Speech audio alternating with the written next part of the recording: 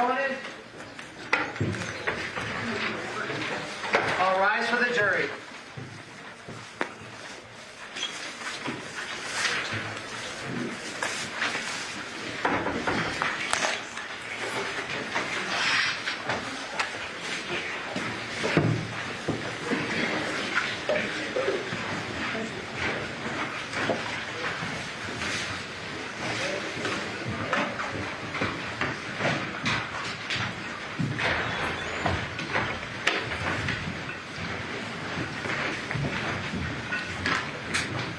Be seated. Your Honor, the jury's all present and accounted for.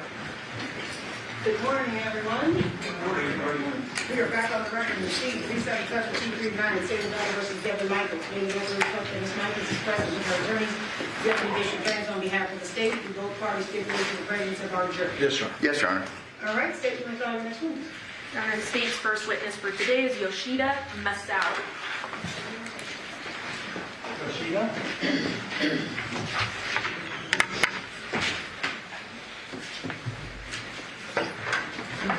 Follow me on.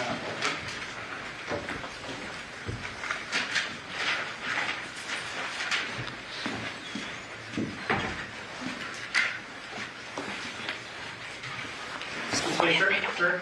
Right here. This way. Yeah.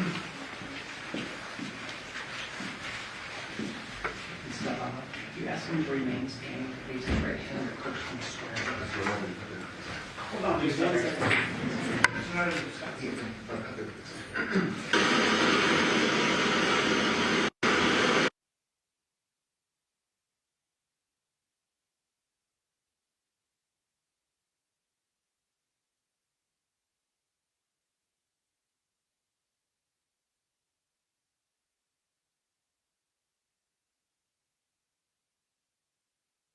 Like that he is being assisted by a court interpreter. Mr. Interpreter, can we have your name for the record? Takuya Kawamoto. Okay. You have a card you can leave us when you leave? You have a business card you can give to us? No. Okay. Can you spell that for us? Can you spell it? Takuya. That's first name. And last name is Ikawamoto. Okay. And sir, we're going to swear you in first. So if you could raise your right hand, we're going to swear you in. Sir, which language are you interpreting? Japanese. Japanese?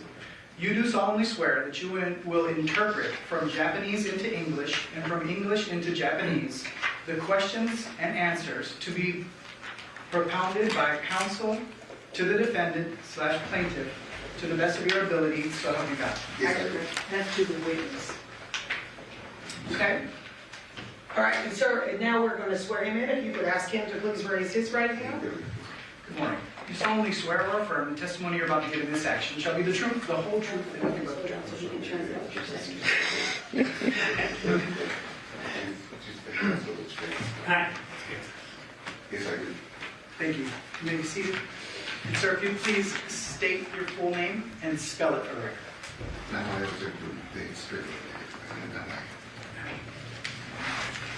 Masao, first name, Yoshida, last name.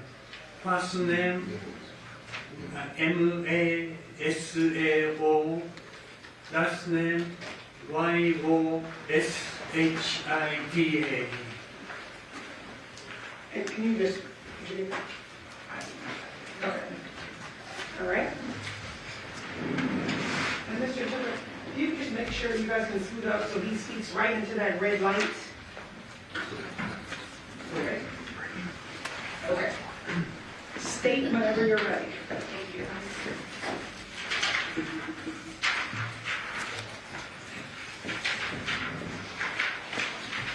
Good morning, sir. Hi. Yes, if you can just speak right into that light right there, that microphone, that's the one that we'll be able to hear you with, okay? わかりました。 How old are you, sir? はい。何歳ですか？あ今年78歳です。 78? 78 years old. Okay. And where do you reside? Do you reside at 2698 Paladura Drive? 現在住まれているところは286段のパラドライブですか？はい、その通りです。 Yes. Who do you live there with? どなたと一緒に住まれてますか？ヨコさんと一緒に住んでます。I live with Yoko. And who is Yoko to you? ヨコさんはあなたにとってどういう関係ですか？ボーイフレンド、ガールフレンドだと思います。Boyfriend and girlfriend relationship. So Yoko is your girlfriend. ヨコさんは、はい。 Yes. How long have you known Yoko? ヨコさんはどのくらい知られてますか26、7年ですね。？About 26 and 27 years. How long have you been in a relationship with Yoko? ヨコさんとそういう関係はどのくらいですか10年ぐらいじゃないですか。10年ちょっと前。10年ぐらい。 ？About 10 years. And when you've been in a relationship with Yoko, have you always lived with her at the 2698 Paladura address? ヨコさんとそういう関係になって今の住所に一緒に住まれてますか？はい、そうです。 Yes, that's correct.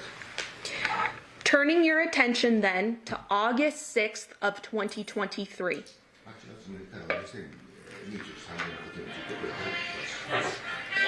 Who were you living with at that address? その時住所にどなたと一緒に住んでましたか？その時住所にどなたと一緒に住んでましたか？ヨコさんと住んでました。With Yoko. Was anyone else living at the house at that time? その時にヨコさん以外にどなたかと住んでましたか？ジョン。With John. And who was John? ジョンさんって誰ですか？ジョンさんって誰ですか？ヨコさんの息子ですね。He's the son of Yoko. Now, did John stay in a downstairs living room that became a bedroom? ジョンさんは1階のリビングルームを自分のベッドルームのようにして使っていました。そうですね。1階のリビングルームに住んでましたね、彼は。 That is correct. And did you and Yoko share a bedroom then upstairs of the home? そしてヨコさんは2階の。 2階の。That's correct. Okay. So on August 6th of 2023, were you aware of a person named Nikki? この8月6日2023年に、ニッキーという人を知ってましたか？知らないです。意味も一緒だ。8月6日、ニッキーという人をその時に知ってましたか？2023年の8月。知ってました。Yes. And who was Nikki? ニッキーという方はどういう関係方なんですか？全く何もないです。I don't know. ヨコさんの息子のガールフレンドだと思ってました。The only thing I know is that じゃあワイフかな。わからないです。I don't know quite well, but I assume that she's the girlfriend of the Yoko's son. Of John. John, or wife. Okay. They had children together, correct? 子供さんがおられましたよね。はい。 Yes. Two girls? 2人の子供。 Two girls, yes. And then John had an older son not with Nikki, correct? ジョンさんは、年の上の子供がおられましたか？その2人以外に。もう一人最初の奥さんといましたね。デビエラという子で。Viviera, probably that the son or children of her former marriage. Okay, so John's former marriage, he had a son. ジョンさんの最初の結婚の時の子供さん来られたんですか？どっかカリフォルニアの方から来て、住みたい、ジョンが住みたいと言ったんで、ヨコさんに聞いて、OK、いいですよと、私はそれで答えました。その前にね。それだけです。ジョンさんカリフォルニアから来て。ヨコさんからそれ聞きました。Can I ask him again? Question. So did John have a son not with Nikki, with somebody else? ジョンさんがニッキーさんとの間の子供じゃなくて、他の方との子供だったんですか？最初の奥さんがいたみたいですね。別れた、離婚したみたいですけど、それは陽子さんから聞きました。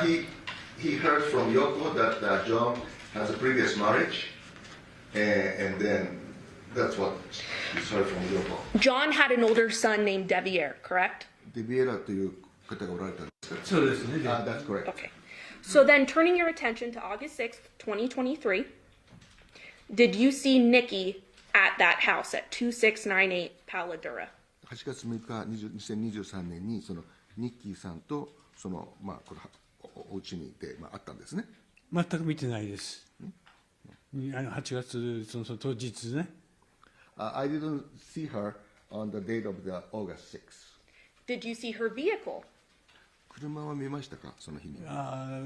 犬を散歩連れてったんで、帰ってきたら、車があるなと見ました。I saw his car. I saw her car. Her car? 彼女の車ですね。そうですね。Yes. Nikki's car. はい。ニッキーの車ですね。はい、そうです。ニッキーの車ですね。はい、そうで Yes. す。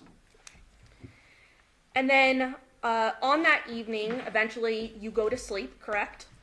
夜、ベッドに疲れて休まれたんだと思いますけども、もう散歩から帰ってきて、2階に行って、テレビ見て、もう10時には寝ました。After I took a walk with the two dogs and came back home, and I went to bed at around 10 o'clock. Whose dogs were they? その犬はどなたのものですか？いや、ジョンのです。belongs to John.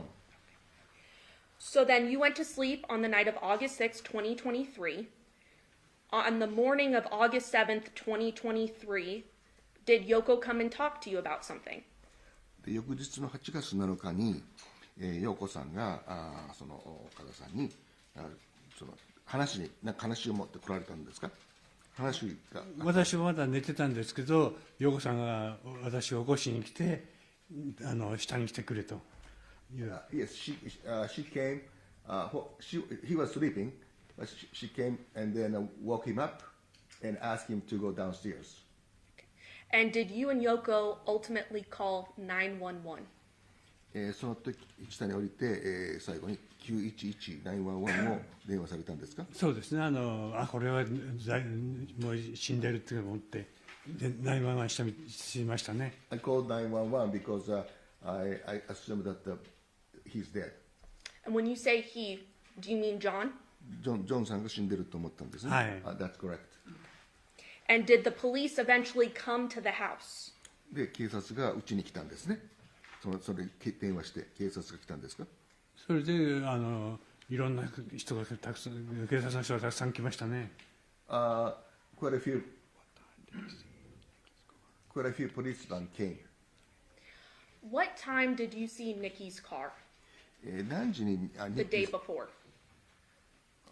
その8月6日にニッキさん降りてきて、これは大変だと。8時20分か30分、ちょっとその辺ですよね。On August 6th of 2023, the day before, when did you see Nikki's car? 8月6日だからに、いつ頃そのニッキーさんの車を見ましたか？朝は見なかったですね。だから8月6日彼女は10時ぐらい来たんじゃないですか。6日っていうのは事件の日ですか？夜ですか？You're asking August 6th, right? Yes, what time? だから事件の日です。事件の夜ですか？何時に彼女の車を見たんですか？ 8時ぐらいじゃないですか、夜の。8 p.m. around 8 p.m. Did you see Devier that night? デビエラさんをその、時見たんですか？デビエラは見てないです。I didn't see her. Did you see Devier the next morning when you woke up? そして翌日朝目が覚めてこの彼女を見たんですね。デビエラを。デビエラは見てないです。No, I didn't see her. ヒムですね、デビエラは。デビエラ、him. I didn't see him. Days later, after the police came, did you notice that there was a knife missing from your kitchen? ポリスが来た後に、そのキッチンからあなたのナイフがなくなったのに気がつきましたか？誰が？あなたが。ジョンは？いや、Let me clarify the question. You ask him whether he noticed that his knife was. Yes. Okay, あなたのナイフです。ワイフ。いや、あなたのナイフ。ライフ。ナイフ、ナイフ、ブッチャーナイフがなくなったの To は、cut food. そう、ナイフ。ああ、ジョンたちはあんまり餌あげないんで、私がいつも大体犬の餌を作ってあげてたんです。その時に使うのがチャイニーズのブッチャーナイフっていうので細かくしてチキンをあげてたんで、それが前の夜使ってたのは、あら朝そこに手ら焦がしてるところにない。I was using a butcher knife to prepare the food for the dogs and do it every day. But the next day, so he used that knife the night. But next day, he realized that the knife was gone. Okay. Did you ever find that knife? その後、ナイフは見つかりましたか？ No. Ask the witness, Your Honor. Good morning, sir. In the years that you had lived with Yoko, was there a period of time that Devyn lived in the house? I'm sorry, I can hear you well. In the years that he lived with Yoko, was there a period of time that Devyn lived in the house? ヨコさんと住み始めて、でそのディビエラは、その頻繁にうちに来ましたか？いや、いなかったですよ。そして何年前からで覚えてないんですけど、ジョンがこっちに来てラスベガスに来たいと、それでOK って言っただけです。それ以外はもう何も知らないですね。Devyn didn't come. And only John asked Yoko he want to come back to Vegas. That's the only thing he knows. Okay, but you do recall during some time that Devyn lived in the house with you and your girlfriend. その時、その彼とからその彼女がね、その一緒に住んでたということは知ってましたか？ディビエラとが一緒になんか住んでた。ああ、知らないですね。I don't know. You don't remember, or you? その思い出せないのか知らないのかどっちですか？知らないです。Okay. I don't know. On the weekend, and if I told you that August 6th was a Sunday, the weekend before all these things happened was Johnathan moving out. I'm sorry, I can't hear you. Okay. August 6th, August 7th was Johnathan moving out. この8月6日この週末にジョンがムーブアウトしたんですか？ Is your question move out? Yes. I'll just make it real simple. Was Johnathan moving out of the house? そのジョナサンさんはもう家から出てったんですか？引っ越すというんで、そう引っ越すという話だけは聞いてました。だから私はもう2階に行っちゃってたんで、もう何も分かんない。I've heard only he was moving out. That's the only thing I know. Okay. During the time that you were living with Johnathan, did you have an issue that the money that you gave Johnathan, he was just buying alcohol? ジョンと一緒に住んでる時に、なんかいろいろ問題とか起きたり、あるいは彼がお金がいる時に貸したりしましたか？ああ、私にはないです。I never did that. You never gave Johnathan money? ジョンにお金を貸したりしたってことはないですね。ないです。Never. And you were never part of a discussion that he was just spending that money on alcohol? And maybe were you ever part of a discussion where Johnathan was taking money and spending it on alcohol? そうなんかこう話の中で、彼が、お金を、使ってアルコールを買ってるとか、そんな話聞いたことありますか？まあ、全くそういうのは私は知らないですね。I didn't know anything. Okay. Was there discussions in the days before that weekend Johnathan was moving out? この週末の前にジョナサンはもう出てったんですか？いや、出てってないですね。 No. Thank you. I have no further questions. Any follow-up statement? No, Your Honor. Do the ladies and gentlemen of the jury have any questions for this witness? Okay, seeing no response, sir, you are excused. Thank you very much. 終わりました。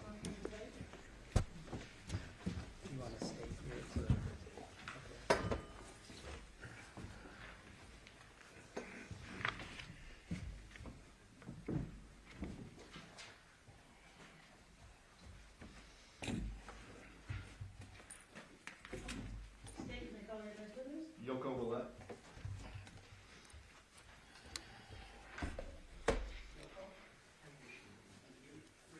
Yes, please.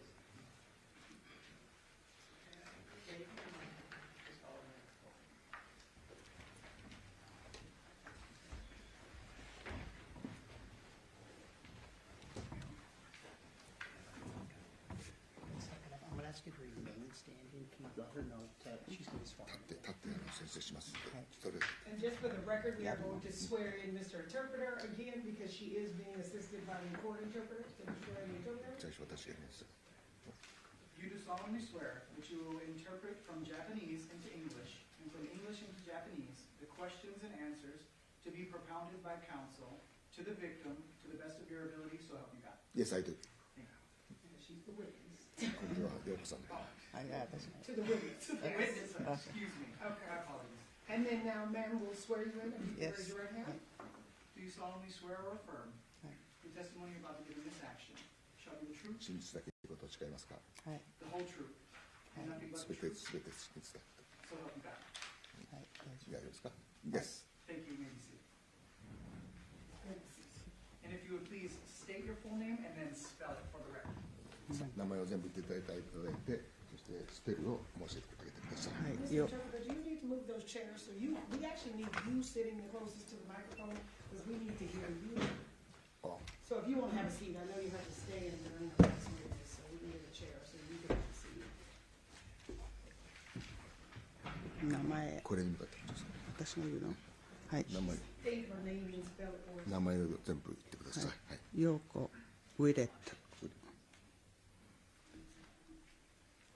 Can you spell it for us? YOKO WILLETTE.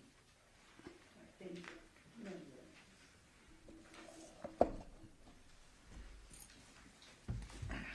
Yoko, you and I have met many times before, correct? 今まで何度か会いましたね。はい。 That's correct. And you have always spoken in English to me when we've spoken, correct? 話すとき常に英語で話していただきましたね。はい。 Yes. You asked to have the interpreter present today, so everything was very clear for you. Is that right? 今回は通訳がついてますんで、すべてのことについて明快になりますね。はい。 That's correct. So because we have an interpreter, you may understand my question, but you have to wait until he interprets and answer in Japanese, okay? 彼から聞かれた質問は分かると思いますけども、日本語で答えて、私がそれに対して英語で話しますので、そういう順序で進めていきたいと思います。はい。 Did you live at 2698 Paladura for a very long time? 2366のパラレルに長い間住まれてますか？はい。 That's correct. How long did you have that house? どのくらいですか29年。 29 years. Did you live there with your sons? 子供さんと一緒にそこに住まれてますか？はい。 That's correct. How many sons do you have? 何人子供さんがありますか？2. And what are their names? 名前は何ですか？ジョナサン・ウィレット。ジョナサンとケネス・ウィレット。Johnathan Willette and Kenneth Willette. Okay. Are Johnathan and Kenneth's father the same person? 父親は同じ父親ですか？ Yes. Is that person here today? 今日その父親来られてますか？わかんない。あ、そうそう、来てます、来てます。Yes. Is he sitting in the front row up here? Yes. That's correct. That's correct. When did you and Dad split up? 何年前にお別れになりましたか？その2012年 ?2012 年2012. Okay. And did you stay living in the Paladura home? その後もずっとこのところに住まれたんですか？はい。That's correct. Did your son stay with you for some period of time? 子供さんがまあ何年間か一緒に住まれてましたか？はい。That's correct. And did Kenneth move out sometime after high school? ケネスは高校出て、That's correct. Did Johnathan move in and out of your home for a period of time? ジョナさんはそのうちに来たり出てったりそういう方です。That's correct. And how old was Johnathan when he died? 亡くなった時の年は何歳ですか46歳。46 years old. How many children did Johnathan have? ジョナさん何年子供ですか ?3 children. Yoko, don't forget to wait until he interprets. そう。What were his children's names? その子供さんの名前は何ですか？はい。で、一番最初、デビエラ。First is Deviera. で、2番目がタマヤ。Second is Tamaya. 3番目がジャネヤ。Third is Janea. Who is Deviera's mom? デビエラのお母さんは誰ですか？アメンティア。Amentia. When did John and Amenthea split or separate? アメンティアさんとデビエラさんがスプリットしたのはいつ Only ですか？ if you know. Only if you know. もし知ってればいつ何年スプリットしたか？もう20年ぐらい前だからよく覚えてない。About 20 years ago. Okay. Did there come a point in time when Devier lived with John in your home? デビエラもそのあなたの家で何回か一緒に住んだことがあるんですか？ちっちゃい頃ね。When he was small. Okay. Did he move back in when he was a little bit older in between California trips?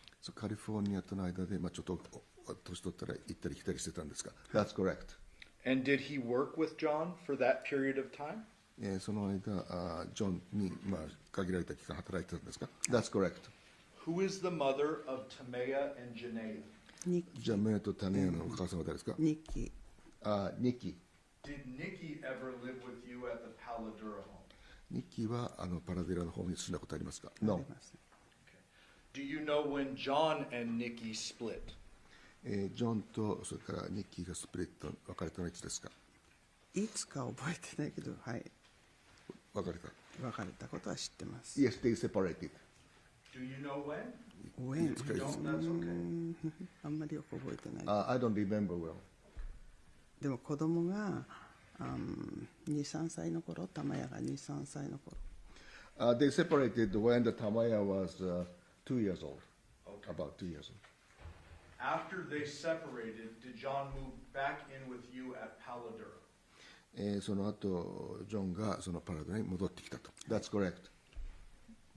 Did there come a point in time when you learned that Nikki lost custody of the girls? その後、ニッキーがその子供の親権を失ったということを知ったんです。That's correct. And at that time, did John get full custody of the girls? その時にジョンが全親権を得たということですね。Yes. As a result, did the girls move into the Paladura home? その結果、その女の子たちがそのパラデラホームに戻ってきたということですね。That's correct.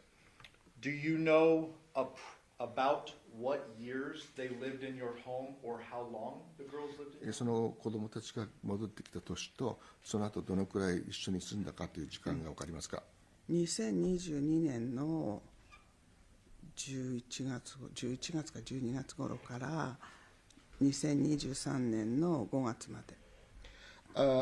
They lived together from November 2022 to May 2023. Okay. While the girls were living with you and John, do you know where Nikki was living? その女の子たちがあなたと一緒に住んでる間、ニッキーはどこに住んでましたか？ニキの家、自分の家、彼女の。Her own house. Do you know the street or the address or anything? 住所は知ってますか？今は知ってますけど、その時は知らなかった。I know now, but at that time I didn't know. Okay. Do you know who Nikki was living with? その時ニッキーが誰と住んでたか？知りませんでした。I don't know. Okay. When the girls lived with you, did they have their own rooms?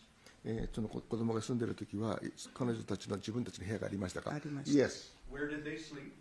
どこで休んでました？うちの2階に部屋がありました。 Upstairs. And where did John sleep? 下。で、ジョンは下の。 downstairs. Did you observe John with the girls on many occasions? どういうオブザー？ Did you observe John interact with his girls on many その occasions? 時にジョンが子供たちといろいろこう、話し合ったり子供そういうのありました。 Yes. Did they have a loving relationship? その親と子供それは愛情を持った関係でしたか？はい。Yes. Did John cook for them? ジョンが彼らに料理を作った。Yes. Kept them clean and safe? そして彼の部屋をきれいにしたり。そうですね。That's correct.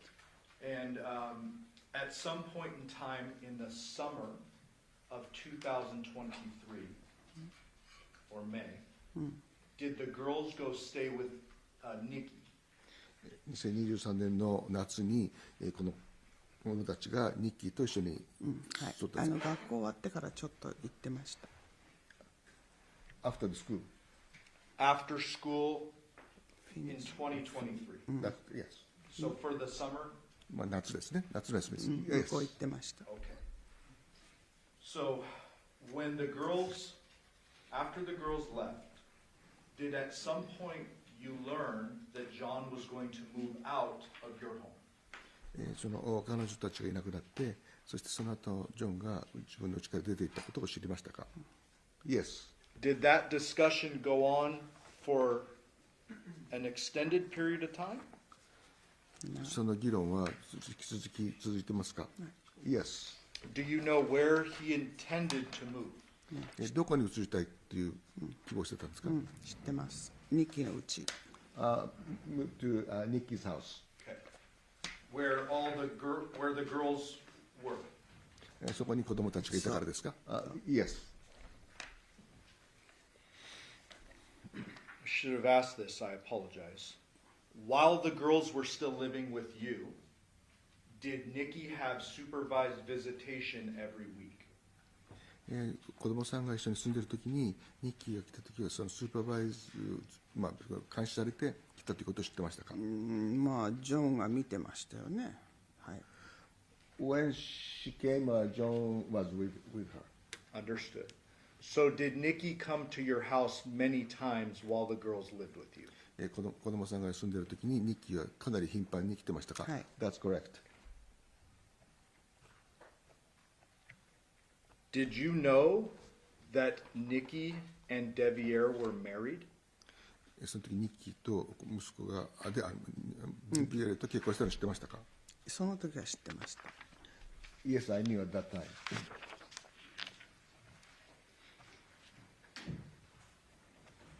Okay.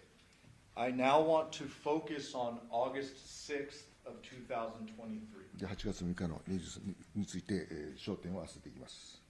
You understand that's the day before you found John. そのジョンを見つける前の日のことも知ってますね。Yes. Tell me about that day, what you remember. 覚えてることを言ってください。はい。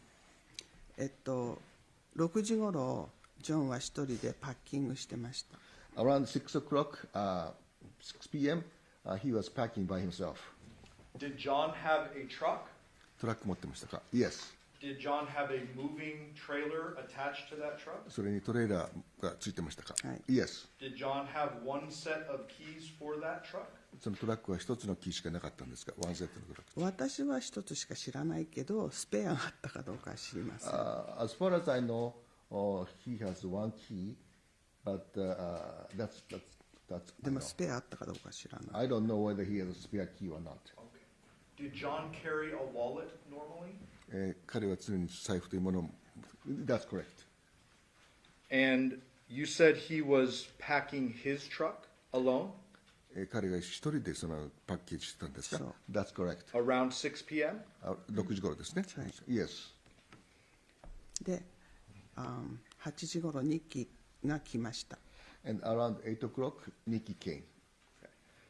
Did Nikki come in her own vehicle? 彼女の車で来たんですか？はい That's correct. What type of vehicle was that?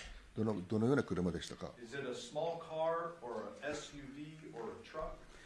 私はその時見てないから知らないけど、後でニッキーの車はバンみたいな車だっていうのは今は知ってます。 I didn't see the car at that time, so I didn't know what type of car he was driving, but she was driving. But now I know she was driving Okay. van.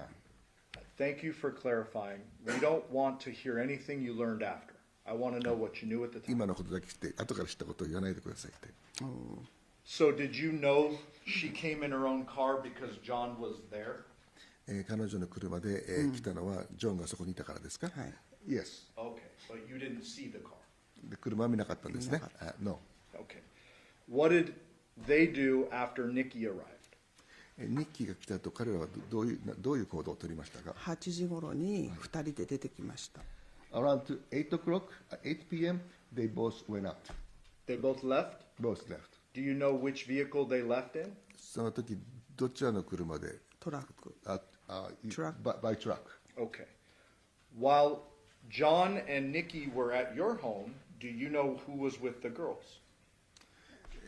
ジョンとニッキーがそこのうちにいる時に誰がその子供さんたちと一緒にいたんですか？その時知りません。 I didn't know. Okay. But the girls are not with them. でも子供さんたちは一緒にいなかった。い No. なかった。 Do you remember what time John and Nikki came back to your home? 帰ってきたのは何時頃ですか？ 10時頃。 Around 10 o'clock. Were the girls with them that time? その時子供たちはいどこにません。いない。一緒にいない。They were not with the girls. You were still awake when Nikki and John got there at 10? 10時に帰ってきた時にまだ起きてましたか？ Yes, I woke. Did you interact with John? その時ジョンと会いましたか？会いました。 Yes. How did he seem to you? その時彼の状況はどうでしたか？普通。 Normal. What was he doing? 彼は何をしてたんですか？マイクロウェーブの前でなんか料理してました。 He was cooking in front of the microwave. Where was Nikki? その時ニッキーはどうだったんですか？ジョンの部屋にいたと思います。一緒にはいなかった。ジョンの部屋にいた。I thought she was John's room. And is that the lower room where you found John? Yes. Yes. Okay. After 10 p.m., do you go to bed? 10時以降ベッドに来ましたか？ベッドっていうか2階に行きました。 Yes, I went upstairs. Did you go to sleep or did you stay awake upstairs? その時休みましたか？それとも起きてましたか？起きてました。 I was awake. Did you stay awake for several hours? その後数時間起きてましたか？ That's correct. Around 1 a.m., did you go back downstairs? 1時頃、午前1時頃下に置いたんですね。はい。 That's correct. Okay. So you stayed awake between 10 and 1.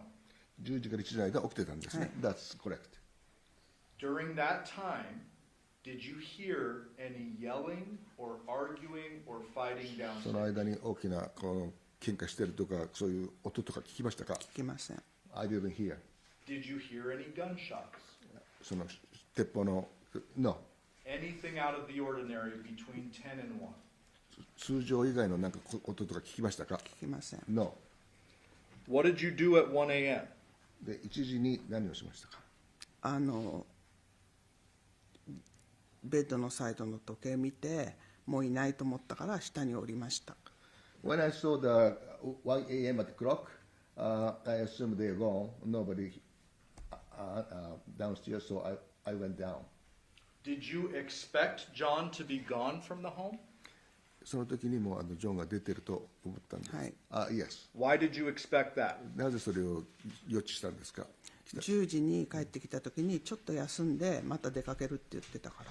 He said when he came back around 10 o'clock, he mentioned to her that he will, get out after the short break. He go out. He will go out.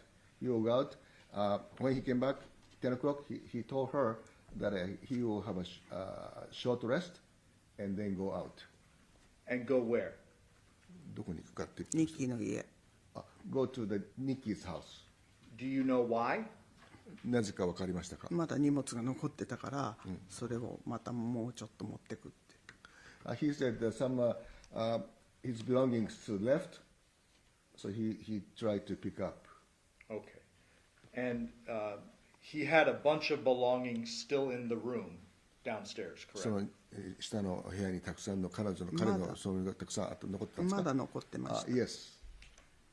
When you go down at 1 a.m., what happens? その時何が起きたんですか？1時に戻られて。私はキッチンの方に行ったら、ニッキーが部屋から出てきて、ニッキーと会いました。When she went to the kitchen, she encountered Nikki coming to the kitchen. And how did Nikki appear to you? どのように見えましたか、ニッキーがそのなんか時。びっくりしたような感じ。She was she feels that she was surprised. Surprised to see you? 見てですね。そうそうそう。 That's correct.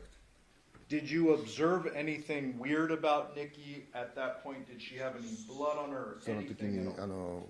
彼が血がついてるとかなんかこう様子は分かんなかったんですね。何にも変わってない。That's normal. I didn't see anything. So she appeared startled or surprised to see you? その時だからあなたは見て驚いたんですね。That's correct. And what happened when you ran into her? Like what happened next?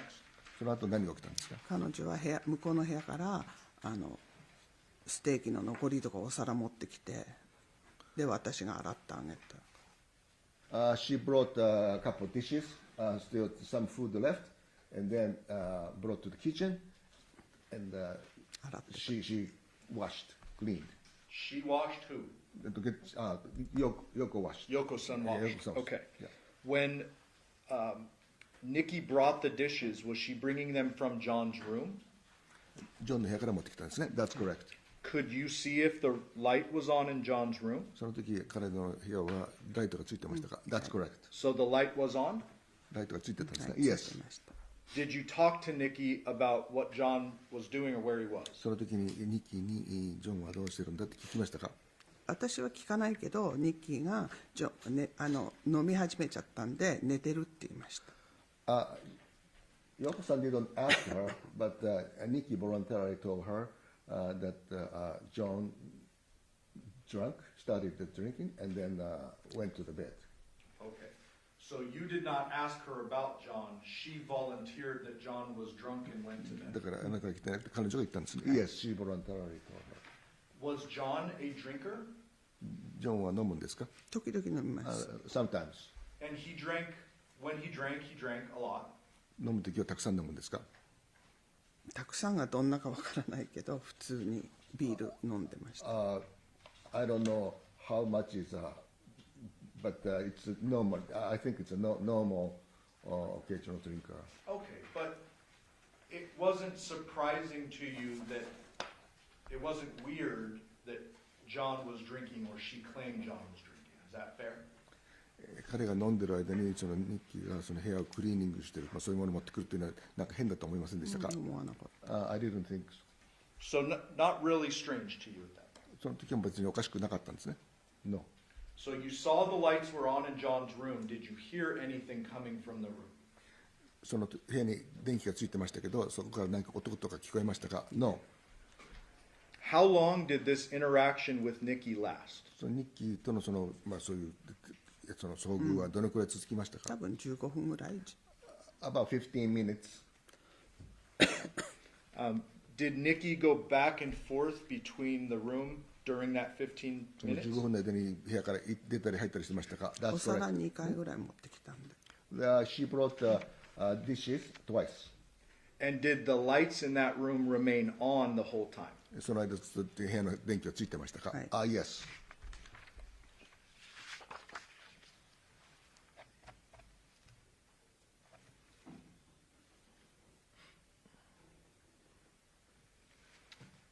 After that 15 minutes or so, did you go back upstairs?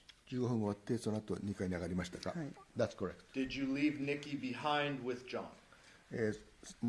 日記を残してジョンと一緒に行って上に上がりましたか？はい。 That's correct. Was there anyone else in the home other than you, Yoshida, Nikki, and John? その4人以外に部屋に行った人はいましたか？いません。 No. What happened when you went back upstairs? その2階に上がって、その後何が起きましたか？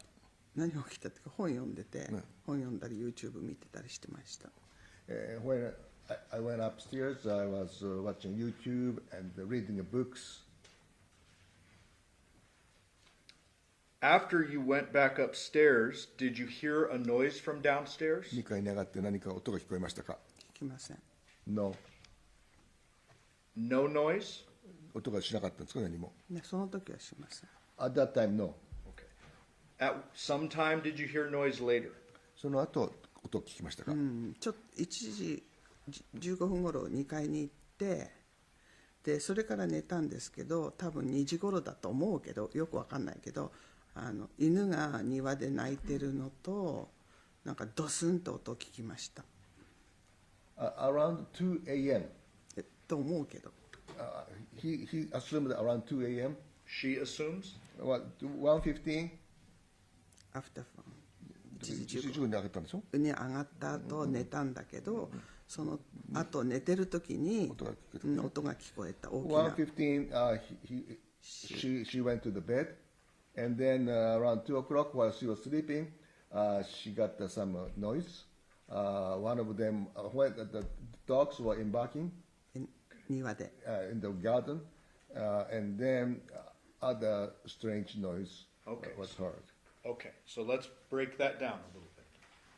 So after 1:15, you're sitting in bed, you're looking at videos or something. 1時15分の後は寝てた。 At 1:15, she went to bed and then sleep. Okay. So are you saying at 2 o'clock you got woken up by a noise? 2時なんか頃だから2時頃だと思うんだけど分かんないけど、寝てる時になんか聞こえた。 While she was sleeping, around 2 o'clock, she's not sure, but around 2 o'clock, she's heard some noise. What type of noise did you hear at そ 2の時 o'clock? の音は何ですか？ドスンと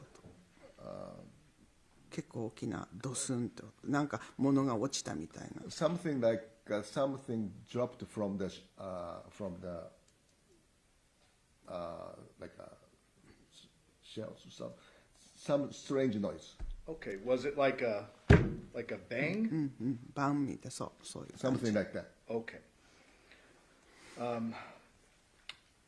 You said you heard the dogs too, 犬の鳴き声も聞こえたんですよ。Yes. and the interpreter used the word garden. Does that mean backyard? バックヤードでしょ？そうそう、バックヤー Yes, ド。 backyard. Okay. Did John have dogs? ジョンは犬を持ってたんですか？ Yes. How many dogs did he have? 何匹いたんですか？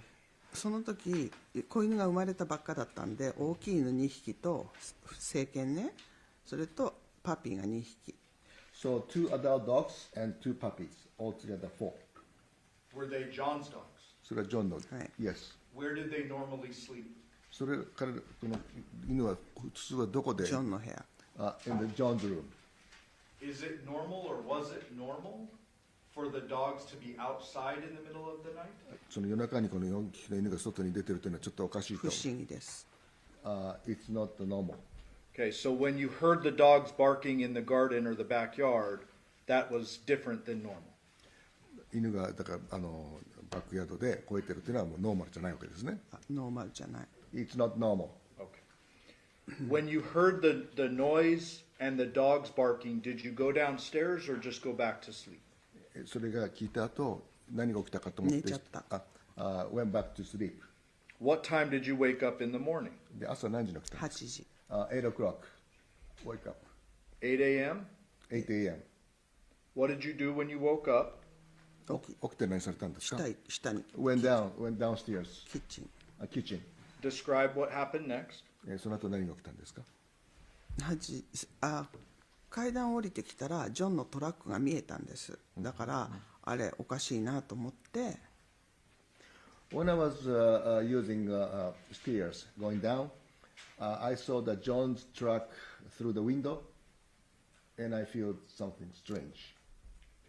Did you expect John's truck to be gone?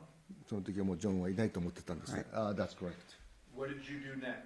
その後何をされましたかジョンに電話しました。She called John. And did he answer? 答えましたか答えない No.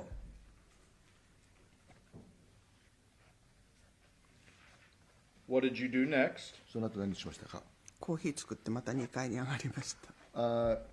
She prepared coffee and then went upstairs again.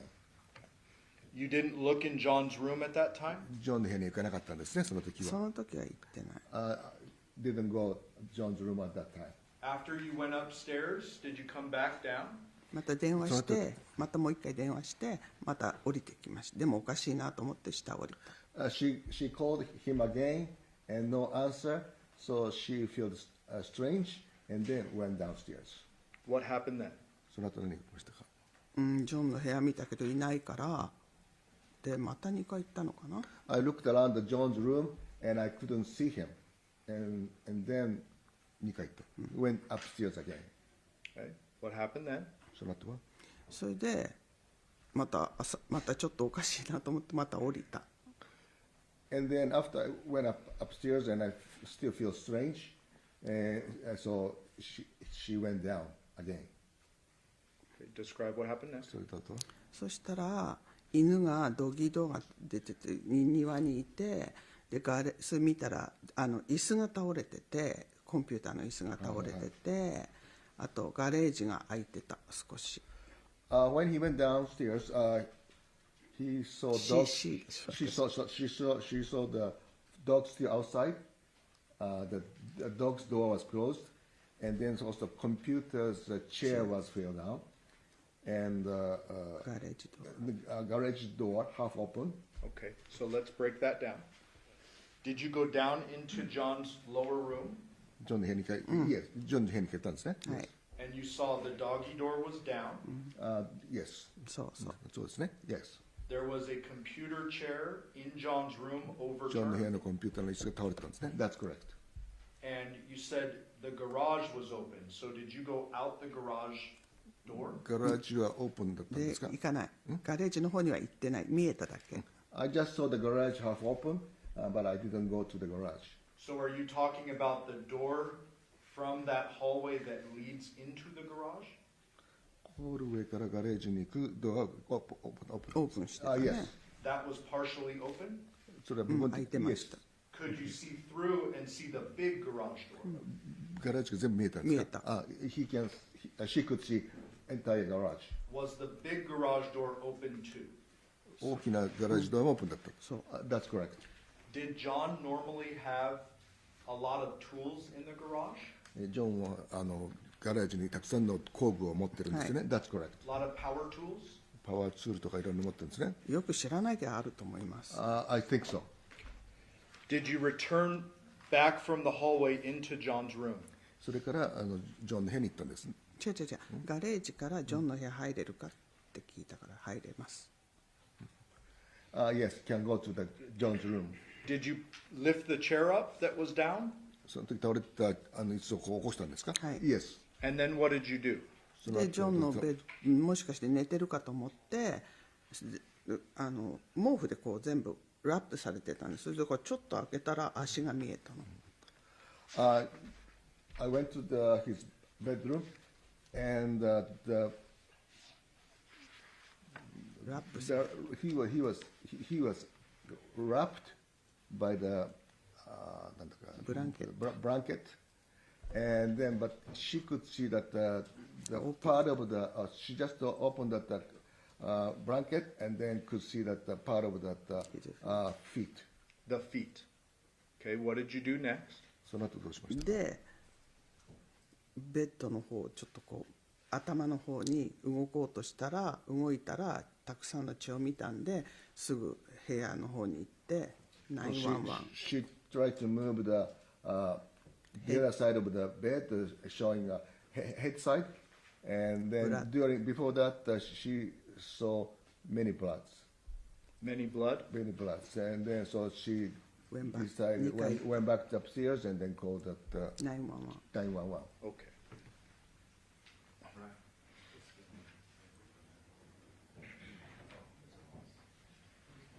And Judge, we would move for the admission of one. I don't plan to play the game, but, is that 911 call? No objection. One will be a minute. After you called 911, did the police arrive? 911電話した後に警察が来ましたか、はい Yes. And did they interview you? そして彼はインタビューしました。Yes. はい And did they search the house for a long, several hours? そしてうちをずっとサーチ何時間もしましたか、はい Yes. A couple of days later, did you notice a large knife missing from your kitchen? そして2、3日後にキッチンから大きなナイフがなくなっているのに気がつきましたか、Yes. All right. Thank you, Yoko. I'll pass the witness, Judge. ありがとうございました。 Yes. 今度この人が質問するね。そうそう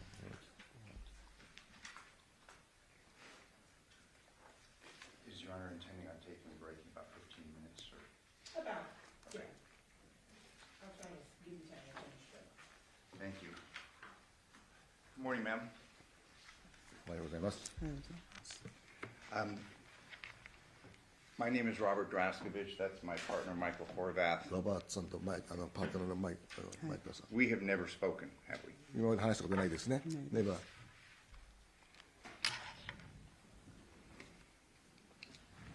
Just to clarify a couple of things. ちょっといろんなことをちょっと明確にしたいんですけども、 The girls left your house and went and lived with Nikki, as you know her, in May ガールが離れて、そしてニッキと住んでたと。はい correct?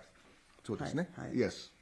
You said it was at the end of school, 学校終わってから。学校ですね。After the school.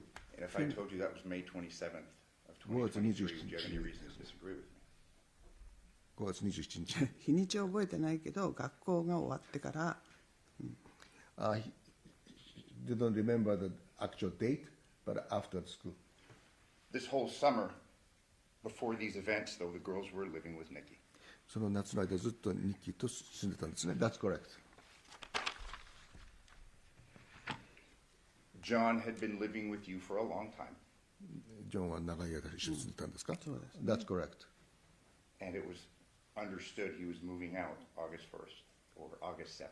I'm sorry. 8月1日かなんかに。 7日、8月7日に動くって知ってました。 Yeah. Yes, I do.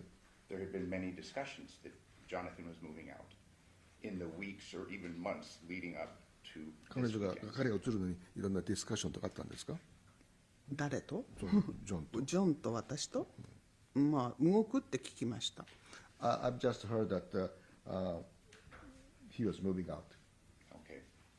And we'll get into this a little bit later, but as part of this investigation, you're aware that the police took your phone to analyze its contents. その間にそのチェックしてる間に警察が陽子さんの携帯を取っていろいろ分析してたっていうのを知ってましたか？知らない。I didn't know. Are you aware that they have copies of your texts? I'm sorry. What? Are you aware that they have copies of your texts? What? で、テキストを She'll tell you. 私の電話を全部チェックして私のテキストを見てたっていうの知ってましたかって言うから知らないよ。I didn't know. And just as another preliminary matter, Devier lived with you for about 2 to 3 years, correct? ディビエラは2、3年一緒にいたと。2、3年トータルで Is that a total or? When he was 21 on, 1年ぐらいじゃない About 1 year. I think 1, 2, so not if he 3. had said if he had said 2 to 3 years, would you have any reason to disagree with me? 3 yearsはいなかったと思う。 I don't think that she has been 2 or 3 years. Okay, fair enough.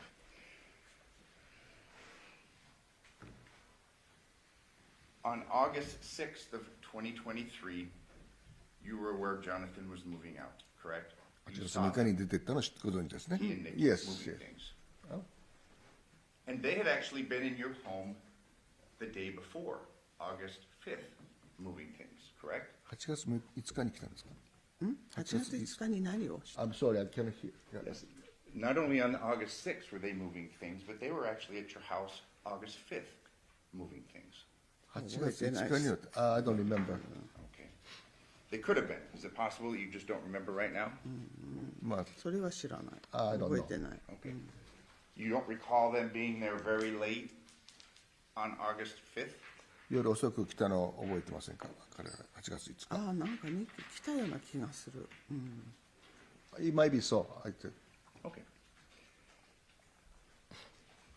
After you find Johnathan, you call the police, and the police come to your home, correct? ジョナサンが電話して警察電話して警察が来ましたね。意味がよくわかんない。ジョンを見つけたとき警察が来た。です。そうですよね。 6日ね。はい。Yes, that. I'm sorry, ma'am, was that a yes? Yes. Yes, she's agreeing.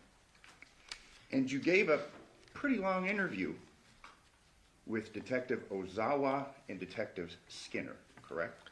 ディテクティブの大沢さんとスキナさんと長い調査だったと話し合い。はい。Yes. The interview began, and let me ask you this: the interview was recorded, wasn't it? そのインタビューは録音されたんですか？ That's correct. And they asked you questions. まあいろんな質問されましたね。Yes. And you'll agree with me that when they're asking you questions, you're wanting to give them the best information as possible, correct? During this interview, you're wanting to give them the best information その possible. 時に質問されたらもうとにかく一番の正直。That's correct. You're as truthful as possible. 非常に真実を語ったんです。That's correct. And you're as detailed as possible. でいろんな詳細についても覚えている限り語った。Yes. Obviously, the events that you talk to them about are fresh in your mind, correct? その人たちと話したことを覚えてフレッシュに覚えてますね。Yeah. And you'd agree with me that your recollection of events would be far better then than it is now, well, 2 years after these events. その時の方がもっとこうよく覚えてたわけですね。今2年後だから。それはそうだけどよく覚えてます。Still, I remember pretty well. Absolutely. And today you testified, I mean, don't hold me to this, Your Honor, but maybe 40 minutes so far, correct? 40分間証言する。そんな知ってます？ Give or take. I mean, we're all here. But this interview that you had began at 10:43 and ended at 11:28. Fair to say? 10時43分に始まって今日11時28分 Today? When they interviewed you 最初のインタビュー。 the morning of. だけど時計今10時10分になってる。She said the clock is still 10:10. Okay. So you're pretty specific on time, aren't you? もう時間に対してはYes.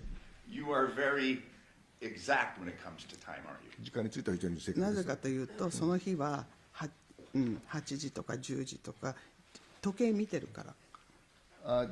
Because on that day I was frequently watching that clock. Okay. So again, you're very conscientious of times, correct? その時は非常に意識が自分のことにいつも That's every day. Every day. It's not only I keep that day. forgetting that. It's my usual character. Fair enough. You've been provided a copy of the transcript of your interview, correct? インタビューのそのトランスクリプト書いたもの全部出されましたね。意味がわからないそれ。そのインタビューの話した内容を全部内容を裁判所に出されましたよね。話はしてますけどペーパーは何もないけど。I didn't see any paper about Okay, but it was provided to you was my question. It was the transcript of your interview. It was provided to you. その I didn't clarify what そ you の said. トランスクリプトの自分が答えた内容についてそのペーパーをもらいましたか？もらってないですよ。 No, I didn't see. Okay, so it wasn't. You didn't see it, and I'm trying to clarify: was it given to you and you didn't read it, or was it never given to you? Never see. You testified before a grand jury for this matter, correct? 大審員にこの前にね。出てたんですね。Yes. And that was in September 21st of 2023, correct? 9月21日の23年にしたんですね。日にち覚えてないけどしました。 Yes, I did, but I don't remember the exact date. Okay. If I told you it was that date, would you have any reason to disagree with me? So what? I said, if I told you it was that date, September 21st, 2023, would you have any reason to disagree with me? この日にちを言いましたけど、覚えてない理由とかなんかあります。日にちは覚えてません。 I don't remember the exact date, but I remember that I was in the grand jury. Okay. And this, now turning, so there's two. Turning your attention now to the interview, August 7th. 8月7日のそのインタビューについて話しましょう。はい。 It was in English, 英語でしたね。Yes. and you were asked questions by Detective Ozawa and Detective Skinner, correct? 小沢さんとそれYes. はい。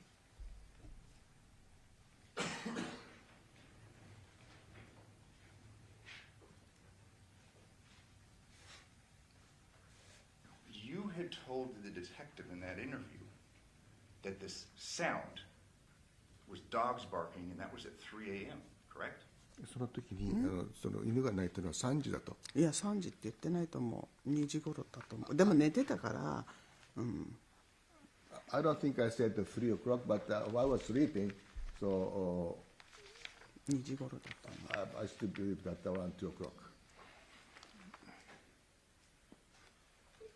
3時って言ってないと思う。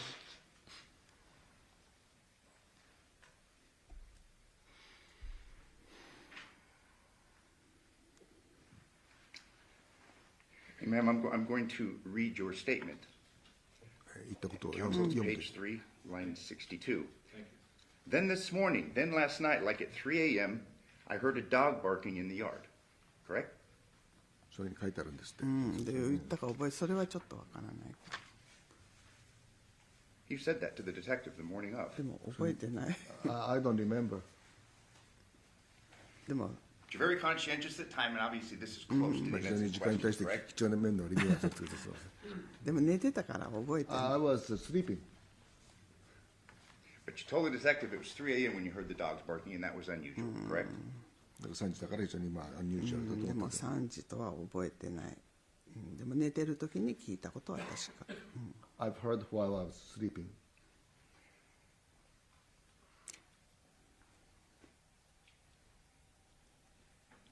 You would agree with me that through the course of this case, you learned that Nikki left your house at 2:04 a.m., correct?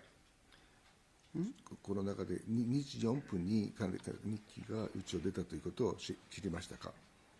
私は何時に彼女が帰ったか知らない。I don't know what time she left. Okay. But at the time, the morning after, you said that at 3 a.m. you were woken up and the dogs were barking. Fair? だから I 3 just 時 read it to you.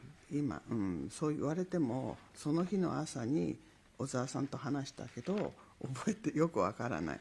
多分そう言ったかもしれないけど時間はわからない。I don't remember 3 o'clock, or I might say that, but it's not Okay. clear. That's right, ね、その後すぐ後だったから殺された後だったからだから気がどうよくわからない。 right after what had happened, so I don't remember. Okay. And when you talked to detectives, you didn't talk about some bang or anything, did you? That's new today. その時にこうポーンという音がしたということは言ってなかったですけど、それを今日言われたのは新しい発見なんですけど、覚えてだけどそれはほら殺されてすぐのことだったから動転してたかもしれない。 that was right after the accident, and my emotional situation was a little bit, unusual. Understood. And that's your testimony today. Are we fair to say? 今日のね証言初めてですもんね。Yes. But this wasn't the first time that you were asked about time being woken up and what you heard that night, correct? その時に起きて、で音がしたわけですね。Yes. You testified before a grand jury, a group of people kind of like this, in a prior proceeding, correct? こういう人たちの陪審の前で話したんですね。Yes. And you told that grand jury, page 65, that on the night in question, you were woken up by the dogs barking at 3 a.m. I didn't wake up. 起きてはない。だからちょっと聞いただけ。 Actually, I didn't wake up. I've heard while I was still half sleeping. So you agreed now that it's still 3 o'clock on 2 separate occasions. 3時かどうかは知らない。 I'm not sure whether it's 3 o'clock or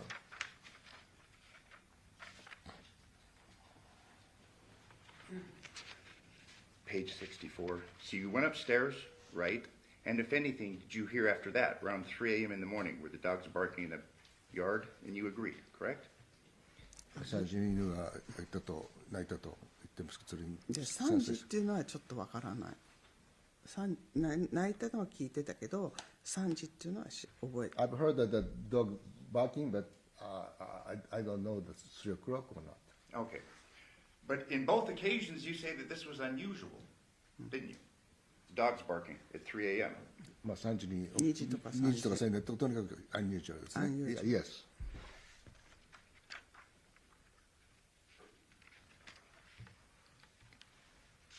So just so we're clear, this idea of 3 a.m. has been talked about on 2 prior occasions that we're aware of, correct? In your interview and during your grand jury testimony, correct? 一応3時にその最初のインタビューとグラン大失敗買収の時に3時だということをまあ言った。言ったけど覚えてない。I don't remember. Okay. And during the grand jury proceeding, when the prosecutor told you or asked you about 3 a.m., you didn't disagree, did you? その時にその、まあ、検察側が3時に行ったという言ったはずですけれども、覚えてます。いや3時にって言われたことないと思う。I never been told that the 3 o'clock from the prosecutors. But you'll agree with me on both instances when you talked about this noise in the middle of the night. It was the dogs barking and it was unusual. Fair? とにかく犬が聞こえてるのはunusual. Yes, I agree. Today you talked about when you came downstairs and it was at 1 o'clock. You said that you saw Nikki and she seemed surprised, correct? その下に置いた時にニッキーがその人に驚いたということを言われましたね。Yes. You didn't talk about her looking surprised or startled on August 7th, 2023, did you? 8月7日にそれについて驚いたとかそういうこと言わなかった。驚いたかあったとは言いましたけど、驚いたって言ったかどうかは分からない。 I don't remember what I said or not, but I told them that I met her. Okay, yes. You said that you spoke. The point I'm making is you didn't say she was startled or surprised, did you? When you were interviewed by the police. 驚いたということを言わなかったかもしれない。かもしれない。覚えてない。It might have been that way, though. And when you testified before the grand jury on September 21st, 2023, you didn't talk about Nikki being startled or surprised either, did you? その時もその驚いたように見えたというふうに言わなかったんじゃないですかと。覚えてません。 I don't remember.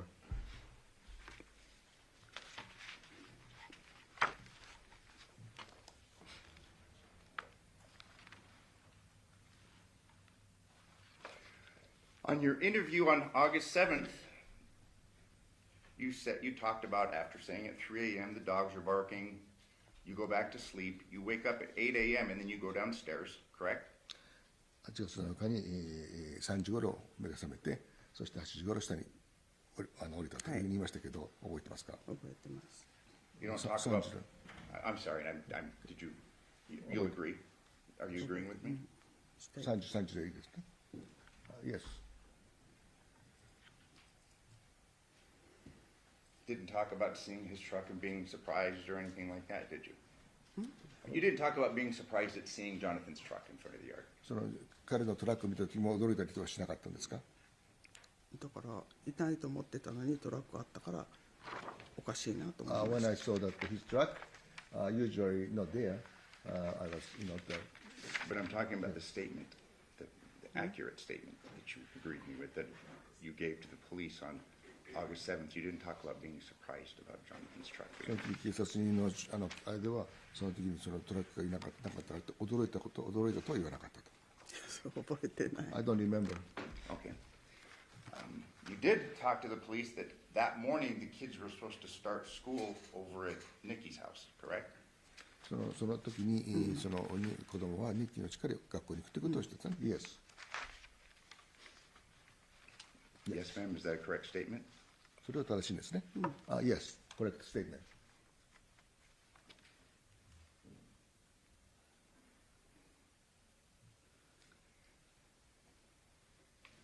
You told the police on August 7th when you came downstairs things were a mess, correct?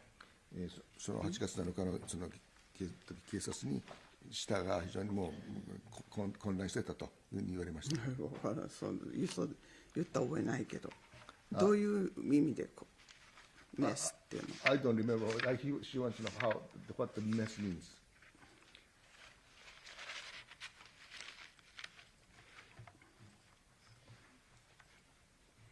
Ma'am, you stated, and I'm referring to page 11 of the voluntary statement, lines 415 through 418. So I don't know about it because this morning I went downstairs. Two chairs were upside down. So messy downstairs. And those were your 2 words. つの知恵がさこうやってメスだったと言ったと。メスって言ったかもしれない。もう覚えてない。I don't remember. Okay, but are you going to disagree? Actually, may I ask you this? May I approach the witness? Show me page 11. このトランスクリプトにしてる。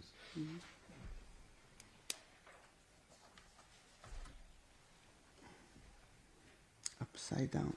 Chairs are upside down. So messy down to pick up a chair and hit it. なんでかわからない。覚えてない、それは。I don't remember. メスっていうのは何だろう。 She agrees, but your memory was far better the morning, August 7th, than it would be now, correct? 8月7日ですね。の一応トランスクリプトです。じゃあ部屋が汚れてたってことかな。覚えてない、それは。I might, so that the room was very dirty, Maybe. and they might say messy. And your words, ma'am. I'm not putting words in your mouth. Your words that 2 chairs were upside down, correct? 2つのチェアがこうして2つかな。1つは覚えてる。もう覚えてない、2年前のことで。Since 2 years ago, I don't remember. It might have been 2 chairs, but I remember the 1 chair was fell down. Okay, so now you remember the 1 chair, but at the time you said 2, correct? コレクトかどうかっていうか覚えてない。 I 2 don't 年前の remember こと。 2 years ago. Yeah. Fair to say that there appeared to be some signs of a struggle. その時になんかここ戦ってる様子とか、なんかこう揉めてる様子とかそういうの見える。っていうか椅子が倒れてて、だから何があったかわからないけど椅子は倒れてた。 So the chair fell down, and I don't know what had happened, but that's the fact that the chair. And this point in time, and I don't mean to beat this, but 2 chairs. You said 2 chairs, correct? 2つのチェアそれも覚えてない。 I don't remember. 1つは絶対に覚えてる。 1 chair, surely I remember. But you read here and it says 2 chairs, and those are your words, correct? 2年前のことは覚えてない。 I don't remember 2 years ago. The police officers followed up. Which room were the chairs overturned in? Again, plural. And you said in the same room, Jonathan's そ room, の the family そ room. う同じ部屋で2つのチェアが倒れた時にポリポリスになった2つと。かな。2つかな。覚えてない。I don't remember. Okay. And at that point in time, you're asked what John does. You say he's a handyman, but you never talked about power tools, correct? パワーツールについて何も言われませんでしたけど、ジョンはですね、ハンディマンだから、まあ、でもそういうのは結局、まあ持ってたと思うけど知りません。I don't know what the power tool is he might have. I don't know. Okay.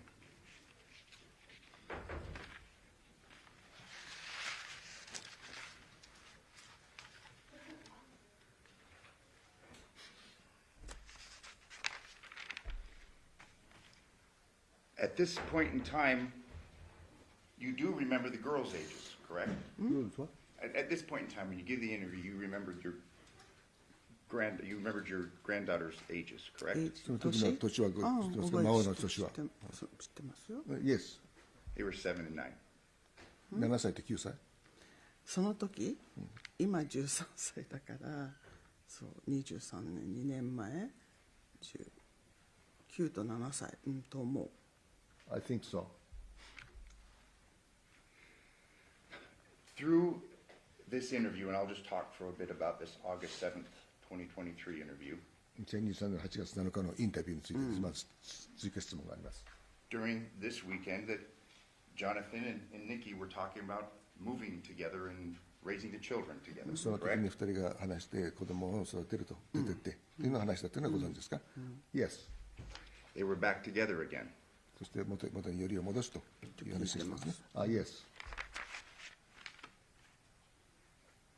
It that it was a very good day. They were very happy. その時は非常に彼らは幸せそうな日だった。Yes. And they were happy to move, correct? で、もう喜んでその出てき That た。 he was moving. Yes. This is something that had been talked about and you were aware of for months leading up to this. Fair? So- I said this move was something that she had known about for months leading up to the move, correct? まあこれに至った経緯はその前から前から知ってたんですね。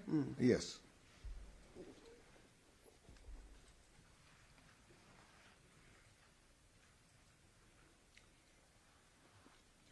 Let's talk now a few minutes about 1 a.m. And you did tell the police it was 1 a.m. when you came down the stairs. それは1時に降りたということはプレスに言われましたね。はい Yes. You said you came down and that you were washing the dishes, その correct? 時、まあ、降りて皿を洗ったんですね。ニッキーがお皿持ってきたから洗いました。 The reason I wash dishes is Nikki brought. Okay. This was something that was kind of common. Johnathan would eat and he wouldn't really clean up, correct? ジョンは、まあ、食べた後そのものを、まあ、そのクリーンアップしないというのはしない Yes. And ma'am, I'm going to ask you a number of questions, and I'm not trying to attack your son who's deceased, but these things are important to establish, and these things, questions will be based upon things that you have ま either あ、その said 辺 or の texted. 彼の習性についていろいろまあ説明したいと。Nikki's bringing you alcohol bottles too, correct? アルコールのボトル持ってきましたか？覚えてないそれはまあ覚えてない I don't remember. お皿は覚えてる I remember the dishes. Okay. You had said they were a mess. There was a mess that was being cleaned up from Johnathan, correct? I beg your pardon? I said you were washing dishes, she was bringing dishes and alcohol bottles because Johnathan was kind of messy, correct? まあ、そのお皿を洗いますと、でジョナサンはそのアルコールのボトルとかね、持ってきてその彼の部屋はそのメッシーだったということで。いつもメッセージ Yes. Yes. And Nikki tells you that Jonathan's drunk. ミッキーがあなたにそのもう彼はもうアル中だと言いましたか？じゃなくてニッキーはジョンが飲んじゃったから寝てるって言いました Nikki told her that on that day he went to bed because he was drunken. Yes. And ma'am, I'm referring to your own words. You said that, yeah, Nikki told me that he was drunk, correct? ドランクっていうか寝てるって言いました And then he was sleeping. And you told the police, counsel page 19, that Nikki had alcohol bottles in her hand and she was だ cleaning 年 up. 前 He の アルコールのボトル持ってきました。覚えてない I don't remember. You told the police, page 20, Jonathan would leave all the alcohol bottles around, correct? その彼はいろんなそのアルコールのですね、カラビンをあの辺にこう置いたりとか残したりとかしてましたか？時々飲んだ後置いてるのは知ってるけど、でも2年前のことだからそこまで覚えてる I don't remember well.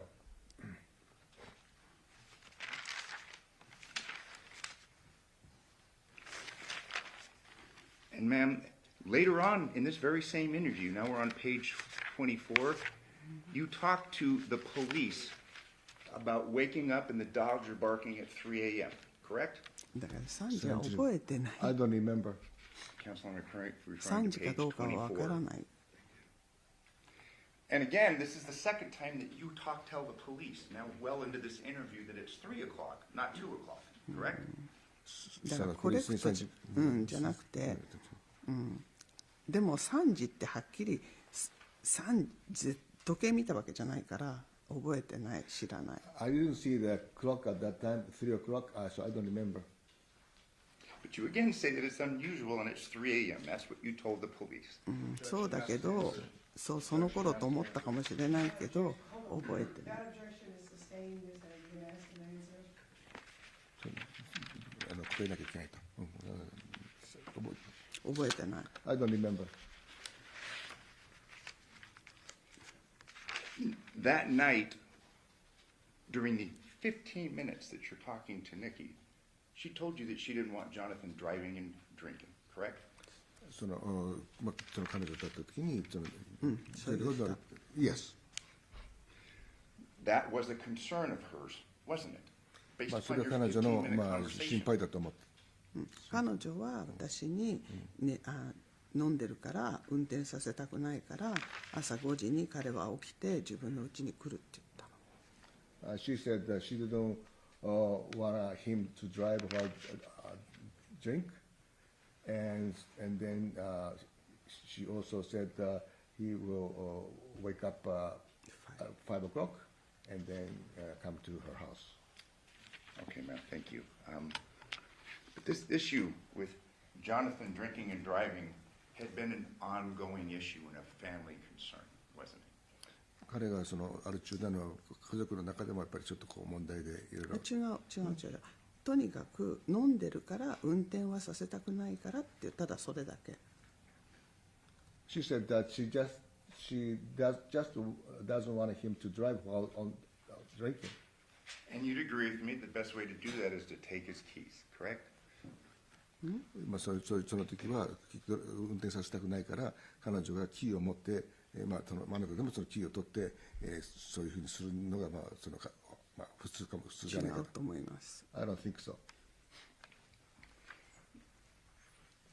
For years, you had sent your son texts concerning his drinking, correct? 4 years.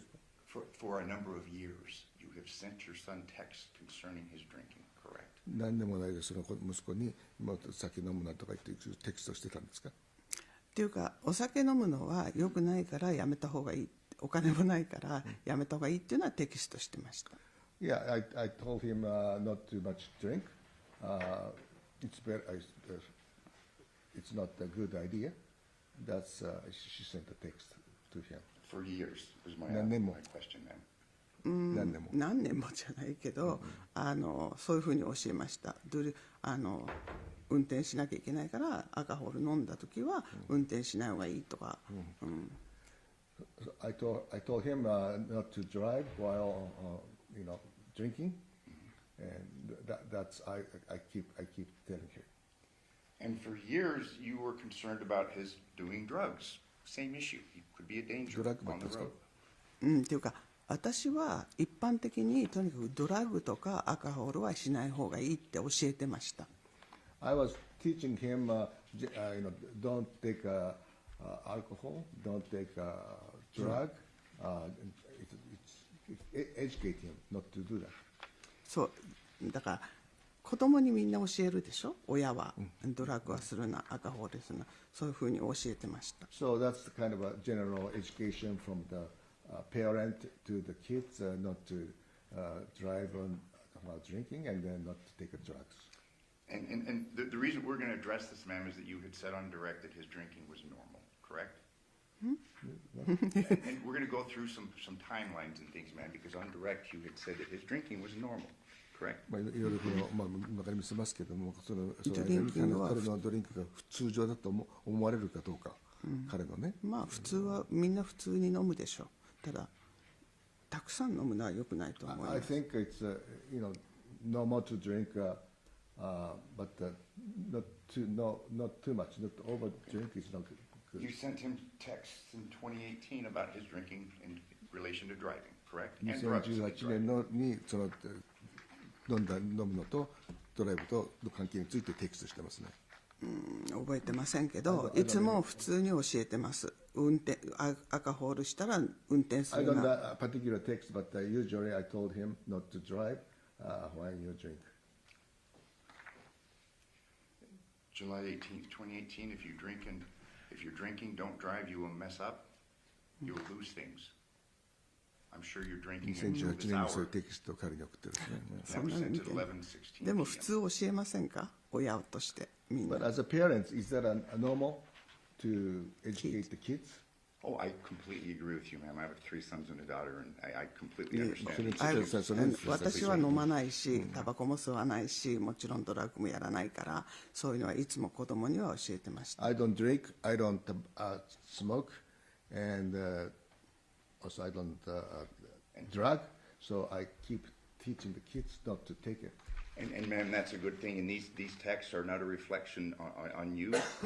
It's just important that we address these issues right now for the まあ purpose それ of が非常 this に重要 trial. なことで、ね、 I would object at this point, Judge. She has acknowledged that she sent the text messages. There's no need to go through them. Relevance, cumulative. And if the state agrees that this was an ongoing concern for years, up until the 何 time 年間もそういうふうにテキストを送ってそういうこと注意をしてきた。 What I would agree is that in 2018, she sent some text messages. In 2018, there was a concern for her. I think that's what everybody can agree on. In 2019, many texts, the same concerns. 2019年も同じのを送ってるんですね。Yes. 2020, many texts, the same 2020 年 concerns. も同じような内容で送ってますね。私はいつもそういうふうに真面目に働いて真面目にやるように教えてました。I always tell him to work hard and not to drink, not to all the time. I educate him. 2021, many texts, the very same concerns. 2021年はたくさんのテキストを送られました。 2022, many texts, the very same 2022 thing. 年もそうですね。言うこと聞かないからCorrect? そうですよね。多分Yes. テキストしてま I す。 think so. And 2023, many texts, the same concerns. 2023年もそうですね。I think so.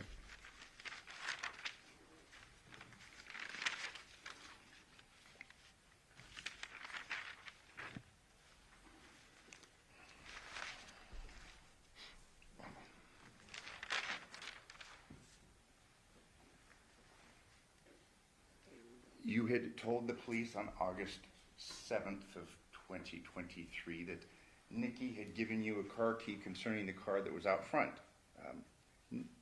Andrea's car, correct? Yes. 2023年8月のはい Yes. Fair to say that Nikki's the one that handles the keys in reference to issues あの時 involving your son. そう持ってきたジョンの部屋からニッキーがですかそう鍵を持ってきました。 Yes, Nikki brought a key from John's house. John's John's room. room. And just so we're clear, ma'am, there's another time, a third time that you tell the police about the dogs barking at 3 a.m. in this interview, correct? 3時に泣いたと。あそれ覚えてない。 I don't remember. Okay. You did tell the police that Johnathan doesn't get along with his son, Devyn, correct? ジョナサンはそのイベントうまくいかなかったというふうに言って。それも覚えてない。 I don't remember. You told the police that Devyn had a girlfriend and you thought that she was 30, correct? その時デビューはそのガールフレンドがいて30の。Would you repeat? Absolutely. You told the police on August 7th, 2023 that Devyn had a girlfriend and that you think that she's 30. デビューはガールフレンドがいてその時彼女は30だというふうに言った。覚えてないけどニッキーと話した時にキッチンで1時過ぎに私がデビエラがいるけど大丈夫なのって言ったらニッキーがデビエラハズガールフレンドって言ったんです。その時に8月7日の1時過ぎにキッチンで彼女と話してる時にデビエラがいるけどジョンが言って大丈夫なのって聞いたら彼女がデビエラハズガールフレンドって言ったの。She told her that at around 1 o'clock when they talk to each other, that she has a girlfriend. Okay. No. Are we talking about Devyn? She asked them. だからね。 I don't think she understands the question. Ma'am, did you know if Devyn had a girlfriend who was 30? 30歳。Can I speak English? Please. Okay. When I talked to the Nikki after 1 a.m., I asked her, "Is John okay to go your house because Devyn is there?" And she said, "Devyn has a girlfriend." That time she told me. So Nikki told me. And did you tell that to the police?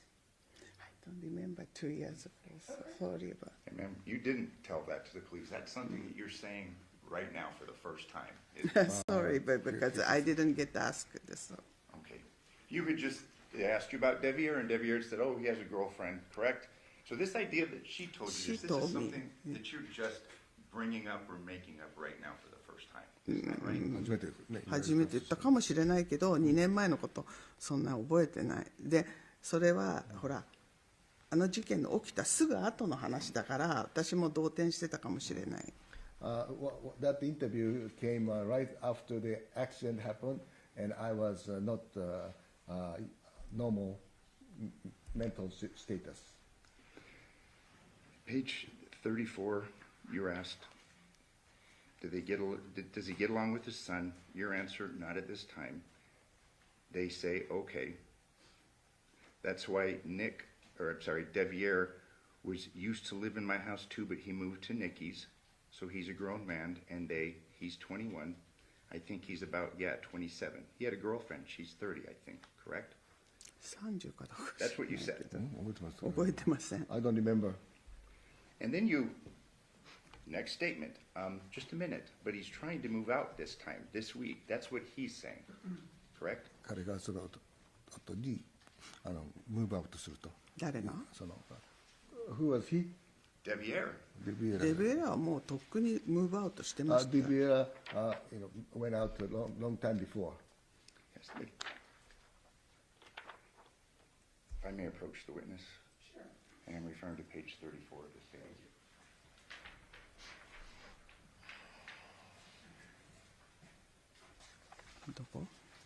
Here? Yes. Devier used to live in my house. Move to Nikki. That's why.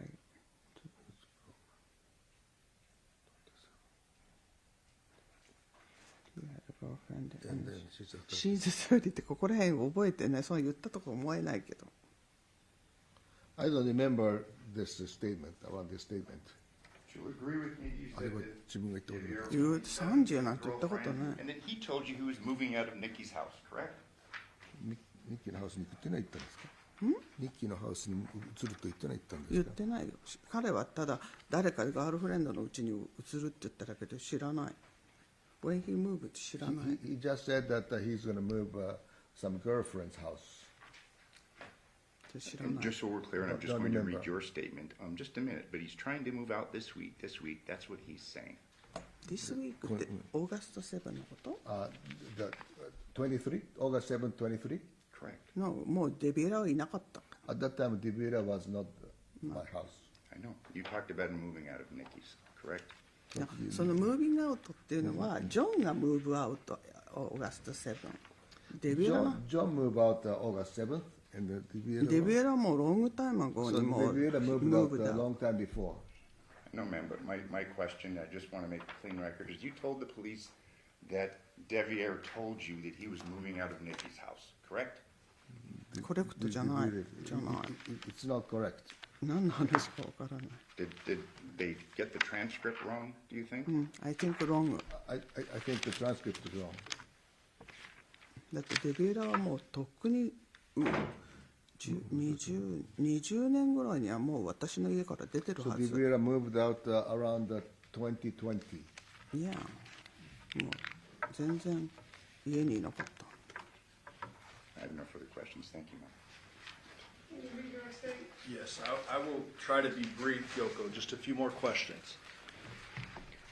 You were interviewed right after you found your son dead, correct? 子供さんが亡くなってその後、直後にインタビューが来たんですね。Yes. That incident was obviously traumatic for you. 非常にもう自分としても very shocking. When the detectives interviewed you, was it at your house? どこでそのインタビューしたんですか？家の近くの車の中。Inside the car, nearby the house. Did they bring a Japanese interpreter for the その interview? 時に日本人の通訳と来ましたか？い No. ません。 Okay. So were you asked some questions and provided some answers that may have been a little unclear? 質問がされて、英語でされて、そう答えた時に若干不明な点とかありましたが、Yes. And when I questioned you at the grand jury, do you remember that? その大陪審で示しましたね、覚えてますか？ Yes. We did not have an interpreter for you, if I remember. Do you remember? その時い通訳もました。いました。 Yes, she had an interpreter. So you had an interpreter at the grand jury proceeding, グランジュリーでも通訳いたんですね。女の人。Yes. and you obviously have one here today. Yes. 今日も言いますね。Yes. Okay. Do you know if you were asked the same questions every single time you have talked about this? その聞かれた時にそれ全部通訳されましたね。それで大体同じだけど、今日のその3時に犬がどの吠えたっていうのは知らん。Yes. Okay. Today, you are testifying off your memory, correct? まあ自分の記憶から今こう証言してるんですね。That's correct. And these papers that the attorney showed you, you didn't read these before coming in today. その今見せてくれた紙は読んでないんですね。読んでない。Never saw that, never seen that. Yeah, so you're testifying from memory. その時は記憶で話したんですね。はい Yes. As you sit here right now, do you remember hearing the sound that woke you up at 2 o'clock? 2時にその音がして、まあ、起きたと。だからいうことは私が言ってるのは2時頃だと思う。で3時って言われたけど時間はもう覚えてない I けど。 believe it's around 2 o'clock. Okay. The dogs are separate, and let me ask you about the dogs. で犬についてね。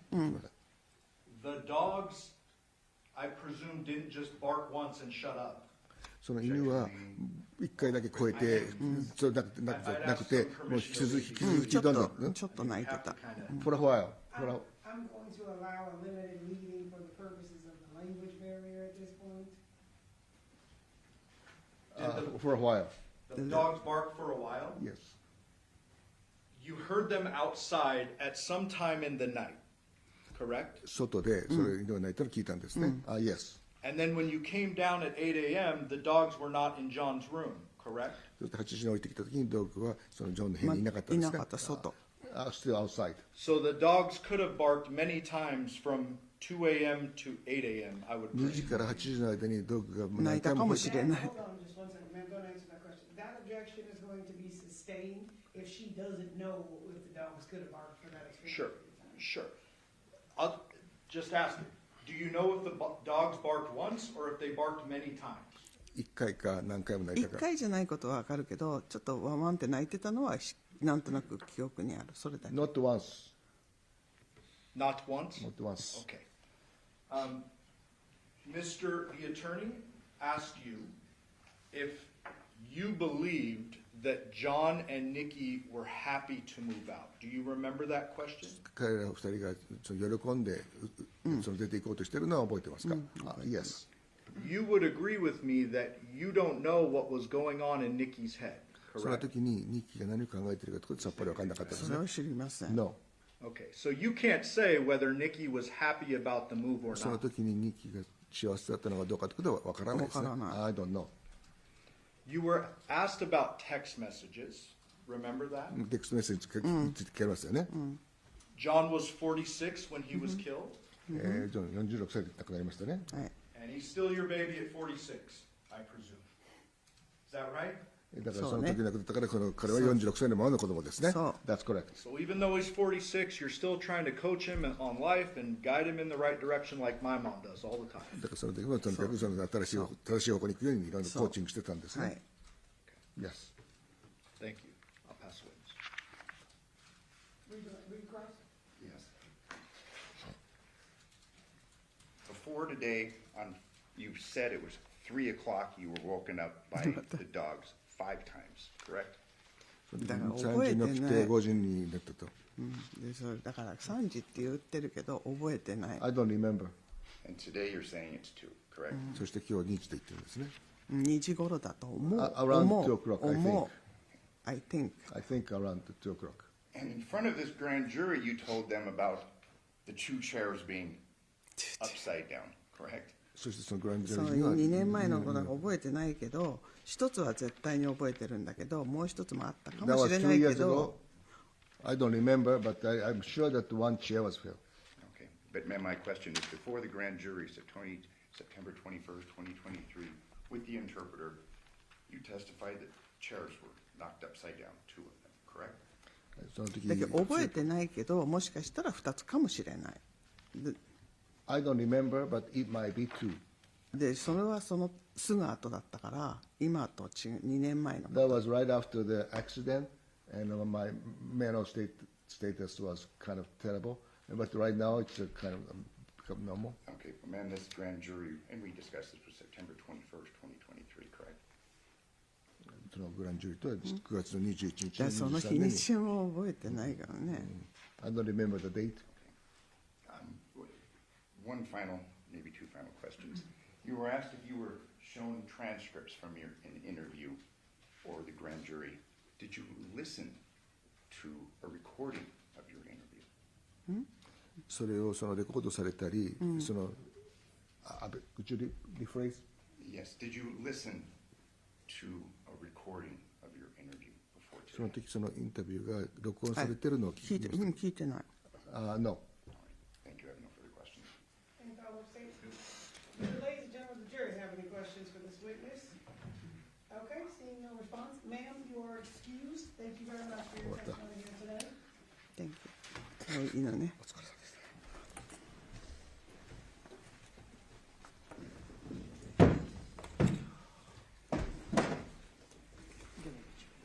Okay, we're going to take a brief recess, ladies and gentlemen. During this recess, you must not discuss or communicate with anyone, including fellow jurors, in any way regarding this case or its merits, either by voice, phone, email, text, internet, or other means of communication or social media. You must not read, watch, listen to news or media accounts or commentary about the case. You must not do any research, such as consulting dictionaries, using the internet, or using reference materials. You must not make an investigation, testify the case, repeat an aspect of the case, or in any other way investigate or learn about the case on your own. You must not form or express any opinion regarding this case or the response to you. Ladies and gentlemen, it's 10:50 will be a recess till 11:05. All rise for the jury.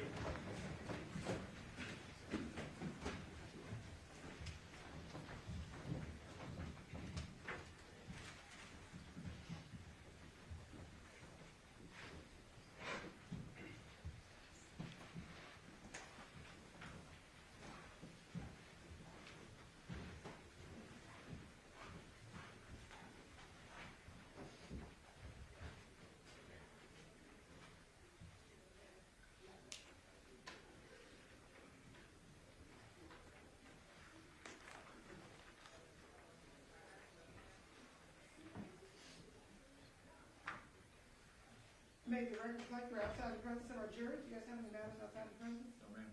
No, Your Honor. Is your next witness here, State? Yes. Okay. All right, well, that 15.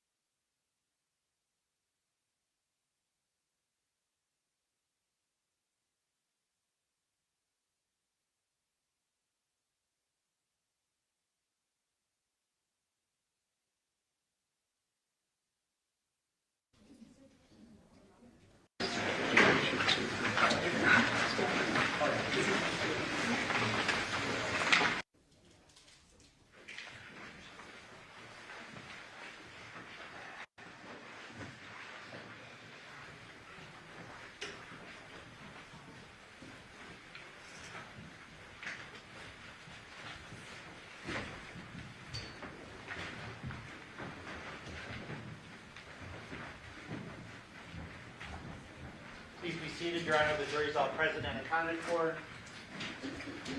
We are back on the record in C, 377-239, State of Miranda versus Devyn Michaels. For the record, reflecting Ms. Michaels is present with her attorney.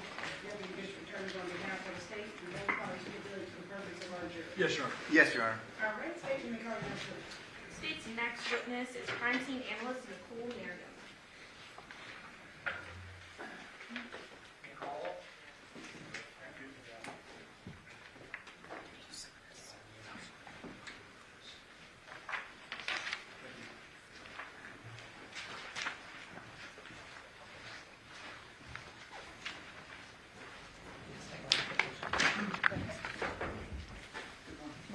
You solemnly swear or affirm the testimony you're about to give in this action shall be the truth, the whole truth, and nothing but the truth, so help you God. I do. Yes. Thank you.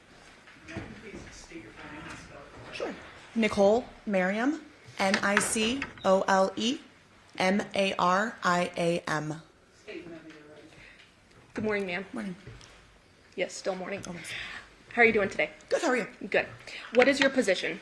I am a crime scene analyst 2 at the Henderson Police Department. Okay. How long have you worked in that capacity?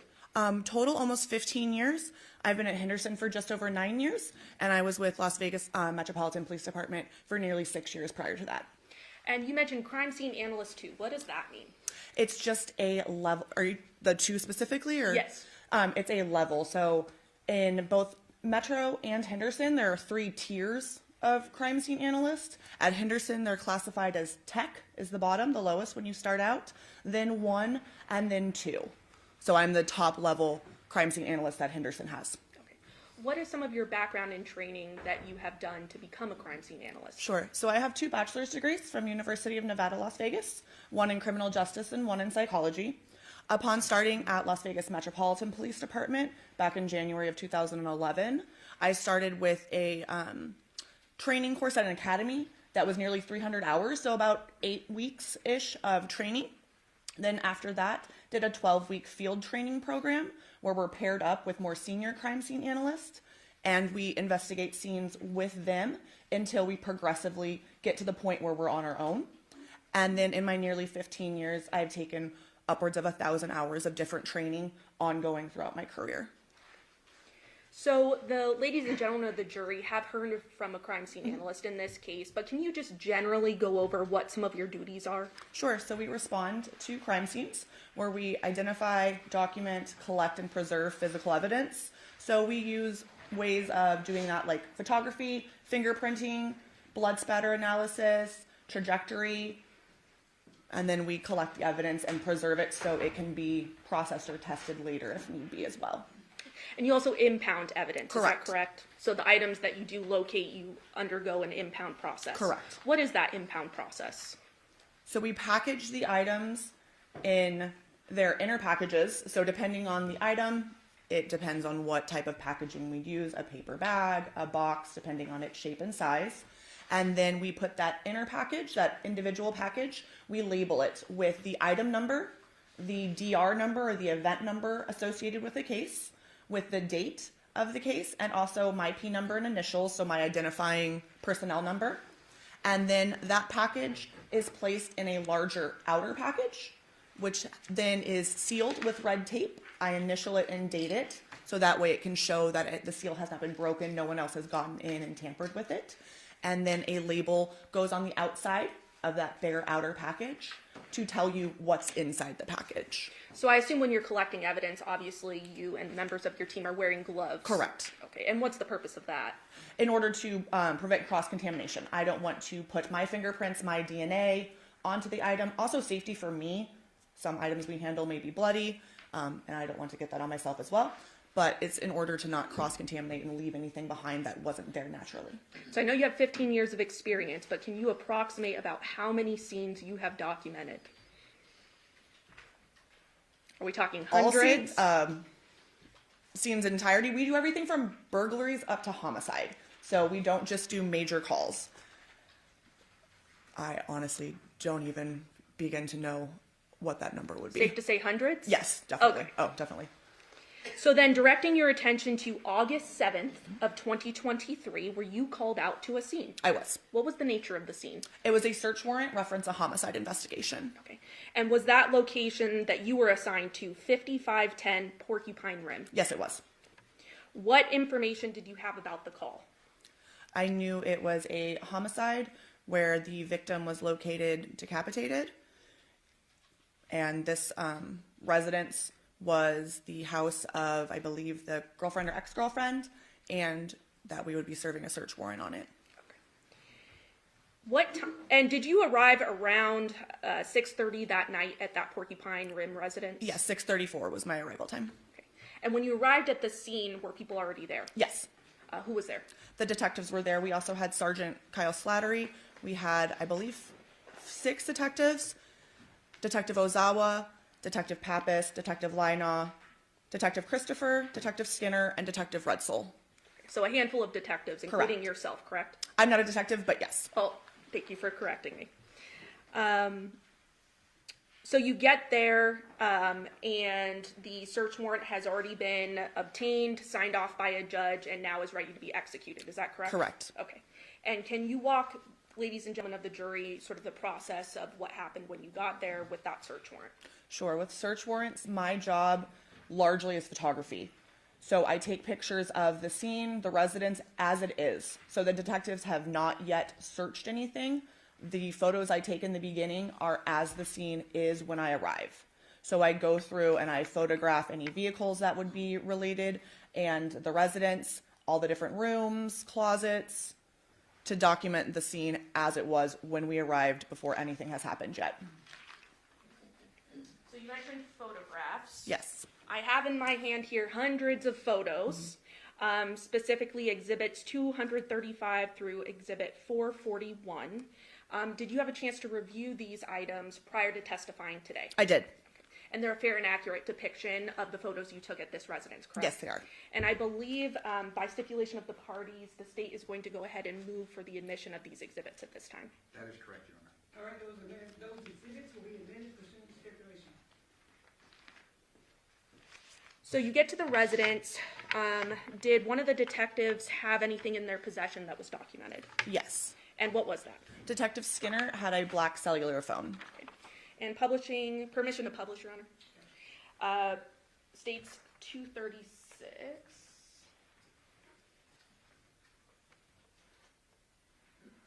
Is this that cellular phone that was with Detective Skinner when you arrived? Yes. Was there anything of note that you observed on this phone? Yes, there was an area of apparent blood on the screen.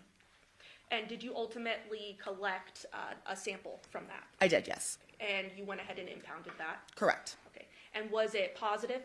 It was presumptive test positive using phenolphthalein, yes. So can you walk us through what you do in that process of testing? Sure. Phenolphthalein is a product we use to determine if an item, an area swabbed, is potentially blood. So it's a presumptive test, not completely definitive. There are false positives, but it is a good indicator that this is likely blood. Also, with my training and experience, the appearance of the stain, reddish-brown stain, also did appear consistent with blood. And then the results of the phenolphthalein test being positive indicated it was very likely blood. So you essentially swab the area, is that Yes. right? So we take a sterile cotton swab, almost like a Q-tip, put sterile water on it, and then rub it on to the stain. So I moistened the swab, rubbed the area of blood on the phone, and then I took an extra swab to be able to test it. That way I didn't ruin the swab that we were impounding. I took 2 swabs actually that I booked impounded with the blood, and then 1 extra one to test with the phenolphthalein to presumptively determine if it was blood. And you mentioned that you did impound those items, and that would have been under, and you would have marked them under event number 12-15229, correct? It was the first 2 digits are 23-15229. Right. And obviously you observed the front of the residence, is that correct? Yes. Showing 239. Is that the front of the residence there? Yes. Were there vehicles at the residence when you arrived? Yes. And I think we can see it here, but there is a vehicle sort of in the driveway to the left. Do you see that? Yes. And then there's a work truck in the front of the home. Correct. And then behind the work truck, kind of hard to see in this photo, but there is another vehicle parked to the right part of the driveway. Yes.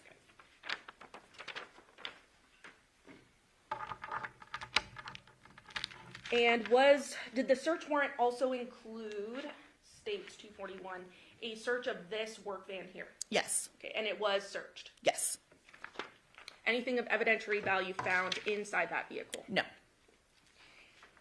States 242, were these vehicles searched as well? Yes. Reflected Well, here. the one on the right, the Honda Civic. Okay, and what about the one on the left then? The one on the left is a Nissan Armada. It was locked and it was sealed and then towed to our secured garage at the Henderson Police Department. It's our crime scene garage, and it was searched later with a different search warrant. Anything of evidentiary value that you know of in either of these vehicles found? I do not know about the Nissan Armada, but I do know the Honda Civic was searched on scene where I was present, and no, there was nothing of evidentiary value in the Civic. Showing 265, what do we see here? So to the right on the screen there is the front entry door. So that's the main entrance door into the house.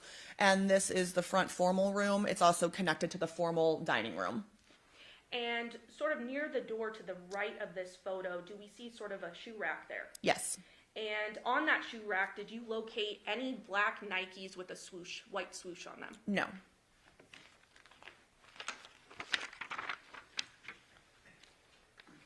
Publishing 267, what is this here? That's a different angle of that same room. So again, on the right, you see the couch, and on the left is the dining table where the family room meets up with the formal dining room area. 268, what do we see there? That's a close-up of one of the larger seats or couches in the room, the living room. And then I'm specifically sort of pointing towards the left of the center chair. Those items there, were those, did anyone look at those? Yes. And what were they? Some types of swords. Okay. 276, what do we see here? That's a photograph of the kitchen in the residence. Okay. And this kitchen was searched thoroughly, is that correct? Yes. Okay. Publishing 277, what do we see here? That's a picture of me standing in the kitchen looking out to the dining nook, and then the living room. That's a different one than the front entry, the family room. This is the living room. And then when you were searching the kitchen, you didn't find any sort of murder weapon, anything with blood on it, anything like that, correct? Correct. 278, what is this? That's the master bedroom. That's on the first floor of the residence. And then 279. It's a different angle of the same master bedroom. And 280. Same, just another angle of the master bedroom. Okay. 288. That's the master bedroom looking into the attached master bathroom. And then we have 289. That is the master bathroom, and then the master closet is off the bathroom there. 291. And that's one of the pictures of inside the master closet. And 291A. That is the other half of the master closet. And in the closet, anywhere in the home, were any black Nikes with a white swoosh found? No, we did not locate any. Publishing 295, what do we see here? It's a picture of the laundry room. And the laundry would have been searched, correct? Correct. 296. That's a linen closet. and I believe the door that goes out into the garage. And then 297 then. That's a close-up of the closet. Okay. 299. That is a picture of the garage, the 3-car garage. And this area was thoroughly searched, correct? Yes. No murder weapons, nothing like that found inside this garage, correct? Correct. 307, what do we see here? That's the second floor loft. It's like a playroom. 309. That is a linen closet, I believe, upstairs on the second floor. Then 311. That's one of the upstairs bedrooms. It was set up as like an office area. 318. That's a different bedroom upstairs. It was kind of a sewing storage room. And what do we see inside this photo? Appears to be a wedding dress or a white dress. 320. That is the upstairs hall bathroom. 321. That is the bathtub in that hall bathroom. 322. That is one of the other bedrooms upstairs on the second floor. And it looks like sort of on the head of the bed, some stickers on there, maybe Yes. like childlike stickers. Yes. 326. That is a picture of the fourth bedroom upstairs. Looks like on the bedding some sort of cartoon of sorts. Yes, print, yes. 328. Those are just photos of miscellaneous receipts that were located during the search warrant. Do you recall where they were located? I believe the kitchen, but I'm not 100%. Okay. 329. That is a picture of the dressers in the master bedroom. Was there something located inside of one of these drawers? Yes. And what was that? It was a collection of plastic bags, 6 in total, with the inner one being knotted, tied in a knot, containing a black wallet that had miscellaneous cards and also the driver's license in the name of Johnathan Willette, and then a set of keys were tied in that inner plastic Vaughn's bag, grocery bag. So then publishing 347. Is that bag? Yes, that's the inner, you can see the knot at the top, so that's the inner bag, and there were 5 other plastic bags around it. 344 are those extra bags that were around it? Yes, that's the clump of all of it. Okay. And then 348, is that the wallet and keys you mentioned? Yes. And then 349, the driver's license you mentioned? Correct. And whose name is on that driver's license? Johnathan James Willette.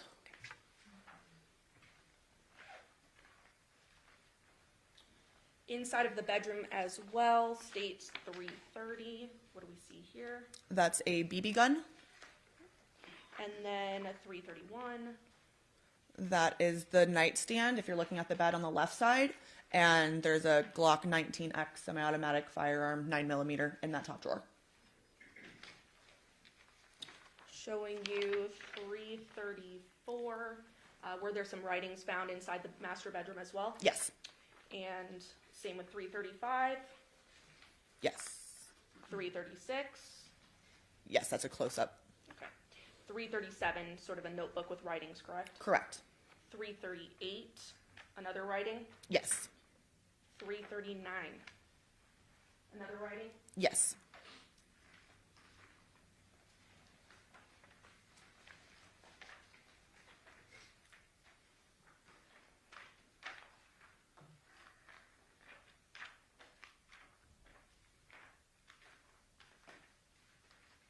Inside the garage, states 353. Did you locate a bag with something inside? Yes. And what do we see there? So that red bag was found on top of those trash cans in the garage, and there were 2 Ring cameras, security cameras, that were located inside that red bag. So then states 356. Is that a close-up of that red bag? Yes. And states 355. Are those Ring cameras you mentioned? Yes, they are.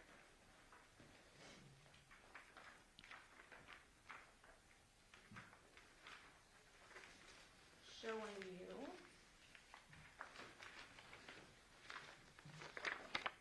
states 360. What do we see there? That is the bed in the master bedroom with a blue and gray striped dress laid out on top of it. 362. That is a receipt. Then looking at 366, what do we have here? That's a mini backpack purse that was located on top of the bed in the master bedroom. And states 363, something of evidentiary value found inside that purse? Yes. And what was it? A social security card in the name of Johnathan Willette. And you found other electronics inside that bedroom as well, correct? Yes. There were several. Yes. And those would have been collected as well. By detectives. I did not collect them. I photoed them. And you mentioned several writings that were collected in this case, right? They weren't collected, they were photographed. Thank you. They were photographed.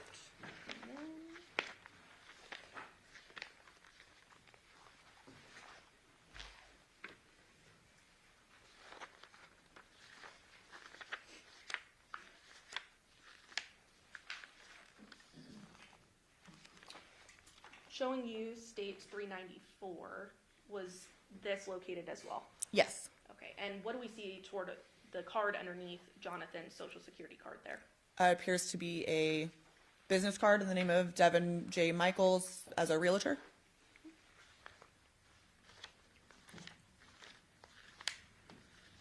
And again, some devices were located. Correct. In an abundance of time, I'm not going to go through each one of those. Members of the grand jury will have these.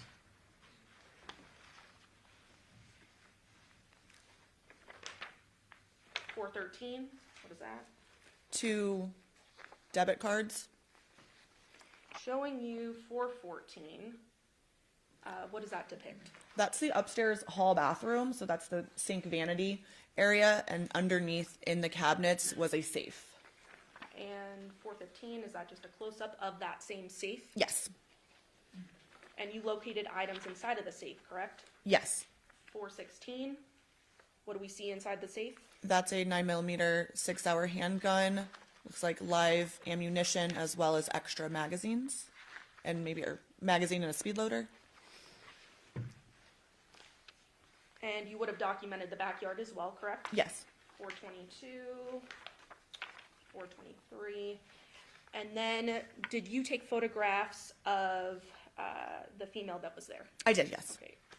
And publishing 424, is that the female that you photographed? Yes. And you knew her to be Devyn Michaels, correct? Yes. Publishing 425, what do we see there? That's just the back of her. 426. Those are close-ups of her hands. And we see sort of a ruler here. What is that? That's called an ABFO scale. It's just a scale to show the general size of items. States 427. What do we see there? That's just more of a close-up of her other hand, again with the scale. 428. And those are the pictures of the palms of her hands. Did you also take a picture of a male that was there? I did, yes. And that was Devyn Willette, correct? Correct. Showing 429. Is that the front picture of him? Yes. 430. It's his back. 431. Those are, again, the same style pictures of his hands. Do you notice any cuts on his hands or anything like that? No, he had no apparent injuries. Oh, no bruising, nothing like that, No. correct? 432. And those are his palms. Same thing, no injuries there, correct? Correct.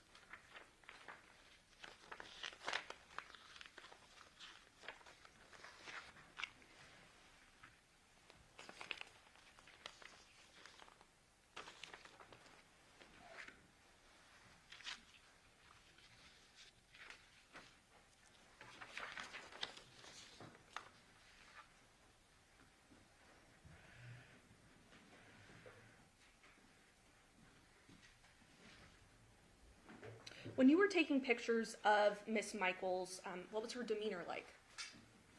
I honestly don't recall too much. Nothing out of the ordinary? No, I don't. Nothing stands out to me one way or another. Same thing with Devyn, correct? Correct. Nothing out of the ordinary. Correct. Okay. Turning your attention then to August 9th of 2023, did you assist in collecting an item back at that 2698 Paladura Drive? Yes. And did that include black boxers? I believe they were gray. Okay. But they were boxers Yes, boxer nonetheless, shorts. correct? And those were located on top of a couch, correct? Yes. Okay, and that was inside of sort of that recessed, informal, makeshift bedroom? Yes. Okay. Then on August 15th of 2020, and you collected those and impounded them, correct? Correct. On August 15th of 2023, you then returned to the 5510 Porcupine Rim, Yes. correct? Okay. And you were there to collect and document some more items with a search warrant, correct? Correct. I believe you took photos of cleaning products that were located in cabinets, correct? Yes. A pair of blue cloth shorts in the first floor of the master bedroom, Yes. and a pink tank top in the first floor of the master bedroom. Yes, the first All one. impounded. I did not impound the cleaning products or the tank top, but I did collect and impound the blue shorts. Under that same event number that we discussed. Yes. Pass the witness.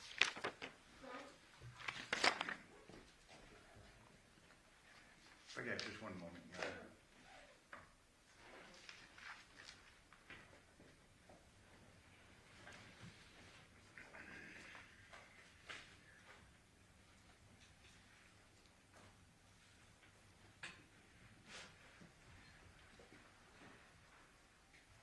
Good morning.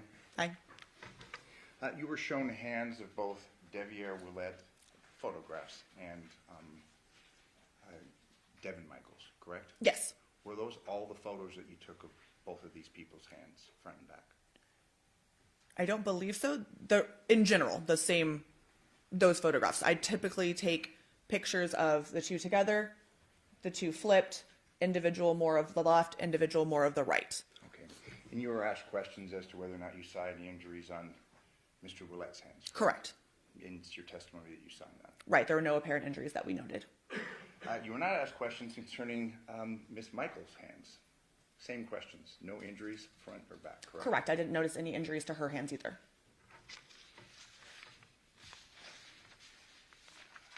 You testified that you arrived at the Porcupine residence, I think you said 6:34 p.m.? 6:34 p.m. was my approximate arrival time, yes. And you generated a report in reference to the efforts that you took through the course of this investigation. Correct. You authored 2 reports? For this entire... The Porcupine residence. For the first Porcupine Rim search warrant, 2, a main crime scene report, and then an evidence impound report. Okay. Did you author any other reports in reference to your analysis or the collection of evidence at the Porcupine residence? There would have been a biological stain presumptive test form, which is a form we fill out regarding that phenolphthalein test, the presumptive test for the blood, that documents the lot number and the expiration of the specific phenolphthalein batch that I used, and whether or not that presumptive test came back positive or negative. Okay. The report that you authored concerning this search on August 7th at the Porcupine residence, it's 2 pages and then a signature page, correct? Just depending on how you print it out, but yes, that's how it printed out for me as well. Okay, and obviously you reviewed that in preparation for your testimony. Yes. Because as you've testified, you have been involved in at least hundreds of crime scene analysis, documentation of such, correct? Yes. It's been yours. We'll go through this. Are these all the exhibits? There's some right here too. Okay. Are those all the exhibits that were taken at the Porcupine residence? These Mm-hmm. This as well? between those two, yes. Yes, they have. Yeah. Okay, we'll go through it. Okay. You were asked questions specifically concerning tennis shoes, correct? Correct. Your testimony is that you didn't photograph, didn't collect any evidence concerning tennis shoes? That we did not locate the specific shoes she was describing. Are these specific shoes that you've given testimony concerning, that you now say that you were looking for, is that documented in your report? That we did not find shoes? That you were looking for? I don't document what we were looking for, no. Okay, but you just gave testimony concerning what you said you found or didn't find, correct? I gave testimony saying what I photographed and booked. Okay. Did you have a list of things that you should be looking for? No, the detectives are the ones who pretty much dictate the search. I'm there largely as a photographer, and then I collect the evidence that we locate. So the detectives are the ones that know what they're looking for. Were there any black shoes that you located at that residence? Black tennis shoes. Perhaps we could go through the photos and look, but nothing that I specifically photographed. You don't recall photographing a shoe holder near the front door? I do, but I don't want to testify officially without examining the photograph that there were black tennis shoes on there, because that was not something that I specifically documented. Do you recall specifically capturing a photo of black tennis shoes in a closet? Again, no, I took overall pictures of the closet, and then I photographed the items the detectives locate and deem of note. I then photographed those more closely. It's your testimony that you reviewed, and I believe it was the first exhibit under this pile that was published to the jury concerning a work van, correct? Yes, there was a Nissan cargo van parked out front. And you testified that there was nothing of evidentiary value contained within that van, correct? Correct. Did you photograph the contents of the van? I did.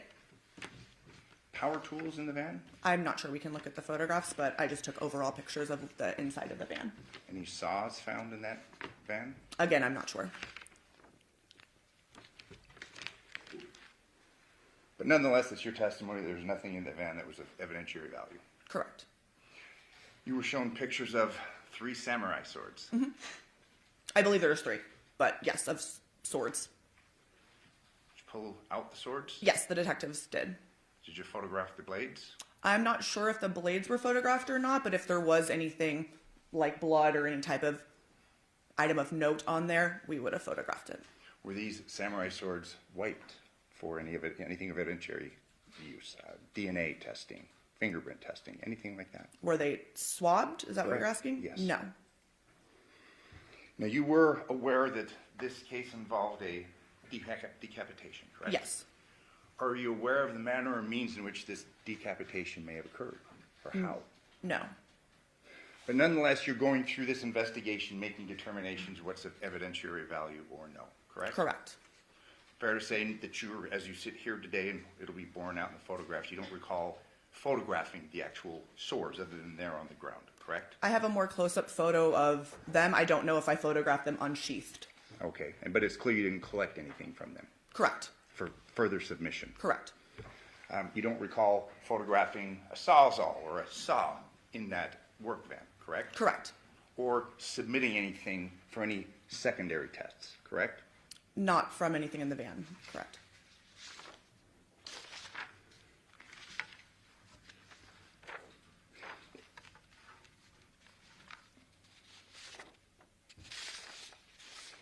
You make reference to some soft scrub bleach located in the laundry room of this Porcupine residence, correct? Yes. And you felt that was of evidentiary value? The detectives told me to specifically photograph this bottle of bleach.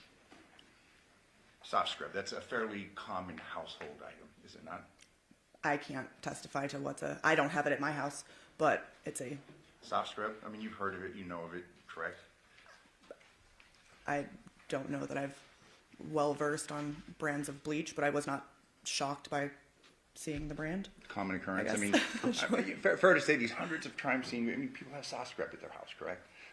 Like I said, I can't testify to who has it, but I'm sure people possess soft scrub bleach, yes. What do you use?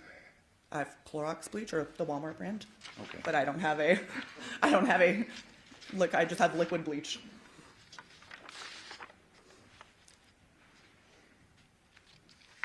Fair to say no blood, anything indicative of blood contained within the house, correct? Just on the cellular phone that was in possession of Detective Skinner. Okay, that's it. Yes, that's all we saw.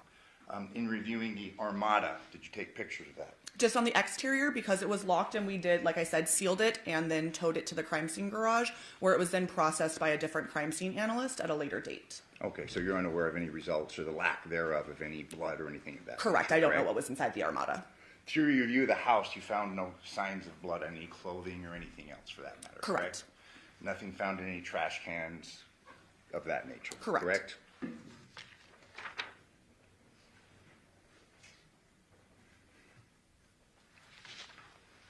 I have the court's indulgence just for a moment.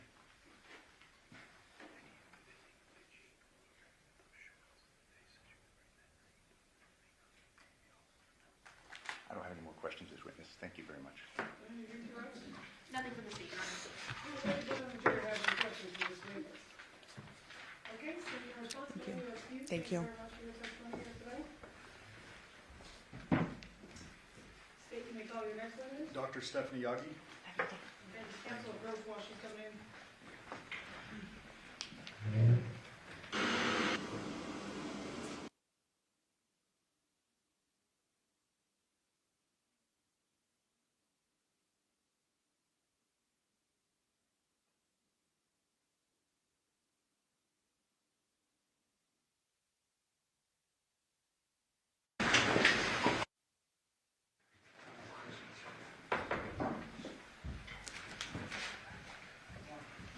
You solemnly swear or affirm the testimony you're about to give in this action shall be the truth, the whole truth, and nothing but the truth, so help you God. Yes, I do.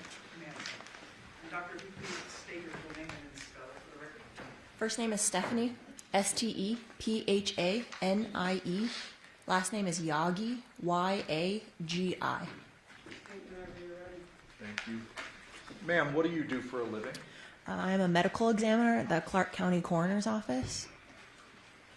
And how long have you been so employed? About 3 years. What is it that you do on a day-to-day basis at the medical examiner's office? So my role, well, my primary role at the medical examiner's office is going to be determining cause and manner of death in any sudden, unexpected, violent, or suspicious deaths. How do you go about examining a deceased person that comes into your office? So to determine cause and manner of death, oftentimes we will do a medical type of examination, and one of which is an autopsy. Are you trained in conducting autopsies? Yes. Can you please describe your education and training in order to do what you do? As a medical examiner, I am a medical doctor. I have my degree and I'm licensed to practice medicine in the state of Nevada. I am also board certified in anatomic, clinical, and forensic pathology.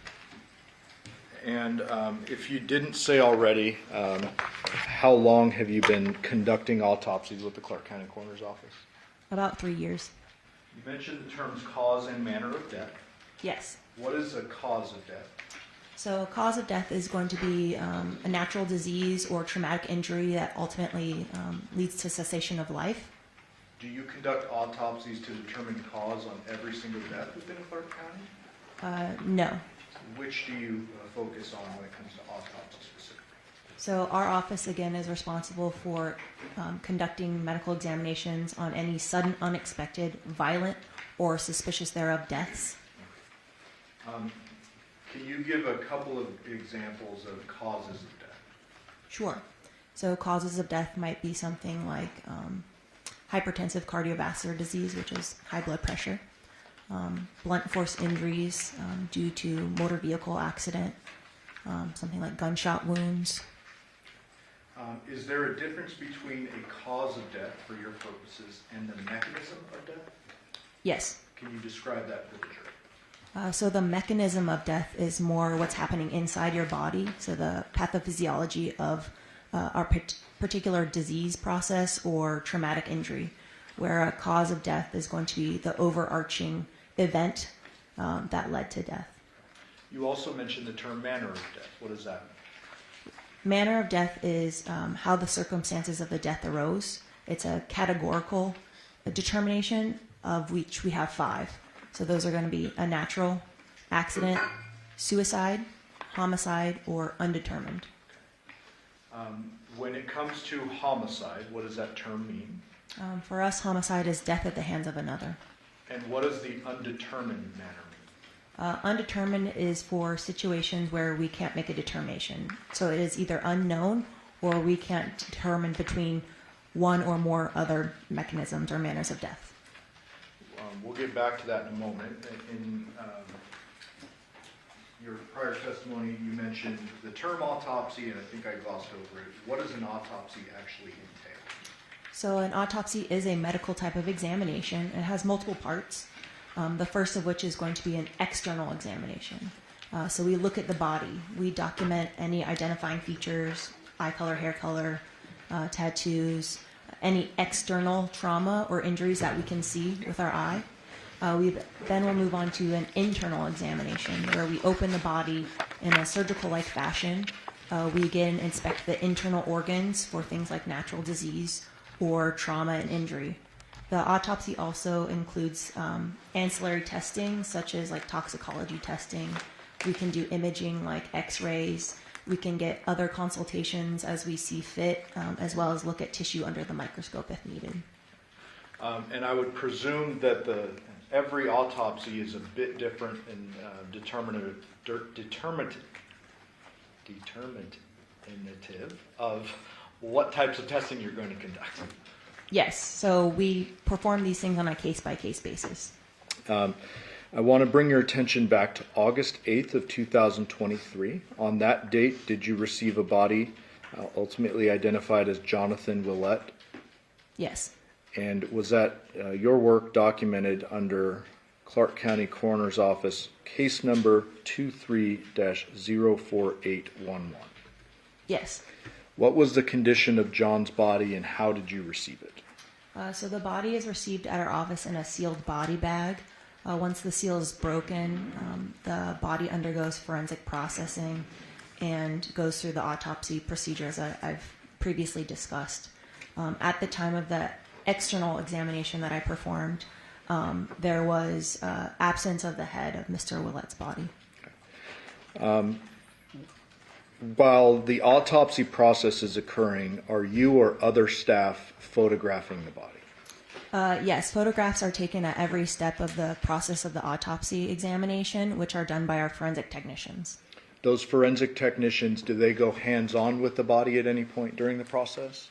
Yes, our forensic technicians are actually responsible for moving the body and eviscerating the body, which is, again, doing the internal examination or internal dissection portion of the exam. Do those forensic technicians work in tandem? Do they work alone? What is the common process? The forensic processing is usually done by the forensic technician in singularity prior to the exam, and during the exam we do work in tandem with the forensic technician. Weird question, but I have to ask it. What percentage of your forensic techs are female? Currently at this time, 100% of our forensic technicians are female.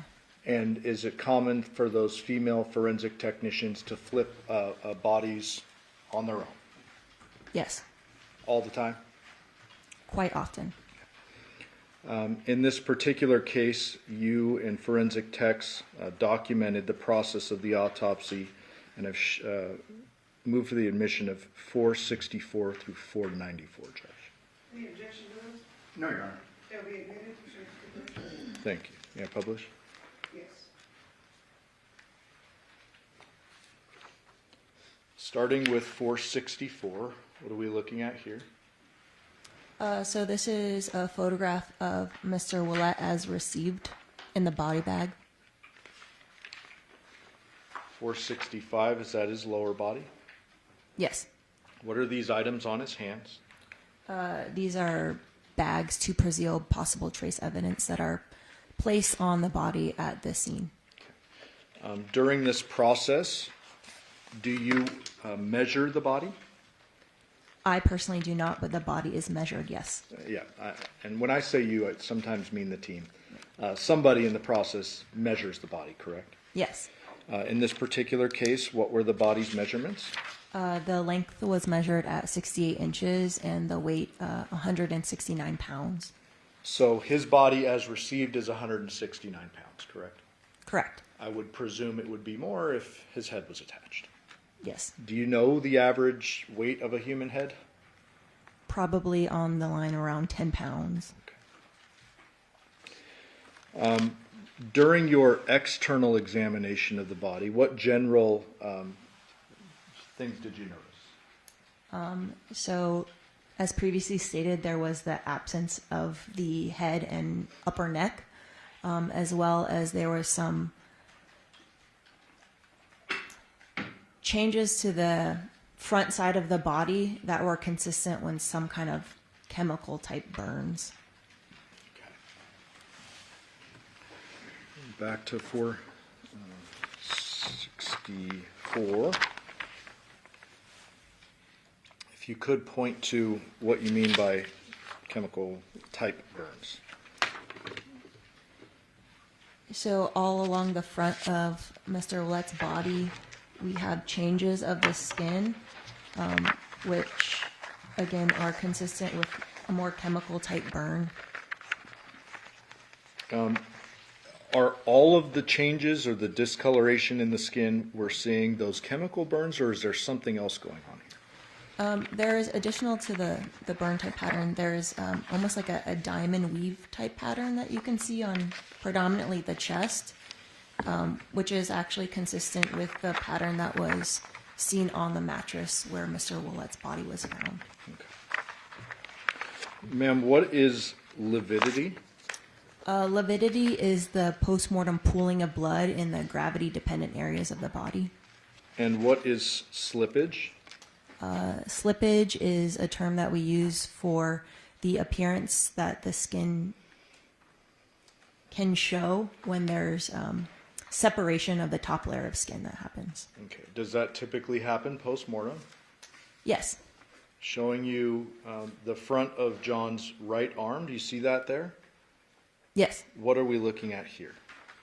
So this looks like to be an area of some postmortem changes, which could be, as previously described, some area of skin slippage. When it comes to lividity and these postmortem changes that occur to a body, is it possible for you to establish a time of death based upon that? Sometimes. Okay, what do you mean by that? So there are a lot of factors that we need to evaluate for determining time of death. Most of these factors are highly variable, which includes things like the actual decedent's natural state of health.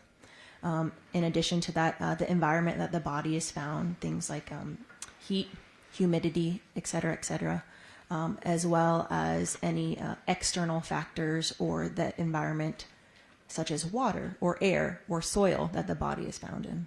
Not to mention, you're typically not conducting an autopsy immediately after death, correct? Correct. In this case, I believe you did it on August 8th. Yes, that is correct. Okay. And so, do you have an opinion as to John's time of death? No, our determination on time of death is, again, highly variable, and it would have to be given within a range of time based on the state of the body. In this particular case, it would probably be within a half day or hours. States 472. Oops. Is this John now laying on what would be his belly? Yes. Is there an anatomical or, I guess, a forensic term for that? Prone? So he is prone with belly down now, correct? Yes. What is this kind of discoloration we're seeing on the side? This could potentially be an area of liver. What's liver? As we previously discussed, blood pooling in the gravity-dependent areas of the body. What does this tell you about John and his circumstances of his death? At one point in time, he may have been face down or face up. This is a lateral aspect of the body, so I can't tell you. Okay. Showing you 473. What are we looking at here? This is kind of the neck region of the body. From the back? Yes. 474, same position basically? Yes. Now with a ruler? Did you or your forensic techs clean up John's body? Yes, the forensic technicians. Before I move on, did you notice anything about the blood that was abnormal? Is this normal? The coloring? I can't tell anything from this photograph. 475. What are we looking at here? So this is now a cleaned up photograph of that same area, the neck region from the back. Is there anything notable to the back of the neck? Yes. What is that? So in this photograph, you can see that there are some superficial incised wounds that are somewhat parallel to the main area of defect at the neck here. 476, is that a little bit closer on those areas that you were describing? Yes. What does this tell you, if anything, as a forensic pathologist? This may indicate there were previous attempts to use a sharp force injury in this area. Previous to the decapitation itself? Yes. Did you document John's hands? Yes.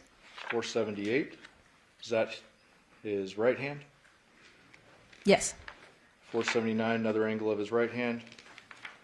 Yes. 480, same thing, another angle. Yes. 481, inside of John's right hand. Yes. Did you observe any bleeding injuries to his right hand? No. 482, is this John's left hand? Yes. 483, also his left hand? Yes. Do you see these little things here? Yes. What do these appear to be to you? Some type of callus or blister. Any bleeding injuries to his left hand? No. 484, another shot of his left hand. Correct. 485, the inside of his left hand. Yes. And what are we looking at here? Again, I would consider these blisters or calluses. Any bleeding injuries to his left hand at all? No.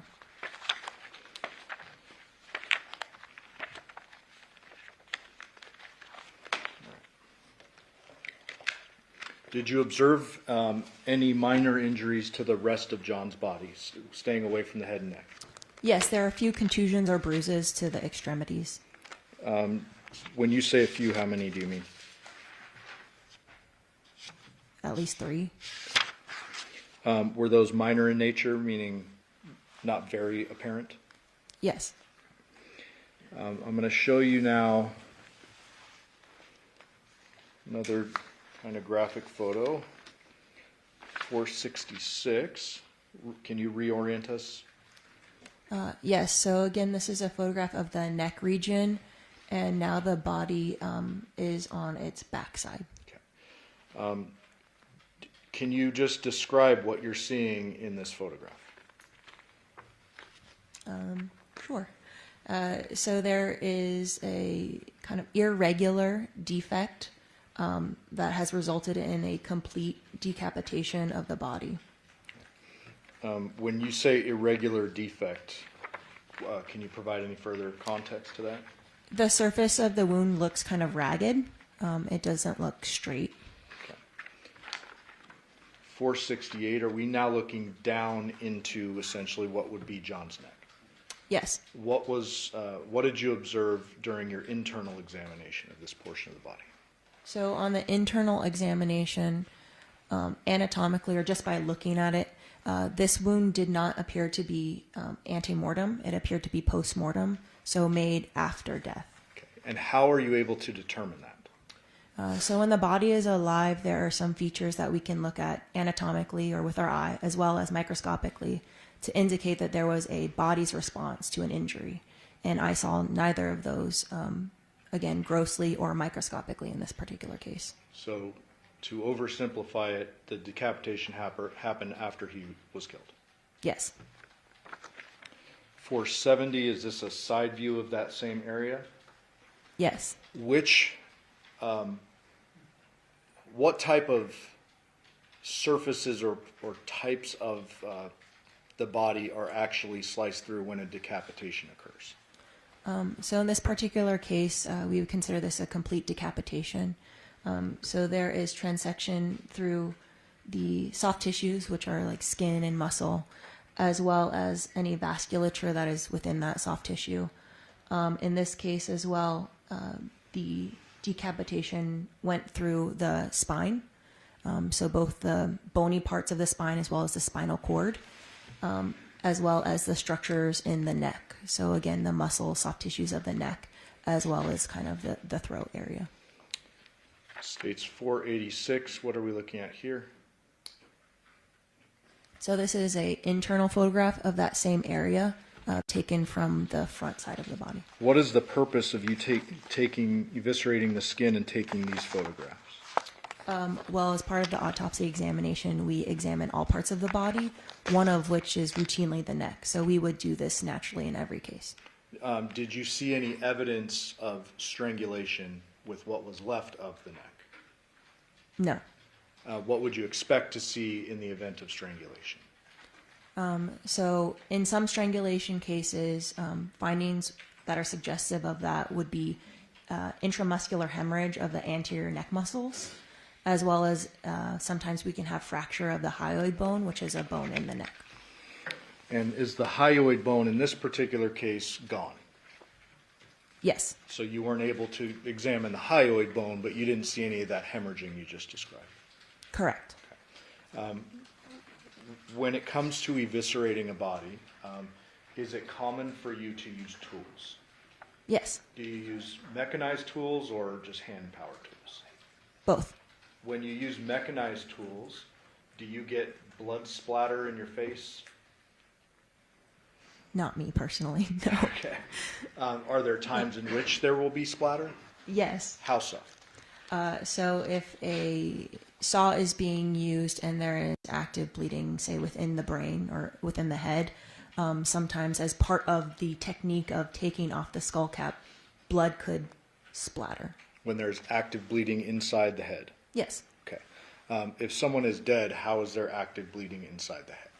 Well, there is blood within the cranial cavity, and the sheer mechanism of the saw can splatter blood. Got it. When it comes to the autopsy process, is there ever a time in which you need to decapitate a body? No. Okay, so that's not a thing that you actually would have to do. No. And so, in this particular case, did you use tools to take some items out of John's body to forward on to someone else? Yes, tools were used. What type of body parts are you removing? So as part of this particular examination, segments of the cervical spine were removed for a forensic anthropology consultation. Okay.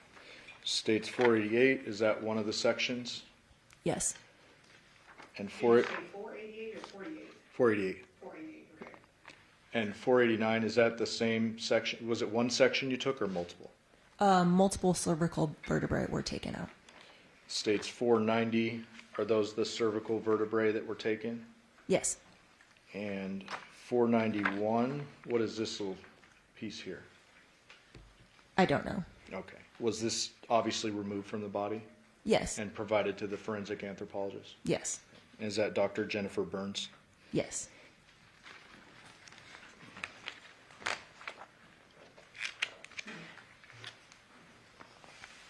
Why is it that you need to enlist the assistance of Dr. Burns?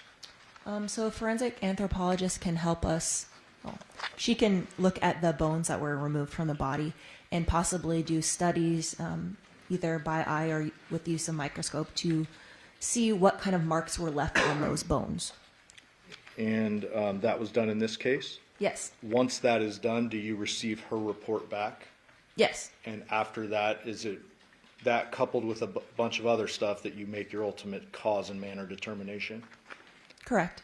And you mentioned toxicology earlier, 492, what is this? No, this is a urine drug screen cup. 493, Same thing, just different side. 494, same thing? Yes. Did you send those items out for testing as well? Yes, we sent multiple samples for official toxicologic analysis. And what were the results associated with John's tox analysis? So in the peripheral blood, ethanol or alcohol was detected, as well as caffeine and I believe cotinine, which is a metabolite of nicotine. Those items were also detected in the urine and gastric contents. Was there a low level of marijuana? Oh, yes. I apologize. That's okay. Delta-9 THC, which is the active ingredient in marijuana, and its metabolites were also detected in the peripheral blood. And was there findings associated with GHB? Yes. So in addition, in the heart blood, GHB, which is gamma butyric acid, was also detected at a low level. What kind of scientific explanation is there for the GHB? So GHB is a chemical that can be endogenously produced, which means our body naturally produces it. And at the level that was detected through the toxicology report is consistent with natural levels of GHB. Okay, so we all have GHB in our bodies? Yes. So the level found here is not as though he ingested some drug it's actually consistent with naturally occurring levels in our body. Yes. And you mentioned alcohol was found in his body. Yes. What was the level with association to that? In the peripheral blood, I believe it was 29 milligrams per deciliter. And does that, I guess, is there a percentage or a decimal that's associated with that? Yeah, so that would equate to like a blood alcohol level of 0.029. And are you familiar with the legal limit in Nevada? Yes. What is it? 0.08. Okay. And that's considered legally drunk? I guess so. Okay. Well, 0.02 is a relatively low level. It's below the legal driving limit, yes. Are there post-mortem changes that occur that could affect the level of blood alcohol concentration? Yes, there could be. And how would that potentially affect the level? So as the body decomposes, the microbes that are in our body actually also produce alcohol. So in advanced decomposition cases, there could actually be alcohol detected that wasn't necessarily in the body at the time of death, or could falsely elevate the level that is detected. Okay. So I don't want to oversimplify it, but at the time of John's death, he had a blood alcohol concentration of 0.02 or less. Yes. It wouldn't be higher. Correct. Got it. Ultimately, did you make a determination as to John's cause of death? Yes. And what was that? Homicidal violence. What does that mean in your world? So it's a term that we use in forensics to indicate that there is no anatomic cause of death that is identified at exam. There's no toxicological cause of death that is identified. And the circumstances surrounding the death are objectively suspicious. So in this case, there is a postmortem decapitation. Had a blunt force injury to his head killed John, is it fair to say that you would need his head to make that legal determination? Yes. Okay. You never received his head up until today's date? Correct. There was no head available for evaluation. And ultimately, what did you determine was John's manner of death? Homicide? Thank you. I'll pass the witness. Ross? Yes, was Your Honor going to take, or were we going to take a? No, we're going to finish her up for lunch. Okay.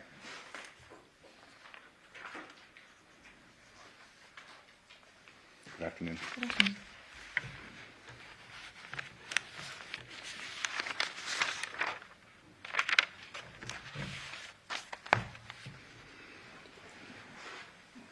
Ma'am, in reference to your testimony concerning lividity, start with that, the beginning of your testimony. Just walk through this. You're not able to give any opinion as to the position that this body was in when this person was decapitated, correct? Correct. Can't say if the body's been moved or anything like that based upon your review of the body. Correct.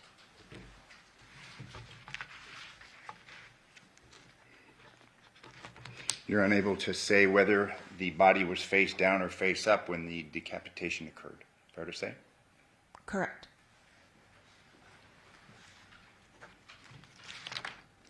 In reference to the wounds that you had testified concerning, you had said that they may indicate a pre-attempt to decapitate. Do you recall that? Previous. Okay, a previous. Yes. Could have been a post, though. I mean, you can't say for sure one way or the other, correct? Correct. So that's an assumption. Yes.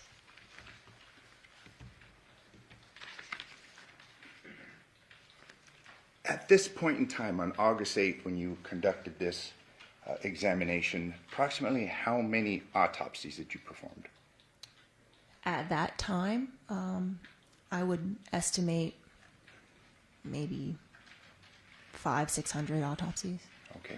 How many years had you been conducting autopsies when you conducted this autopsy? 2023. 2 years. 2 years. However, due to these, perhaps can we say out of the ordinary circumstances, this was sent to a Dr. Burns. There were tissue samples and things sent to Dr. Burns. Fair to say, the anthropologist? The bones were sent, yes. The bones were.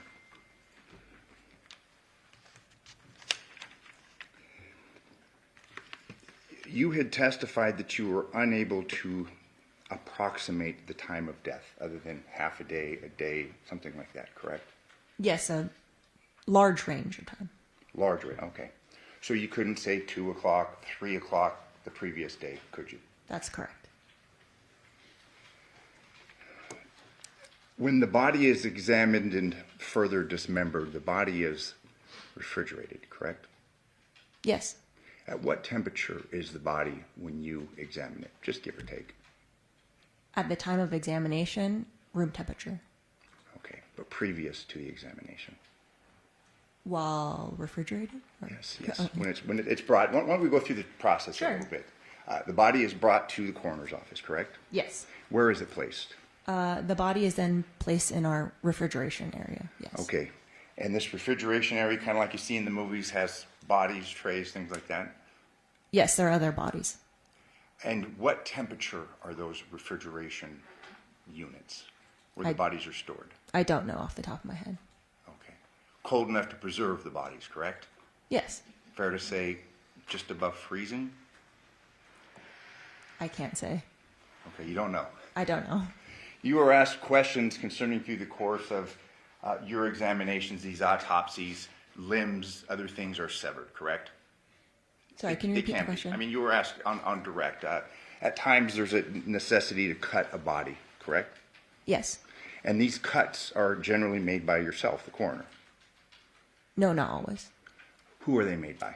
So our forensic technicians assist us in the evisceration portion of our examinations. And during this evisceration portion, the bodies have just been brought from the refrigerators or the cooling, freezing devices, correct? Yes, in our storage area. Fair to say then you're not going to have cast off or splatter because the blood contained within the cadaver is very cold, correct? Well, the heart is also not beating, so we don't have spurting blood. We're not talking, we'll get to that. But as far as, obviously you'll agree with me that there's a congealing mechanism when the body is refrigerated, correct? Blood can clot, yes. And this evisceration of the body occurs sometime after the death, generally, correct? Yes. It can be perhaps like a day in this case, 2 days, 3 days, multiple days, correct? Correct. So we've got a body now that has obviously been dead for some period of time in conjunction with this element of refrigeration, correct? Yes. And you would agree with me then, and when the tools are used, and you'll agree with me that these tools that are used are designed to cut through tissue, bone, things of that nature. Yes. So they're made to sever limbs or sever necks, things like that, correct? Yes. So when you're using these specialized instruments made for the dismemberment of a body, it's done with a special instrument. It's done when the body's been refrigerated. It's been done sometime after the person has been deceased, correct? In my experience, yes. Let's turn our attention to the facts and circumstances of this case, okay? Okay. Let's say a person is decapitated a fairly short time after that person or upon that person being killed, okay? You'd expect that if the neck is severed or the body is severed from the head, there's going to be fresh blood, correct? Perhaps if the person is dead and the heart's not beating, but we have liquid blood, correct? I would expect there to be blood, yes. Let's say a sawzalls are used or some other electric saw. Fair to assume that we're going to have some blood if this head is being severed, correct? Possibly. Closer in time to death, the more likely that we're going to have blood that's able to be cast off, correct? Possibly. And we're not talking about a slight possibility, we're talking about a real possibility, aren't we? Can you be more specific? I don't know what you're asking, sorry. Okay, what part of my question is unclear? Just so I can ask you questions so we can be on the same page. Yeah, the specification of real possibility, I don't Okay, know. you say it's possible. I mean, it's likely, correct? Depending on circumstances, yes. Okay, so now we're getting from a near possibility to a likelihood. This person is dead. This person is immediately decapitated. with a non-specialized device, likely we're going to have some cast off of blood, aren't we? I wouldn't say yes to cast off. There likely is blood, yes. And when we talk about likely blood, we're talking about basically the kinetic energy from a saw going back and forth. We're going to expect to see blood spatter, aren't we? Possibly. Likely, correct? I have no experience in this particular situation. Okay. So I can't give my opinion as to that. So when you're asked questions concerning when you're doing this in the very controlled circumstances of an autopsy, you can't really compare, so you can't really give an opinion, but obviously it's more likely there's blood that's going to be spit out or sent out if a person's being decapitated close in time to their death, correct? Possibly. Okay. You would agree with me that you can't say to any degree of medical certainty that this person was actually dead when this decapitation occurred, correct? In my opinion, this decapitation was a post-mortem event. So yes, after death. Okay.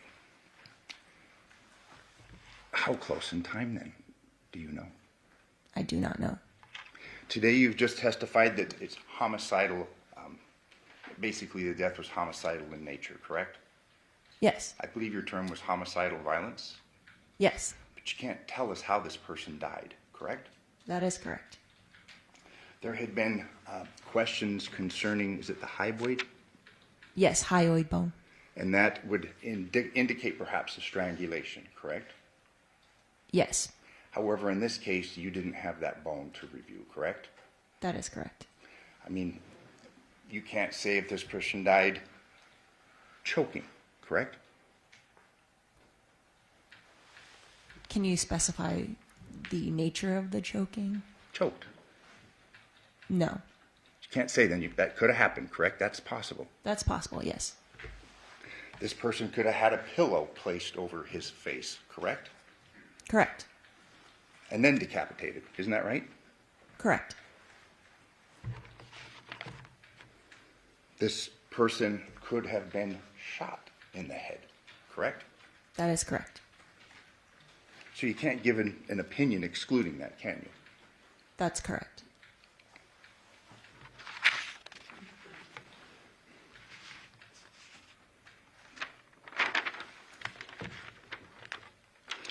You were asked questions concerning any bleeding injuries on the body, correct?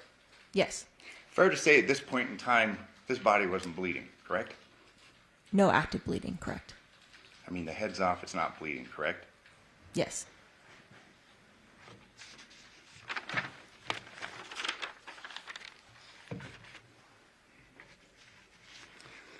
Fair to say, and you'll agree with me that, I mean, a decapitation is a fairly rare event in your line of work, as opposed to other manners of death, or...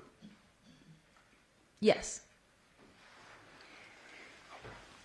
Would you agree with me that it would be difficult to effectuate a decapitation?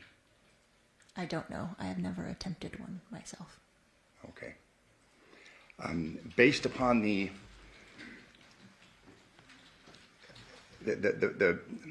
physicality of this, I mean, there's a number of things that are involved, correct? Yes. We have the blood system, the veins, things of that nature in the neck, correct? Yes. And you would agree with me whether that person is dead or not. I mean, we have the aorta veins? Big veins, correct? The aorta is not in the neck. I'm sorry, the heart, but I mean the neck. We have the... Carotid. Carotid, that's a fair amount of blood there, correct? Yeah, can be. Dead or not, correct? Well, if they're dead, there's no blood in the carotids. Okay, so they're saying, let's say that person died shortly before or at the time of decapitation, there's going to be blood in the carotid arteries, correct? There might be. Okay. And if those carotid arteries are severed, we're going to expect cast off from the blood contained within the carotid arteries, correct? If the person is dead, no. Okay, so let me say, in the arteries, is there going to be blood? And we're not talking a person that's been dead for days. We're talking minutes, perhaps. Yes, there may be some residual blood.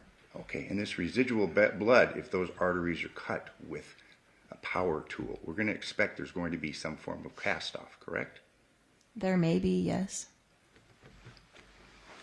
The musculature, obviously that would have to be severed, correct? Yes. And there's a fair amount of musculature in the human neck, correct? Yes.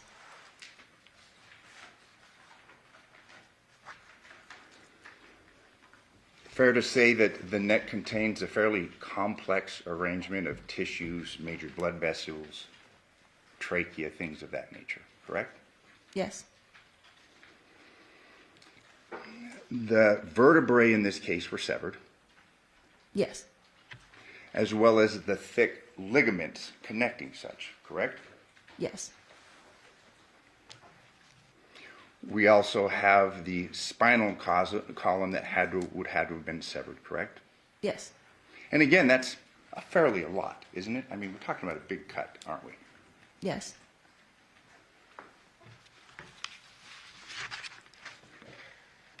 Dense ligaments, cartilage, correct? All that had to have been severed, correct? Yes. So this is fairly different than, let's say, a limb, correct? That depends. Okay. An arm. I mean, neck's a lot more going on there than an arm, correct? Yes and no. There are still some of the same elements that you see in the neck and arm, including bones and soft tissues. Okay. But would you agree with me that the neck is a more complex portion of the body than the arm? Yes. Obviously, you have the heart supplying the brain with blood, correct? Yes. So you have large arteries supplying the brain with blood, correct? Yes.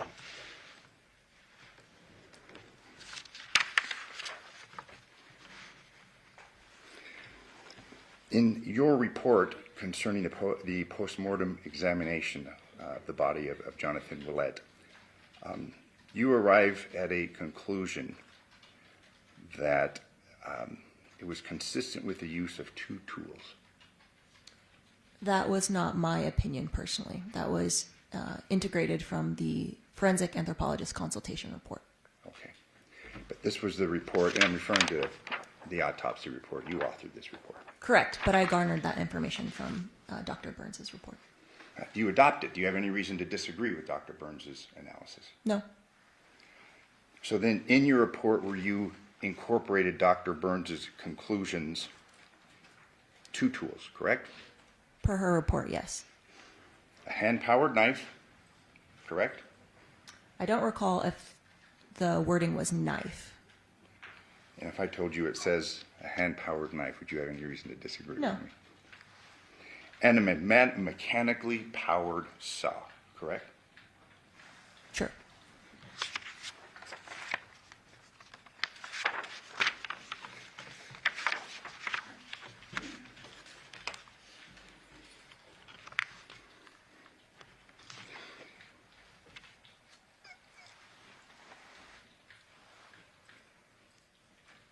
On your pathologic findings, in addition to the decapitation, you also found hepatic steatosis, Correct. and that is? Fatty liver disease. Okay. You were given, asked questions concerning the blood alcohol content, correct? Yes. And it's your testimony that that was the blood alcohol content at the time of death? Most likely, yes. Would that blood alcohol content changed following the time of death? It could. So, as previously discussed in the postmortem interval, there is postmortem development or formation of ethanol that can be produced by the body's microbes. So then it would be unfair to say what the blood alcohol content was actually at the time of death. Fair to say? Correct. And also that person's blood alcohol content would have to be, you say at the time of death, but then we don't know what the time of death is, do we? Not exactly.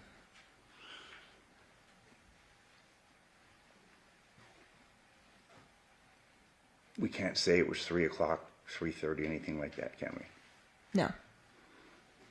Now, it's possible, based upon your understanding the physiology of how we process alcohol in our bodies, this person may have had a much higher blood alcohol content, let's say at 1 p.m., correct? Can you specify the time that you're using in relation to the question? Okay. You were asked a question, this person's blood alcohol, 0.02 something, remember that? Yes. 0.29 milliliters per milliliter of blood. You gave it an opinion concerning the blood alcohol, correct? Correct. But you'd have to know the time of death, correct? That's part of this analysis. No. Okay. My question to you now is, let's say the time of death is 3 o'clock, okay? Are you able to give us with an estimation, and I won't hold you to it specifically, but can you give us an estimation of that person's blood alcohol at 2 o'clock, assuming that person died at 3? No. Can you give us the blood alcohol content at 1 o'clock, assuming that person died at 3? No. Midnight, you can't, can you? No.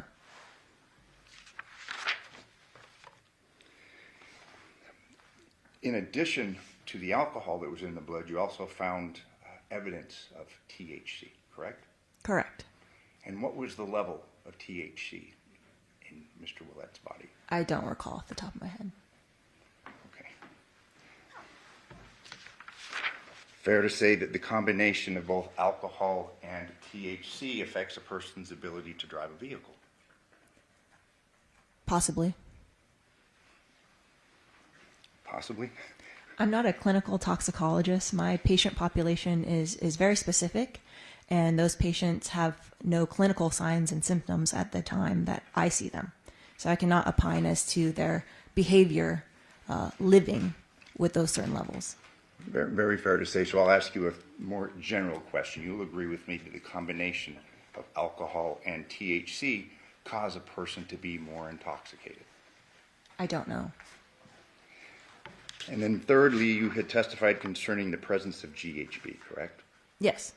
And you opined that that may be a result just of natural antecedents. Fair to say? Yes, it's consistent with the level that we would naturally produce in our body. But you can't give an opinion as to whether or not this person had ingested drugs or GHB specifically. That's correct. So this person may have, in addition to ingesting alcohol and marijuana, this person may have ingested GHB, correct? Yes, possibly. And again, the combination of these three substances would presumably lead to an intoxicated state. It might. Again, I'm not a clinical practitioner. I could have the court's indulgence.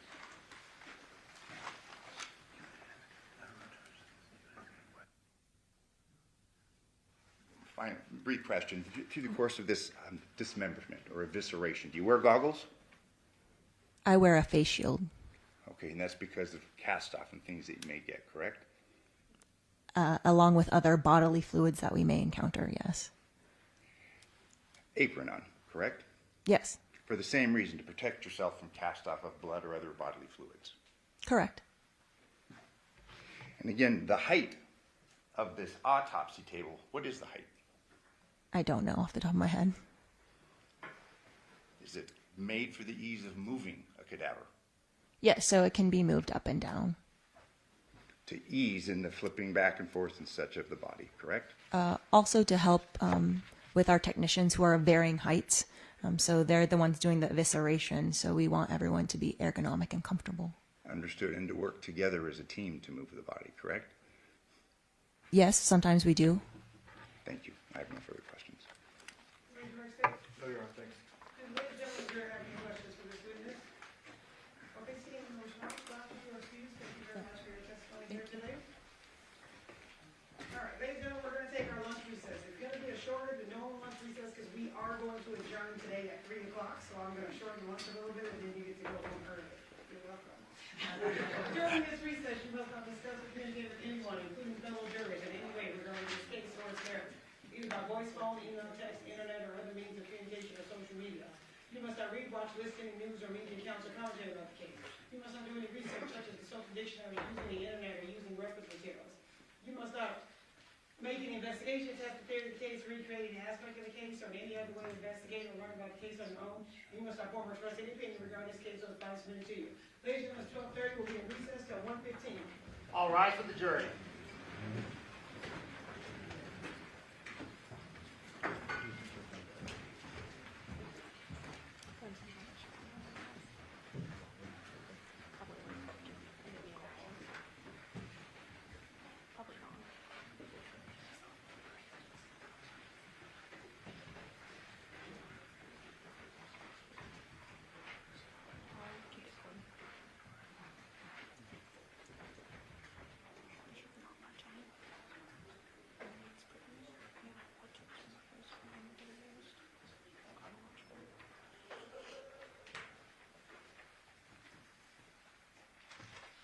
Okay, may the record reflect outside the presence of our jury. Do you guys have any matters outside the prison? No, Your Honor.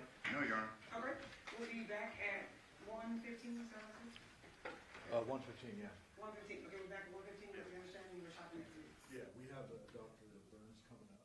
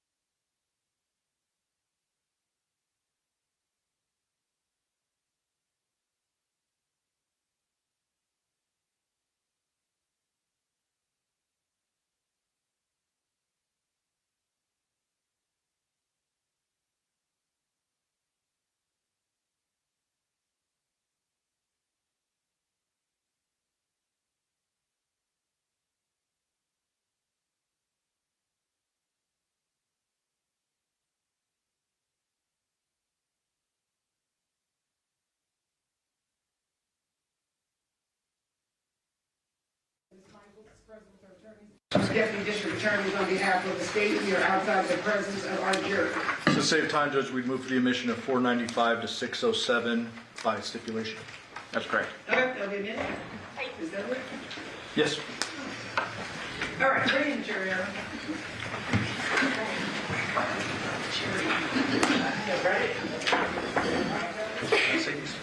Yeah, that's true.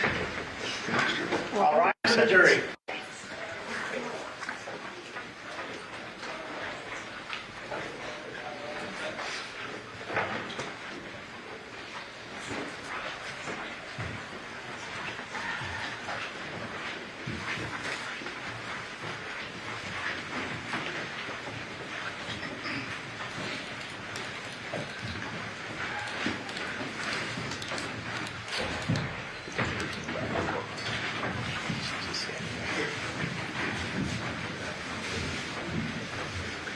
Please be seated. Your Honor, the jury's all present and accounted for.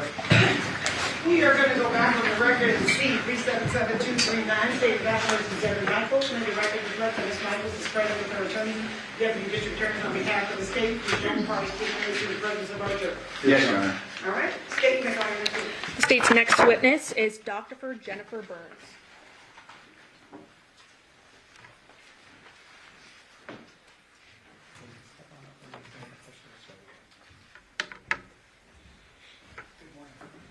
Solemnly swear or affirm the testimony you're about to give in this action shall be the truth, the whole truth, and nothing but the truth, so help you God. I do. Thank you, may I have a seat. And Doctor, if you please state your full name and spell it for the record. Sure. My name is Jennifer Burns, Jennnifer, B as in boy, Yrnes. How are you employed, ma'am? I am an associate professor at the University of Nevada, Las Vegas. What's your position beyond that? Well, so I teach, I do research, and I do service, which includes serving as a consult as needed for the Clark County Office of the Coroner Medical Examiner's Office. And are you what's called a forensic anthropologist? Yes, so I am board certified by the American Board of Forensic Anthropology. And so that would be your certification, correct? Yes. Okay. Any other certifications? No, that's it. Otherwise, I have my degrees. Can you tell us about that? Sure. I have a Bachelor's of Science in Biology with minors in Anthropology and Chemistry from SUNY College at Geneseo. I have a master's degree and PhD, both in anthropology, from the University of Buffalo. And obviously you have many degrees, certification. Do you also undergo training and things of that nature ongoing? Sure. So I regularly attend the American Academy of Forensic Sciences as well as the American Association of Biological Anthropology conferences, which isn't exactly training per se, but it's just demonstrating continuing education because that's where we get to see stuff before it's published. Okay.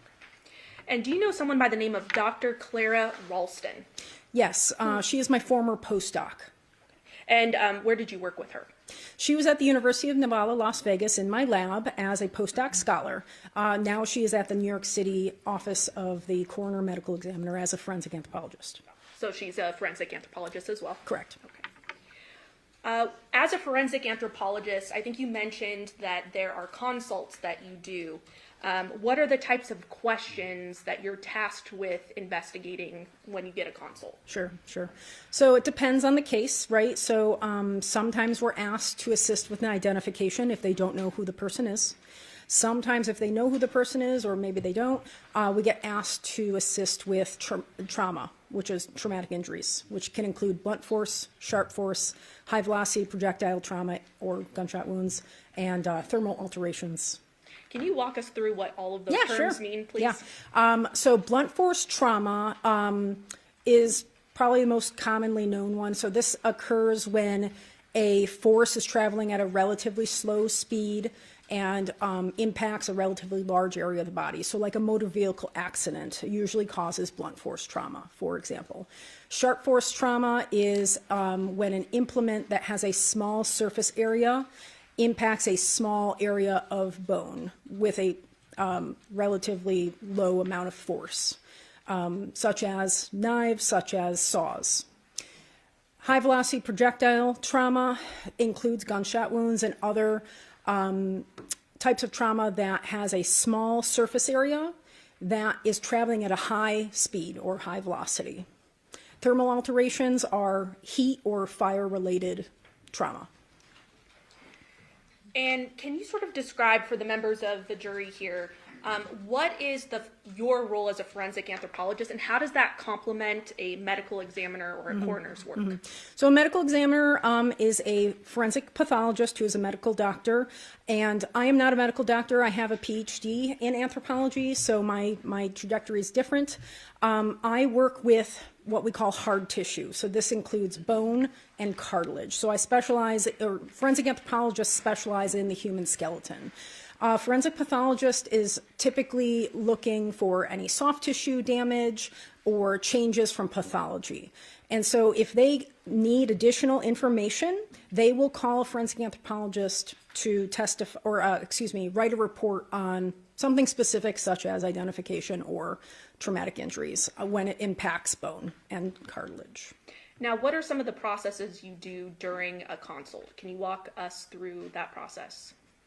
Yeah, so it varies. If you have, it varies based on the nature of the remains. So sometimes you get fully skeletonized remains, which means there's no soft tissue left. All the skin, muscle, organs are gone. Sometimes you have fully fleshed individuals that have traumatic injuries, and that might include blunt force, sharp force, gunshot wounds, where the pathologist calls us in and says, okay, we have this, we want more information about it. Can you help us by looking at this more specifically at the bone level? And we'll go in, we'll advise on how we need the sample or the specimen, and they'll move forward with removing it for us and providing it to us. So it basically depends on what the request is. Okay, so ultimately you get a request and Yes. you follow through with Correct. the request, and that request is typically a question that needs answering. Correct. Yeah. So sometimes it's tool marks, sometimes it's is there trauma, or a lot of times is it trauma, or were they scavenged by a coyote? Right. So and a so broad yeah. range of things. Yeah, it's a broad range of things that we get asked with a very specific intent of like what they want an answer to.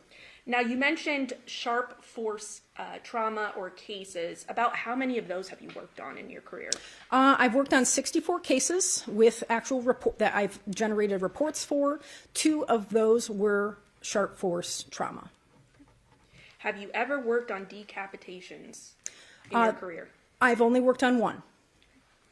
And then, I guess, turning your attention to 2023, in your work, do you recall receiving a referral from the Clark County Coroner's Office in that year? Yes, I do. Okay. And did that referral include examining the remains of a Johnathan Willette? I didn't know the decedent's name at the time, but yes.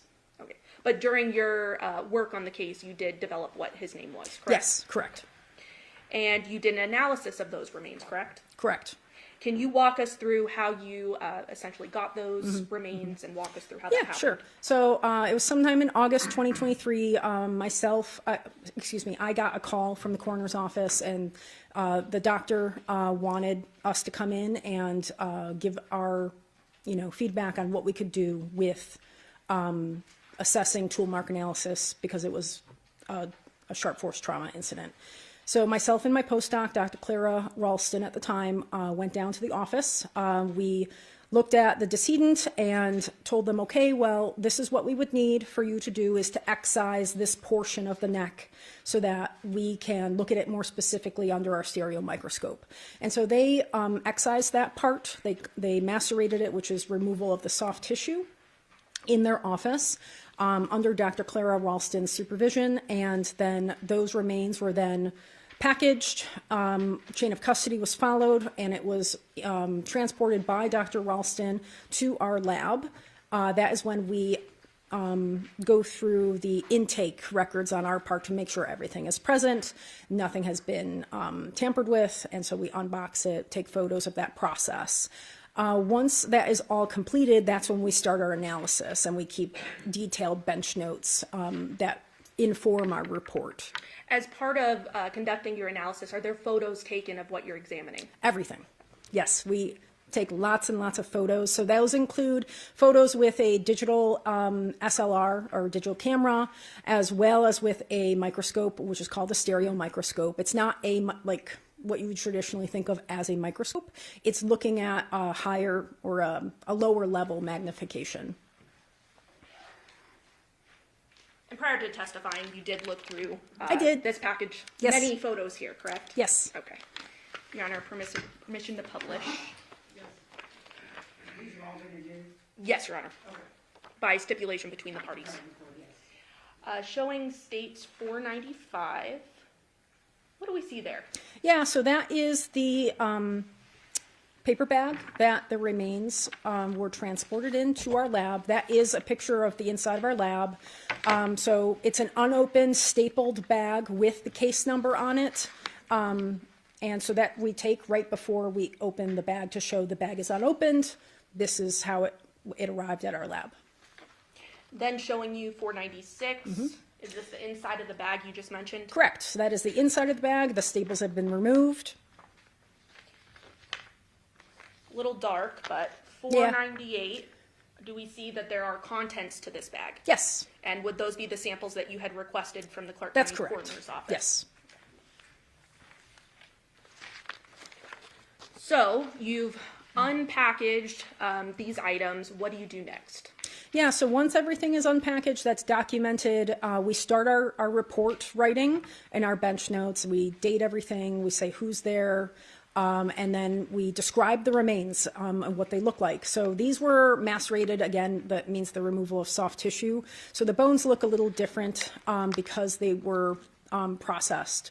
So we describe what they look like, the exact anatomical position that, or the elements is what we would call them, the exact skeletal elements that we have, and anything else that we observe during that process. Specifically, do you recall which items you were examining? Mm-hmm.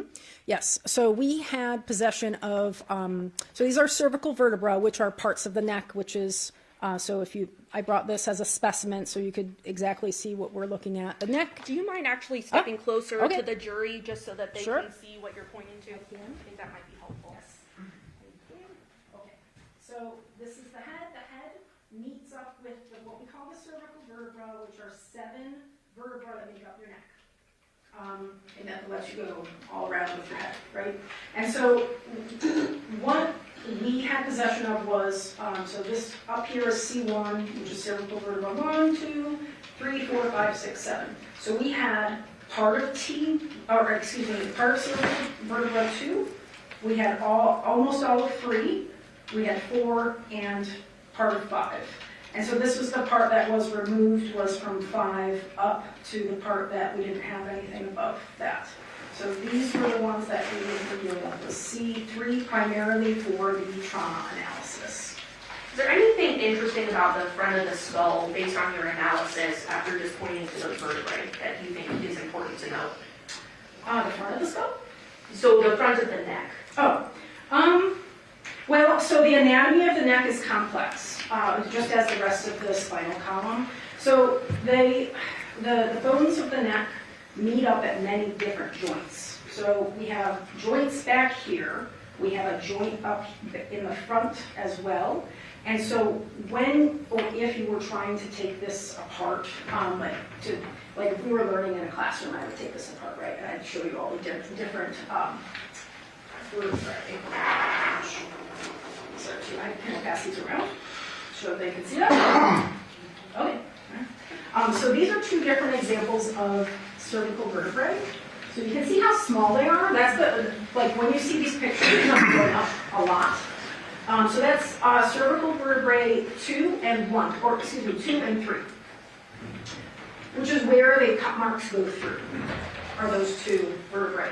So the complexity of the joints between your vertebrae make it difficult to take them apart.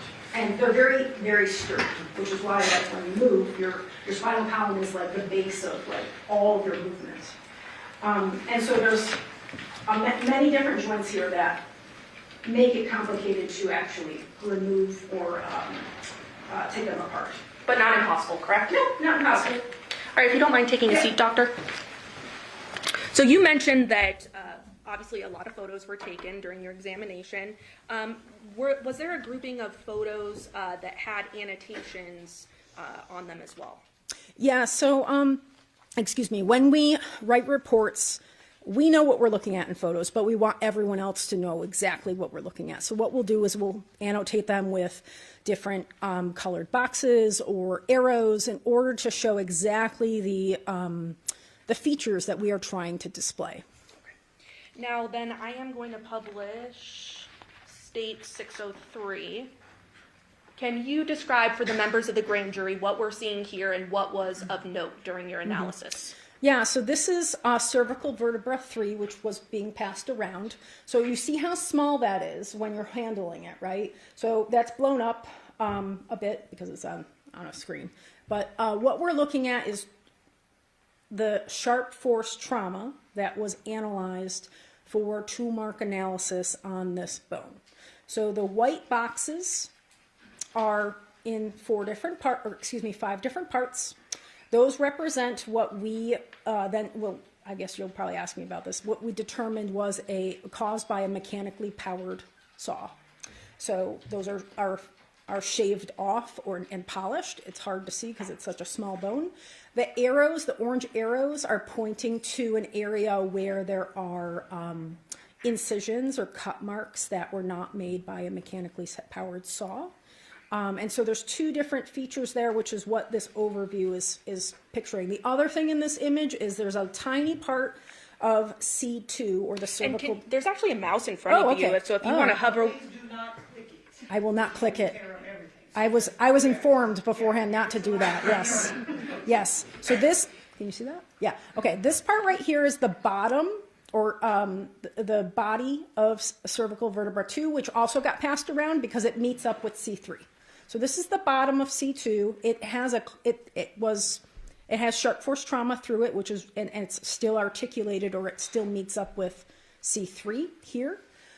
These parts here in the white boxes are showing, again, that polishing that we saw in our analysis that's consistent with a mechanically powered saw that made those marks. And the orange arrows here and there, 3 different parts, are showing incision or cut marks made by a hand-powered implement. So just to stop you there, Doctor, yeah. 2 separate implements we see evidence of here. Correct. And what is the evidence that you see to make that determination? Yeah, so there's a fair amount of, we use a lot of, verified experimental research as well as case studies to back up our findings based on the features of the defects, which is what we would call these. So there's defects in bone, meaning it does not look like it's anatomically normal. So I'll start with the hand-powered tool or the cut marks from that with the orange arrows. So those, can you show some of the other images? Because those will be more helpful to show. Absolutely. Showing how we determine that. 604? That's good. Yep. Okay. So that small area is the small, I don't know who has the C3 anymore. Yeah. Okay. I can tell you exactly where it is and what you're looking at. All right. Is there a way for me to show them besides just, do you want me to just point? Point? Okay. Whatever you prefer. So this is C3, and it's specifically between my fingernails. This is how small the area you're looking at. So this is a joint with C2, which is above it. So this meets up with C2. This is a joint. So you're looking at horizontal ridges in this joint right here. Okay? And those are very uneven and they're not parallel. You can kind of see, like, okay, they're all over the place. And so that's typical of a hand-powered instrument, not a mechanically powered instrument. And that's how we determine, okay, that's a hand-powered instrument. It's the striations, which are kind of those scratch marks you see running across the screen, are all over the place. If it were mechanically powered, you'd expect it to be more uniform. The other thing you see with the black arrow, I don't know if you can see that very well. We'll point it out now that you know the area we're looking at on here.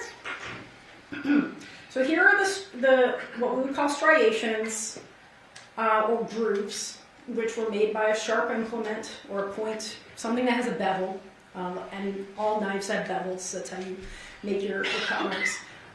Right here, where this black arrow is pointing, is so the direction, we can tell that the direction was from the back to the front, and it was with a hand-powered implement, because this right here is a chip. Do you see that kind of triangle? It's not a perfect triangle. Kind of Yes, right underneath the arrow, correct? Right underneath that. That's a chip. So that's called exit chipping. So when you're cutting something, sometimes you pull the implement out and a chip will fall off. So that's showing the direction of the implement. And I just want to stop you right there. So we're able to see that this implement was back to front. Is that correct? That's correct. So that was back to front. Again, back is, back here. So it was the implement was traveling in that direction. Okay. And that's based on your examination with a microscope of the grooving. Correct. Showing you 605. What is of note here? That's the same area. So now instead of looking at that little joint from what we'd call posterior or the back, you're looking at it from the side. So specifically this little arrow right here, this is a very small area. So the scale isn't showing up very well here, but this is less than 1 millimeter, which is, I don't know, I can't do it. It's like that, very small. So this here is a V shape. You can see it's a V-shaped defect. We call that a kerf mark. A kerf mark is the actual base or the floor and the walls of where a sharp instrument has entered bone. Okay, so it kind of looks like a trough or I don't know how else to describe that. It's a V-shaped defect, and so you see the floor comes to a point, and you see the walls make a V. So that's typical of a non-serrated or serrated knife. So saws have larger, their tooths are spread apart for the most part. The only other saw that could make this is a very fine tooth bow saw, but it's most consistent with a non-serrated or serrated knife because knives come to a bevel, and that is a V shape. So it would be handheld but not powered. Correct. Is that what you're saying? Yep. It's so yeah, all of these evidences that you're presenting, the photos, this is like very clear that, the cross section of the implement was a V shape. It's consistent with a knife, and then the way the striations are going across the joint are uneven and they're not uniform, and that's again consistent with a hand-powered implement. So we're still talking about hand-powered implement. Yep, we're correct? still talking about one of the tools that was used. Okay. Showing 606, what do we see there? Okay, so that's the bottom of C2. So you're looking at C3 in I keep forgetting I can use this. Yeah, use mouse. So this is cervical vertebra 3 that you can see in the background. This part here is, again, the bottom of cervical vertebra 2 that was left on top of C3. Now, this right here is a piece that is missing. Again, I referenced exit chipping earlier in the other slide where you saw the little V shape. This is also a little chip that exited. This shows you directionality again. So this is the front of the body where this is. So this is the anterior front of the body. So you're looking like in the front here. You can't see it very well because the skull's on top. But that means the direction was from back to front, and the chip exited towards the front of the body. So again, showing directionality. Correct. Showing you then 607. What do we see here? So these, again, are striations. These are incomplete cut marks or incisions that you see the orange arrows pointing to. So this, again, C3 here, This is the back of the body. This is where the back is. You're looking at, again, a very small area. We call it the lamellar. It's just a little piece of bone that covers your spinal cord. So it's right here that you're looking at. And so the cut marks, I just put my fingernail in there. They're probably smaller than that, but they're right here. So the other cut marks were here. These are here. And so you can see there's a couple different areas that the hand-powered, non-serrated or serrated knife would have hit.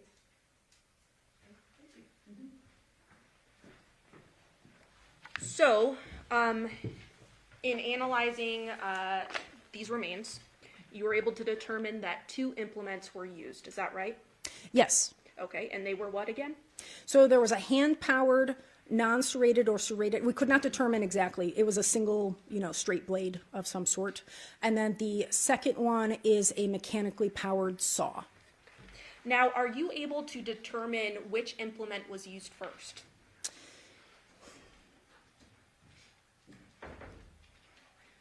Well, so let me pose it this way. Hypothetically, how hard is it to cut through bone with a handheld knife? Or cut through a neck? So knives, anyone who has knives in their kitchen knows that they should be used for soft stuff. Like, if you're cutting chicken or beef, you're cutting through the flesh of the stuff you're trying to eat. If you try to cut through bone with that, it's not going to work. It's just going to leave an incision because bone is too hard. So I don't want to say it's impossible because there are bones that if you used enough force, maybe. But saws are made for a reason. Saws, the teeth are such that they are made to cut through hard material such as wood or bone. That is their job. And so when they're actually going through bone, they're creating a waste material by, if anyone has cut, wood, that it creates wood chips, okay, when you're actually sawing through wood. So I don't want to say it's impossible, but it's very, very difficult to cut through bone with a run-of-the-mill knife. You would need a tremendous amount of force with a handheld knife, right? In order to cut through bone? And a lot of persistence. Okay. Now, how about a powered saw? So mechanically powered saws are made for ease of use, right? So that saves you time. And it is doing the work of the energy transfer for you. So when you're dealing with a hand-powered implement, you are the one supplying the energy. A mechanically powered instrument, such as a saw, is producing the energy for you, which is why you need a battery or some other power source, right? And so it's doing the work for you and doing the cutting part, or what we would call the,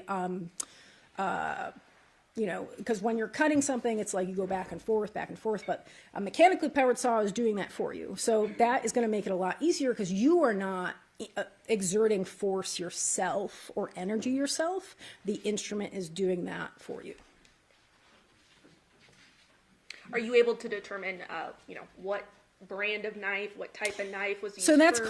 called, so we can determine roughly the class of the tool, which is what we did in this instance. Sometimes, and anthropologists typically don't determine an exact tool. That's not our job. Those are tool mark experts, which are beyond our training. Now, because of the type of bone this is, vertebrae have what's called trabecular bone in them. It means it has spongy bone. When you look at a cut mark, can I pass this around?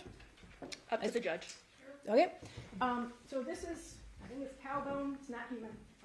But is it still symbolic of what a human would look like? Yeah, so this is symbolic of what bone looks like when it's cut through.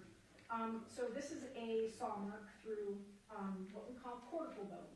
Cortical bone is very thick. This is a long bone. But cervical vertebrae don't look like this. They have what's called trabecular bone, which looks like spongy bone, so it's like a sponge. So if you walk, does anyone want to touch it? You don't have to. No. But you can see the striations in there too, and you can feel the cut mark itself. But that's cortical bone. That would have been, that's easy to determine, or relatively easy, assuming you have the right parts, to determine further what the type of saw that would have been used for. Now, because of the cervical vertebra, how they're designed anatomically, They don't have a lot of cortical bone. They have trabecular bone. So trabecular bone is spongy. It'd be like looking at a bunch of open spaces and trying to find those striations that you see on the bone that's getting passed around. It's not possible for the most part. So, yeah, so it depends on the bones in the body. These bones in particular, you're not able to get more specific, which is why we stated it the way we did. And I don't know if I can simplify it or tell me if I'm oversimplifying. I probably overexplained Now, it, so. if it's a smaller bone, sometimes it's harder to make further determinations because you're dealing with a smaller bone versus a larger It's bone. not just the size of the bone, it's the structure. So that's what I was trying to get at, is the structure of the bone is different, where if you have a lot of that thick cortical bone and you cut through it with an instrument, then you can see the features that are necessary to make a call on the specific type of saw that was used.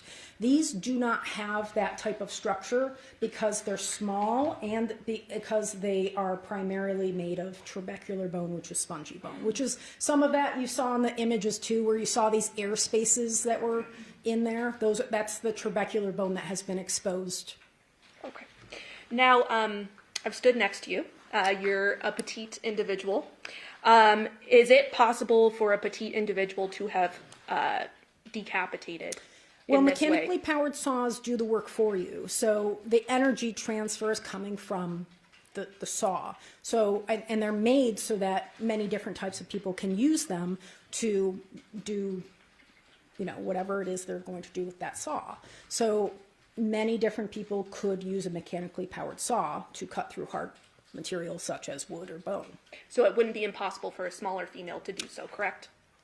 I don't know if I want to comment on that specifically, but the energy transfer from the mechanically powered saw makes it so many different types of people can operate that tool to get through harder material. But there's females and males that Yes. use that tool Oh, yeah. in life, correct? Yeah. And they're able to do so. Yes.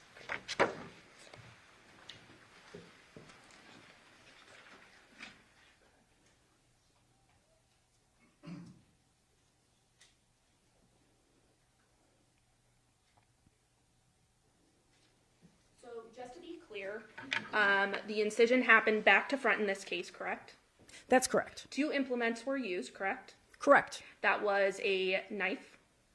Possibly a knife. There is a very slight chance it could have been a very fine-toothed bow saw, but it's likely a non-serrated or serrated knife. Okay. And that was based on your conclusions, right? Yes. Okay. And then also a powered saw, correct? A mechanically powered saw, yes. Past witness, Your Honor. Yes, thank you. Dr. Burns, let me just preface my questions of you that we take no issue with your findings. Okay.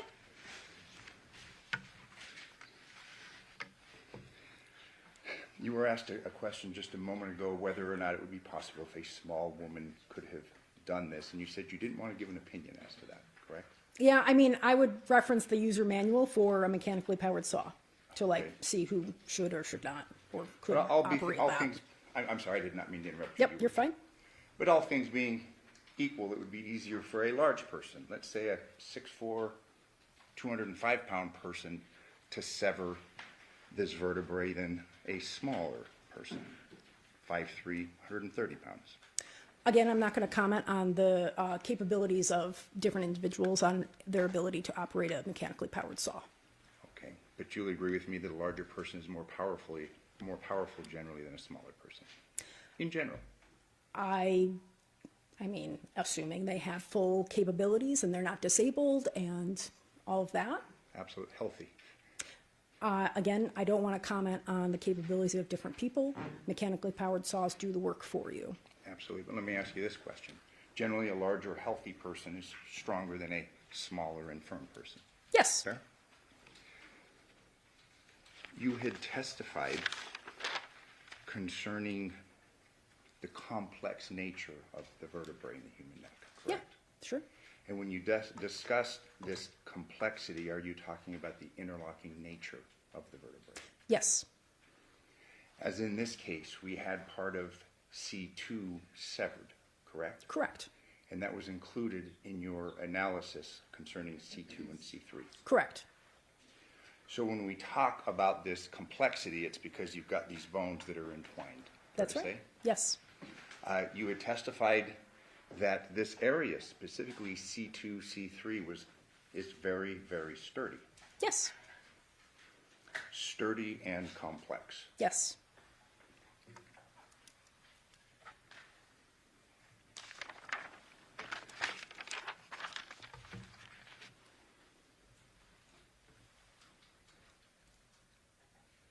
This knife, obviously, you were not given any sort of a sample, and you said that's beyond No, your area of that's correct. expertise. No comparisons. Correct. Same thing with the question concerning the mechanically powered saw. Again, no comparisons. That's that you're correct. Aware of. But we know that it was a knife. Yes. Or you said a very fine, another serrating instrument in addition.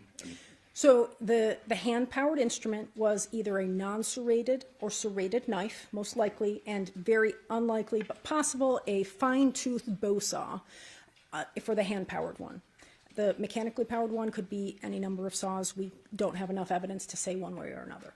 Now, I wasn't told, they just wanted an analysis done. I was not told any number of instruments when I was given these specimens. Understood. So in reference to the hand-powered knife, that still could have been electric, perhaps, but very fine. So I don't know about a hand, like you're saying, like a mechanically powered knife? Correct. In addition to a mechanically powered saw. Yeah, so anything mechanically powered would produce very uniform striations, whether it was a knife that was mechanically powered or not. These were very uneven and in different directions. Okay. So unlikely. Unlikely, but possible, perhaps. Probably not. But you are very comfortable in your testimony and your conclusion that we had a mechanically powered saw. Correct. And that was given the nature of basically the injury to C2 through C3. Correct. You are unable to opine as to the width of the saw blade, anything of that nature? So that we don't have enough evidence for. If you had the other pieces of the vertebra that were missing in this case, and if there were what we call false starts, which would have produced a kerf floor, which is the bottom of the cut mark, we would have been able to say more, but we cannot say anything more than what we said in the report. These cuts that you examined through C2, C3, the complex, sturdy vertebrae, consistent with the sawzall? Can you restate that? Yeah, consistent, what you saw, findings, would that be consistent with the mechanically powered saw? Correct. Yes. Are you able to opine as to what kind? No. Okay. Are you able to opine as to consistency? Like if I ask you if, hey, we have a sawzall that's generally used for cutting through drywall, things of that nature, would that be consistent with your findings here, having been used? A drywall saw? A sawzall. Yes, so it can include any mechanically powered saw, yes. Fair. And you're not able to opine as to whether it was battery powered or plug-in, correct? No.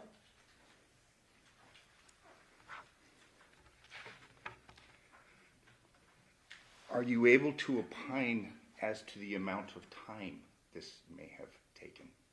You mean the time in which it was inflicted on the neck? Correct. No. I should say, when we were invited to the office to assess the decedent was fully fleshed. So in our assessment of bone, we call something perimortem, when a defect is, made on a bone at, around, or shortly after the time of death, meaning our interval is wide. I cannot, like a forensic pathologist could tell you different things based on soft tissue. Hard tissue reacts in a wider scale. So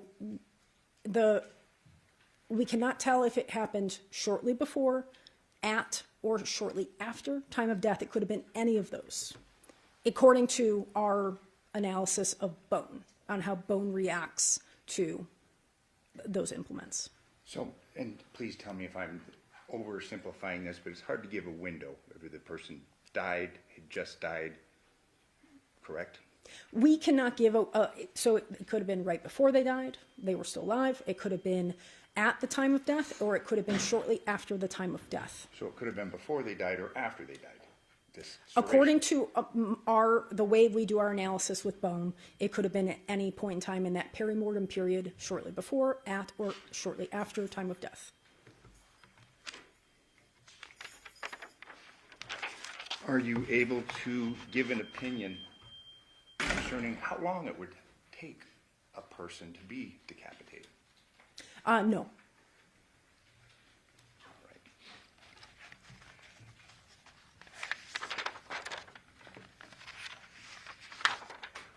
You authored your report in reference to your findings November 20th, 2023? Correct. Thank you. I have no further Yes. questions. Any reason to state? Yes, Your Honor, court's indulgence.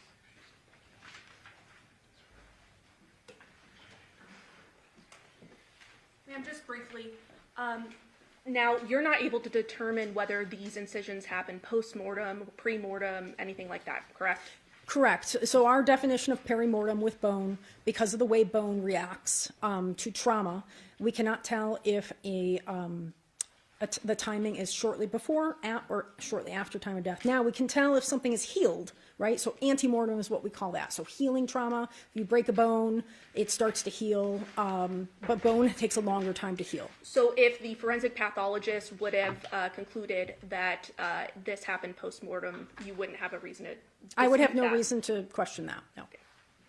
Past witness. Any follow-up? Yes, are you able to give an opinion concerning whether it was a reciprocal saw, or, you know what I'm saying, type of saws that go back and forth, or a type of saw that goes Oh, in a yes. circle? Can I reference my report? Please. I have no objection. Yes, thank you. I do not have it. Yes, if I may approach. Yes. Thank you very much.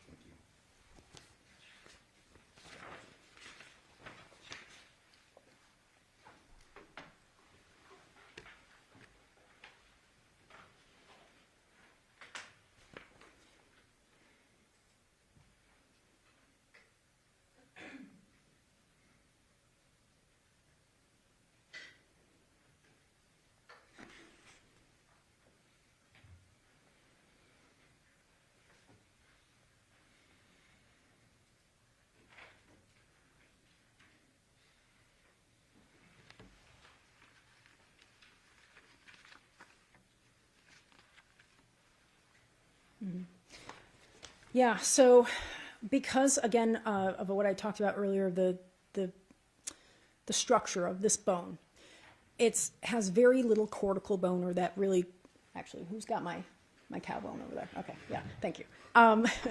Because of the structure of the bone itself, we are not able to say further what type of saw it is, so it could have been any type of mechanical saw. So you're not able to opine as to the speed of the saw, anything of No. that nature either? Or No, whether because it- there's very little area that is cortical bone, which is where those features would be observable, but because of the type of bone, we didn't have enough evidence to say one way or another. But again, and just finally, my final question in reference to this complex nature of the cervical spine, small but sturdy. Yes. Correct? Thank you. No further questions. Any follow-up state? No further questions, Your Honor. Do the ladies and gentlemen of the jury have any questions for this witness? Okay, seeing no response, none of excuse, thank you very much. Okay. for your testimony. Thank you. State, would you mind gathering her remarks? Yes. This goes back to the defense. Okay, thank you.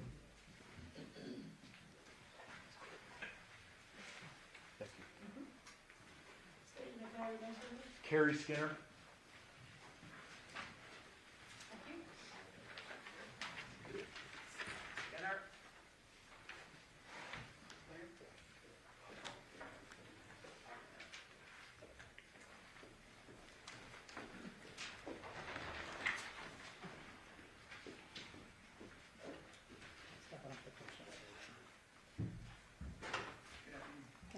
You solemnly swear or affirm the testimony you're about to give in this action shall be the truth, the whole truth, and nothing but the truth, so help you God? I do.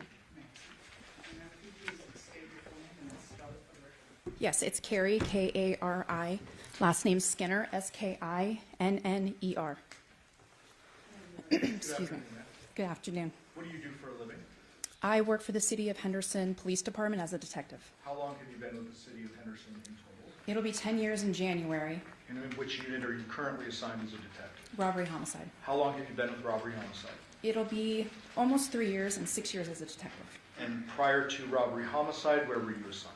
Special Victims Unit. And what does special victims unit entail? Basically, Special Victims Unit will investigate anything to do with child abuse, sexual assaults, things of that nature. And in homicide, do you respond to scenes with a team? Yes, I do. With regard to this particular incident, did you respond to a scene on August 7th, 2023 at 2698 Paladura Drive? Yes, I did. Do you remember around what time you responded? I believe that was roughly 8:40 in the morning.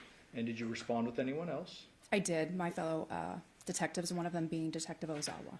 When you responded to the scene, was it already static and shut down by patrol guys? That's correct. When you responded to the scene, did you immediately go in, or did you do a couple things outside before? No, there's always a few things we do before we go in and do a walkthrough. One of those a briefing? Correct. So you kind of know what's going on and what's happened before you got there? Yes. In addition to that, you need to get a search warrant, ultimately to search the home. That's correct. You mentioned a walkthrough. What does that mean? So the on-scene supervisor has already gone inside with his officers. They've already had a little peek of what the scene looks like inside and what we're going to be dealing with, and they've collected information before we get there. That would be the field interviews of any on-scene witnesses, other victims, anybody that's relevant to the investigation, and then they will provide that to us, and then we go in and do the walkthrough. During the course of your walkthrough, was it notable that there were some things missing from the scene? Yes. Such as? The decedent's head. Okay. In addition to that, were any weapons found that could have caused his death? Not that were glaringly apparent at that time. Okay, sure. There were probably some steak knives in the kitchen, et cetera, but nothing that was within our scene. That's correct. Did you stay on scene there after the search was conducted? I apologize. No, I actually went over to the secondary scene, which was on Porcupine Rim. Okay. So when you go to Porcupine Rim, still on August 7th? Correct. Did you respond there with Detective Ozawa? Yes, I did. Did you make contact with some individuals who were either witnesses or suspects? At that time, there were some individuals that were persons of interest. However, there were some residual people that we needed to contact that were family members. Okay. Were a couple of those family members two small children? Yes, they were. And with your specialized training and kind of history with special victims, did you make contact with them? I did. Did you speak to them? I did. Did you do it in a big formal interview setting, or just like kind of get on their level and talk to them as kids? Unfortunately, I wasn't able to do what's called a child forensic interview, which is a very directed interview. It has guidelines for children, no leading or anything like that, and it has a very strict protocol on how you begin the interview, how you end it, and how you conduct yourself during that interview. Unfortunately, I was not able to provide that level of interview just based on the children's behavior at that time. Were they kind of all over the place? To put it politely, yes, they were very active young ladies. Okay. Did you ask them a couple of questions, just kind of information gathering? I did. There's a little bit of rapport building. What's your favorite toy? And they're involved. So you want to make them feel comfortable. There's a lot of strangers in their home. So I did my best to make them feel comfortable. And there was some conversations that were had with them. Did you, did they specifically say anything about a person by the name of Devyn? Yes. What did they say? They referred to him as someone that takes care of them. Yeah. They also referred to the fact, when in passing, as we were talking to them about being in the home, there were conversations being had around them, and it did come up that Devyn had watched them the night prior. So Devyn had been home the night prior, according to the girls? Correct. Okay. At some point in time, did you have an opportunity, before the home is actually searched, to interview a person by the name of Devyn or Nikki? Yes, I did. What name did you know her by at that point in time? At that point, it was Devyn. Okay. Do you see that person in court today? I do. Can you please point to that person, describe something she's wearing today? Yes, she's sitting over here at this table, and she's wearing a light-colored, looks like a floral blouse. Would the record reflect identification of the defendant? The record so reflects. Did you record that interview with the defendant? Yes. And where was that interview conducted? That interview was conducted inside Detective Ozawa's unmarked detective vehicle. Your Honor, I would move to admit 619, interview number 2. Any objection to 619? No objection. All right, 619, will you admit it? And again, this is an interview conducted before going in to search Porcupine Rim, correct? That's correct.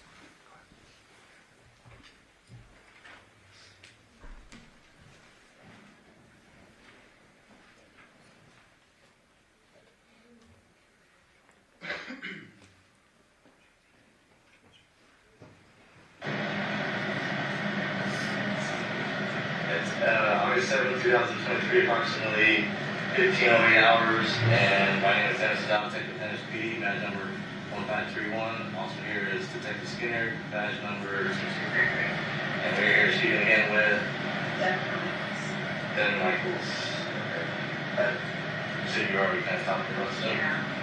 So exactly recapped, but we'll recap real quick is that last night when we left, the garage door was open a couple feet, and shoved something underneath, and then exited out the front door to go around the road. Yeah. Correct. Because everything else I took out the front door, Okay. and that was like the last thing I was doing. Okay. Is that your voice? It is. A little lighter. It sounds like you're a little further from the microphone. Yes, I'm in the back seat of the vehicle. Okay, and you said something to the effect of, we talked a little bit before this recording started. Yes. And then I believe what I heard was the defendant said she left the Paladura home and the garage was open, she slid something under it, and then she herself exited out the front. Is that correct? Yes, it is. All right, we're going to resume. And then another thing that you and I spoke about is that you did notice some cleaning materials in the downstairs by the bathroom and the laundry room. Yeah. And you described that as being jug, and it was not acceptable. It was like this, and I think it was gel. Okay. It's almost like a milk jug size, or a little bit smaller. Yeah. I just, like I said, because I wasn't really paying attention, it was just random stuff that was all over the house. Like, It's a pretty clean house.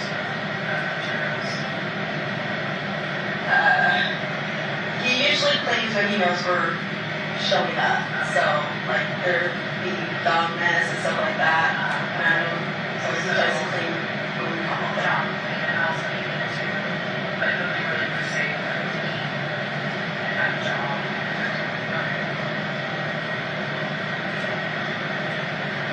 And then we also discussed that his ex was Judy and Tony and Mike. And that last night, the ring that he would wear as like his wedding ring, he said to you that he threw it away. Yeah. Okay. We kind of made a joke of it, 2 points, do it in the trash type thing. Okay. So, and you call his neighbor, correct? Yeah, Andrea. You call her twice, but you're not sure if they're married or not. No, I know they weren't married, but yeah, it was just. Okay. Well, I did see something at the girl's back. Is that right? Yeah.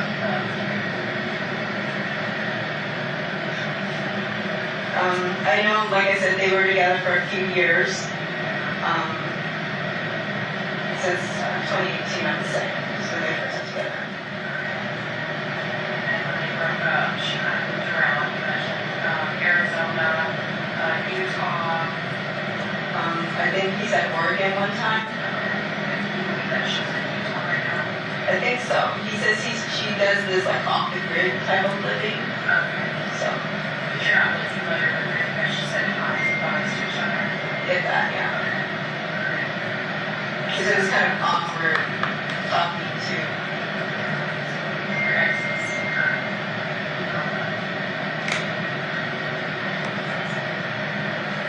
And the last time you spoke to him, as well as his mother, was last night, just before you left, you were cleaning up like how the alcohol containers and stuff. Right. You mentioned putting a pina colada and a Jameson bottle in the fridge, and his mom had put away the steak. Right, we were just like randomly cleaning up the different things. And where was he? Smoking in the garage. Okay, and this is like marijuana, cigarettes. Marijuana. So smokes the cigarettes in the backyard usually, and the marijuana in the garage. I'm not sure why the difference, but. So when you left, this is the left of it around, where was he?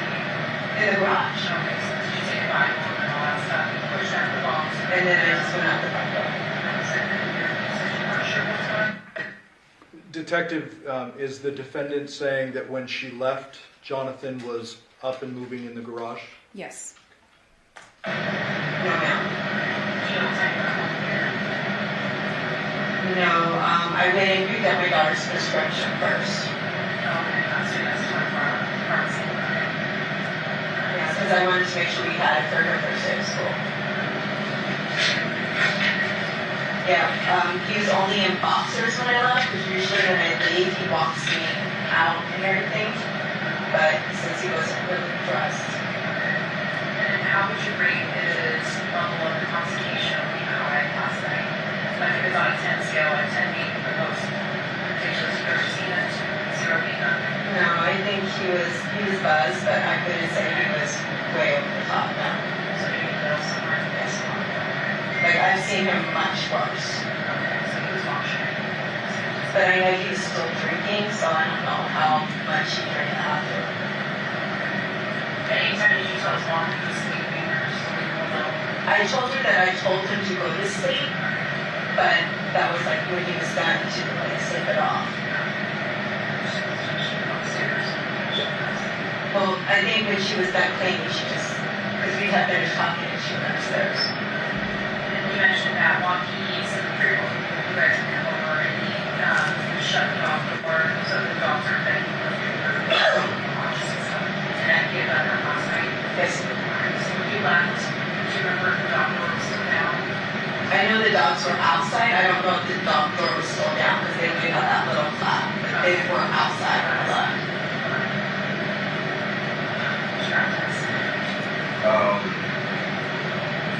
So just it's not that Devier. So it's kind of just an odd dynamic, you know, that you guys have. So it was basically kind of confusing, you know, when we're talking to Yoko. It doesn't sound like she knows. She doesn't know that we are married like that. She just thinks that we're still here because we don't really want everybody kind of in our business because it makes sense. Yeah. No, I get that. Just like I was saying, because when I talked to Yoko and I talked to you, it was like that we didn't realize that you and Devier were married, but like, you guys been married for 2 years, you said. Almost 2 years, but Yoko does not know that. But are you guys, talking to Devier, it's kind of like, it sounds like you guys got married, but not because you guys like love each other. You know, it's this convenience. Like, I have a lot of medical issues and he's been taking care of me and the girls. So what was your reason for getting married to Devier? Because legally, as my spouse, he has more rights and access to things than someone just as a random. So like pick up prescriptions. He can do anything as my spouse. He actually, I had to go into the hospital in the ambulance and he's the one that took care of all of that. Okay. So are you guys like intimate together? No. Does he sleep in your room? Sometimes, like he'll fall asleep when we watch TV, but he usually sleeps on the couch. And right there, in there. So you guys aren't really, when you say married, you're not dating, and you're not doing stuff together, you're not intimate together, things like that. No, and that's why John was okay, because John knew, and that's why he was kind of okay with everything and being able to move in. Gotcha. And then, but there's, he's gonna have to move out, or he was gonna have to move out? Devier was not happy about it, and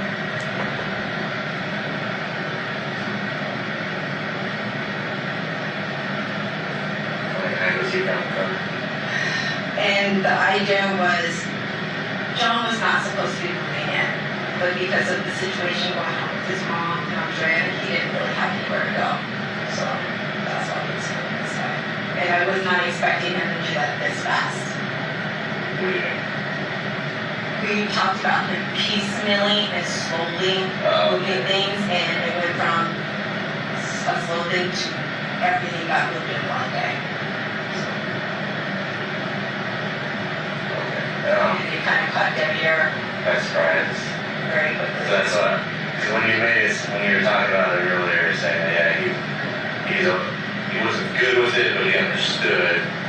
Like, when we're trying to figure out the dynamic with everybody, like, when you say you two are married, I'm thinking, yeah, you guys are in love, and you guys, everything, you guys are one happy family over here, and now you're bringing in your ex. That's why we don't tell anybody we're married, because you automatically assume the word marriage, this is what you have. Yeah. But a lot of people get married for No, I get it. I totally understand it. and if you see my medical marriage, you will definitely understand. And sorry to hear that. The issues and stuff. So, When you called me, I was actually on my way to get an EEG. yeah. I had to switch the schedule. You said you went and picked up your daughter's prescription on the way home with the fish egg? This morning. Or after you left the house, right? Well, which place did you go to? CVS on Cheyenne, Seagull. I have the receipt if you need it. It was Cheyenne or? Seagull, soaring balls. Soaring balls. And then after that, you just come straight home here? Yes. And then you don't remember what time you... What time it was. Okay, so we can check just the time. Just get like a time frame. It's like when you left the other house. So, I know you said you weren't sure exactly when you left.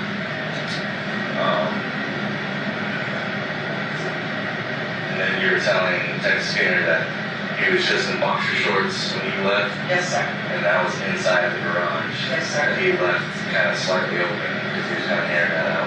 Yes, sir. Because I had popped his bag and he had his boxers on, and we were on the main floor, and I popped his bag for him. So I know he had boxers on. Oh, that was before. He went out to smoke. Okay. And then was he in the garage when Yoko came down? Yes, sir. Because Yoko thought that he was sleeping in No, sir. He was in the garage. She was in the garage at that time. Because I told him to take a nap. Well, not take a nap, but to sleep it off. So. Because he was drinking and smoking. So he was in the garage when Yoko came down, and then you told Yoko what the plans were for today as far as like taking the kids and stuff like that. And then she went upstairs. Yes, sir. And then what happened after that again? I took like 2 more things out to my car, and then I left. But you were inside the garage with him though? Briefly before I left.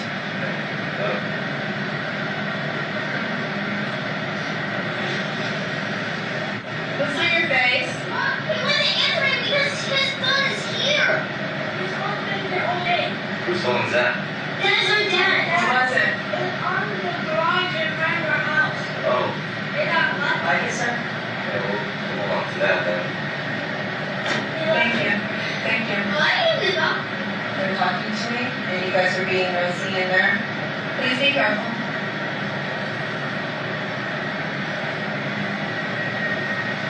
Sorry. No, it's okay. Thank you. Hey! Smack So that should help you. That's his phone. So that's his phone, you're sure? May I touch it? Do we know? No. Let's say.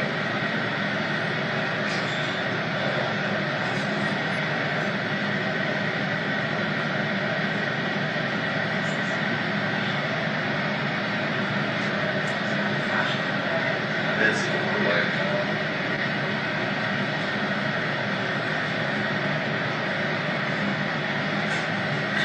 That's someone's screensaver. You know his code by chance? There's no book. No code. Just slide it.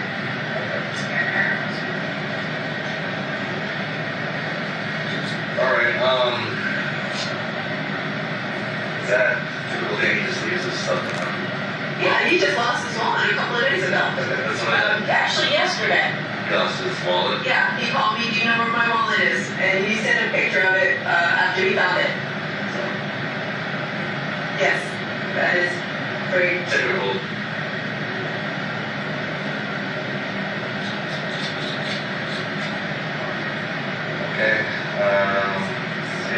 said you went, before you left, you went in the garage, briefly spoke with them, and then you went out the front door. And then when you left, was the garage still halfway open? Yes, sir. Okay, and then after that, you went to the CVS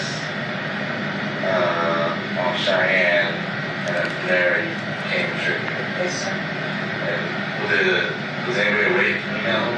No, sir. The girls were passed out, so was there, yeah. That's it. Is there anything else? That's fair?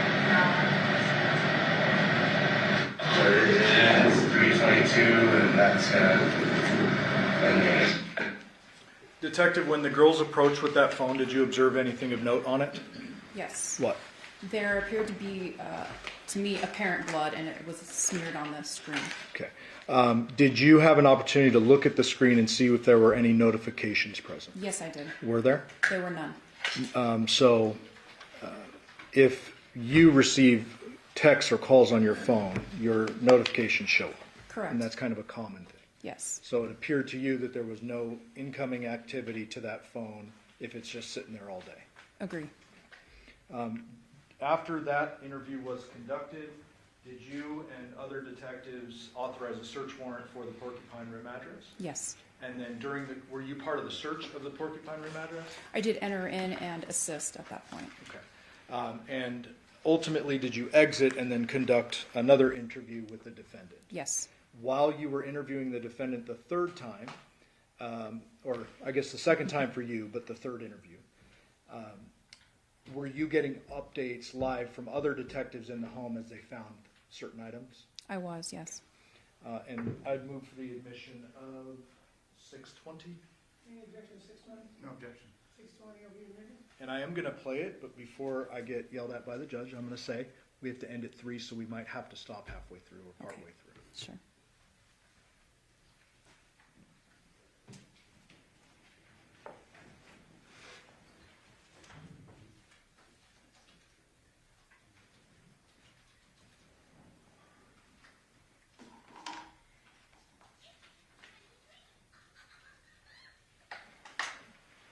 Before you start to play the statement, Council Approach.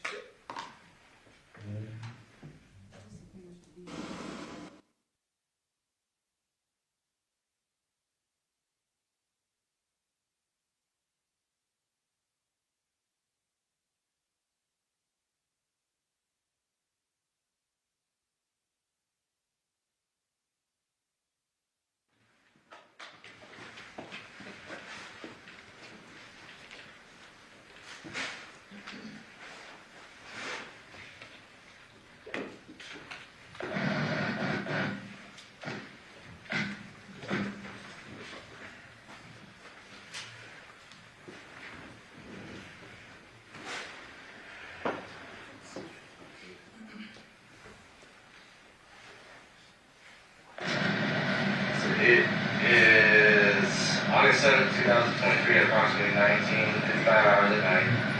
Detective was out with Henderson PD, badge number 1531. Detective Skinner with Henderson PD, badge number 2233, and we're being again with Devyn Michaels. So, and just so you know, like, you know your rights, okay? Like I said, you're not under arrest, but I have to read your rights. We've been here for so long, we've been detained, okay? So, I know you said you want to speak with us, but I got to make sure that you understand your rights. And like I said, you're not under arrest, but I still have to repeat your rights because you are being detained, and we've been talking with you for quite some time, right? So you have the right to sign, give up that right, and you say can will be used against you for law. You have the right to speak to an attorney for answering questions, and an attorney present while you answer questions. You can have an attorney will be provided no cost to you. You decide to answer questions now. You may stop at any time and speak with an attorney before question continues. If you decide to stop answering questions once you have begun, all questions will stop. So you understand your rights? So like I said, yes? Yes. Okay. And it's basically because we've been talking to you for so long today, and now we're doing a search warrant. You are being detained, but you're not under arrest, like I said. You're not under arrest, right? and I know this is all kind of just come to a shock. Everything that's been going on, like I was explaining before, we have to make sure that we rule out every possibility. Okay? And so, like, with his phone right there, do you know how his phone got there? Well, it was by the cigarette butt, so it looks like he was smoking and he put his phone down. You didn't see the cigarette butt there? No. There's Is a it cigarette butt over there? Yes, sir. Okay. And sure, if you test it, it'll be. And he smokes cigarettes? Yes, sir. Chain smoker. Okay. When he had moving stuff, did he like cut his hands or anything? Yes, sir. Which hand do you remember? I'm not sure, but he said on the table that has like the multiple parts to it, one of the parts came down and he said that like it took a chunk on his hand. Like did you see him bleeding at all? No, he told me about it. Did he have like any bandages on him after he told you? I didn't see. He just told me, but it slammed down. And when did he tell you that? when we were moving it into the thing, he said that it came down on his hand and it took like a chunk. What do you mean moving into the thing? When we were moving in the table, he said that the table had snapped down on his hand. Okay. And inside this garage right here? yeah, he told me in the garage. And which table inside the garage was it? There's a white one that has multiple parts to it. Do you know where it's at inside the garage? And it's sitting right there. Well, and then like when I go back in and look at it. It's the white table is like before you hit the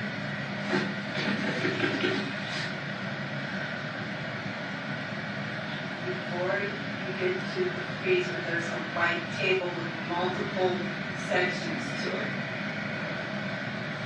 So,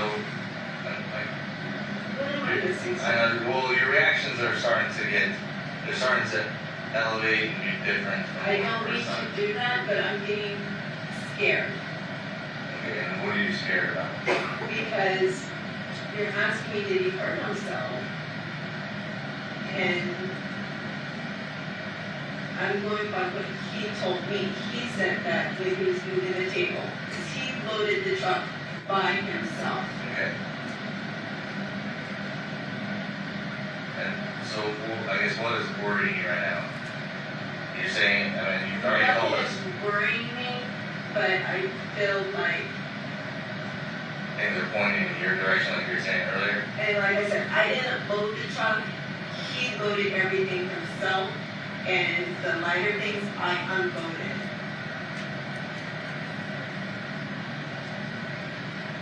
If I have the camera system, you can see that he did it.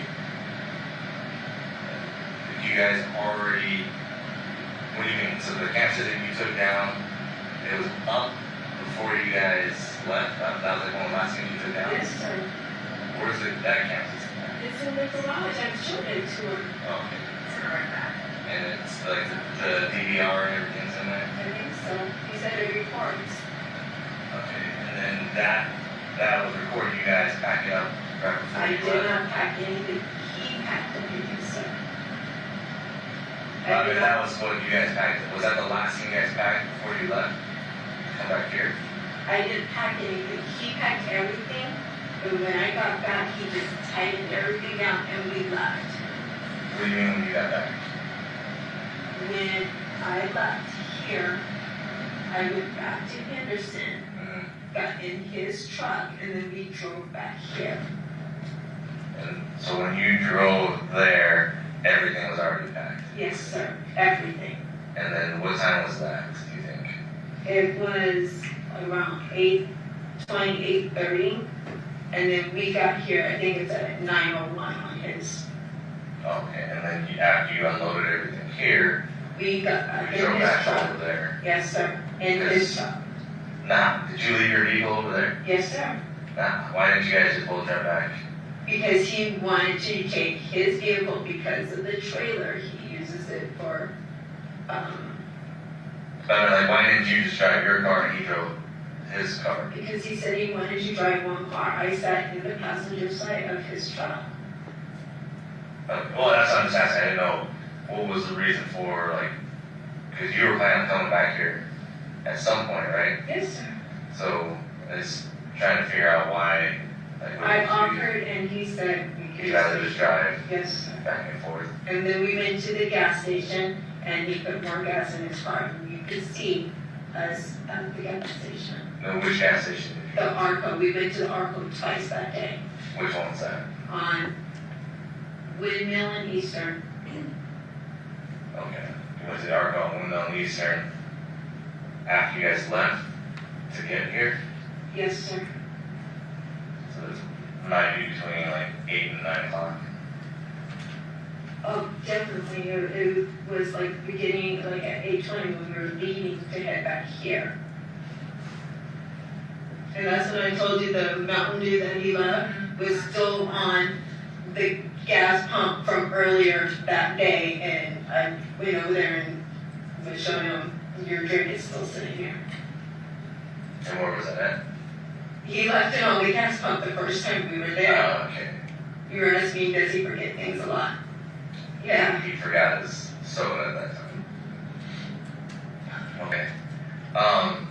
So we went back and looked at the video at Burlington. Do you remember anything else while you were there at Burlington? Like, you said that you took Janae to the bathroom.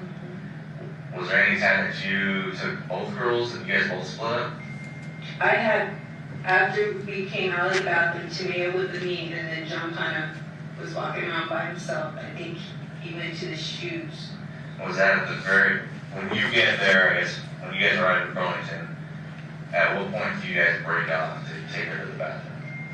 Immediately, like almost immediately. She was asking for the bathroom when we first walked in. Okay. Did you guys talk to anybody when you first walked in? Just the security guy at the front, and he said it's towards the back. And me and Janae was walking back there. Okay, that's when you split? Yes.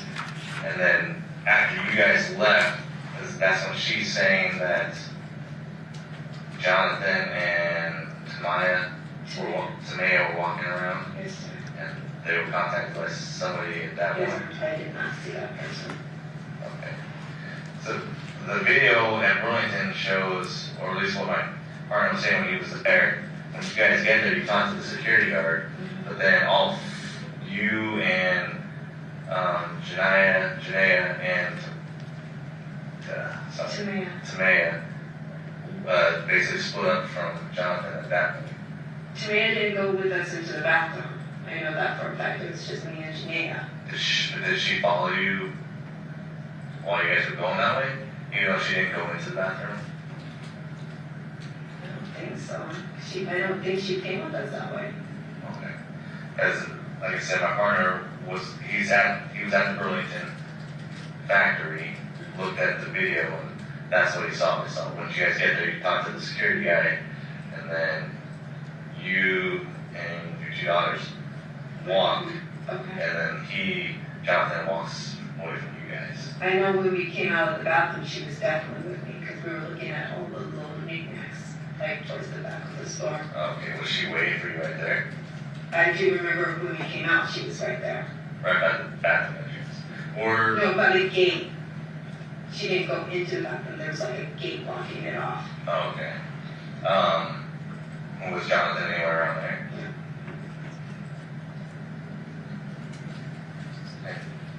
How, when you talked to Tamaya, how sure was she about what she said to you about the guy coming up to her? I guess, how did that come up? It was a matter of fact, oh, well, there was a guy that said something, and I'm not sure the exact words, but she brought it up. Like, how does she bring it up? There was a guy at the store that said, I'm coming after you, or I'm going to get you, and she said that in front of me and her grandmother, so I was like, we were going to tell you. And so she just volunteered that information? Yes. Do you know, I guess, does she have any reason why she would tell you that? I guess Yes, that's what she saw or heard. Okay. And then after you guys split up after going to all those stores, and you take the kids back here to eat, and then he goes back to the house to eat back in the house? No, we left Vaughn's. We took all the groceries out of his truck, put them into my truck, and then he went in to eat, and then we drove. So we went back to his house after Vaughn's to switch cars. And were 2 girls with you at that time? Yes, sir. And then when you switched cars, what happened after that? I drove back here. And he stayed there? To load up the And then you dropped the kids back off here? I left him here and I drove back there to bring the truck down to help him unload it. Okay. Carrie, do you have any additional questions? No. Okay. So, at this point, I have to ask you like I asked before. Do you know what happened to Johnathan? Yes. Okay. Well, the way how everything's investigation is going right now, yeah, it's not a normal, not a normal type of investigation, right? So that's why we have to go at the different avenues of this, make sure that we investigate every side to this case. Okay, so that's why we're doing a search warrant here at this point. Okay, so I'm asking you that like right now would be the time if you know anything about what happened or you're involved in any way. Now would be the time to tell me. Okay, so we're not going around chasing, doing other stuff. Like if you knew someone that possibly did this but you're trying to protect them, or you knew something happened and but you're not telling us, now is the time that we need to know that. My last thing I did was John. I was in his back, and then he went to smoke. And while he was smoking, I was talking to Yoko. And that was pretty much the end. And then I finished loading. He told me which ones he wanted me to take. And then that was it. Say that again, he finished loading with something? No, he told me like the kids' Wii controllers. There's like little things that were light enough for me to take, and he was gonna load up the bicycles and bring them down because he was supposed to come down first thing in the morning for us to take the girls to school. Okay. And when you guys were running around yesterday, what was, I always mispronounce his name. Devyn. What was he doing? Devyn. He was here. Did he work yesterday? Sunday, no. He doesn't work on Sundays? And was he home pretty much the whole day yesterday? Like when you came back here and had the kids, was he here at that time too? Yes, sir. And then when we got home, he started cooking dinner. Do you know when the last time him and his dad talked? It's been a minute. They don't talk. John doesn't really talk to the majority of the people of the family, including his dad and everything like that. And then I'm sorry, sir. you want to turn it down? Hold. Facing. You can shut the vent if you want. Whose idea was it for him to move here? His. He wanted to come here to be a family and have me and him under one roof with the girls. Okay, and then was that up for discussion, or he just said, I want to move with you, and then that was like a done deal? No, I wouldn't say it was a done deal. It was a lot of back and forth with it. Like, we've been talking about it for months. And did,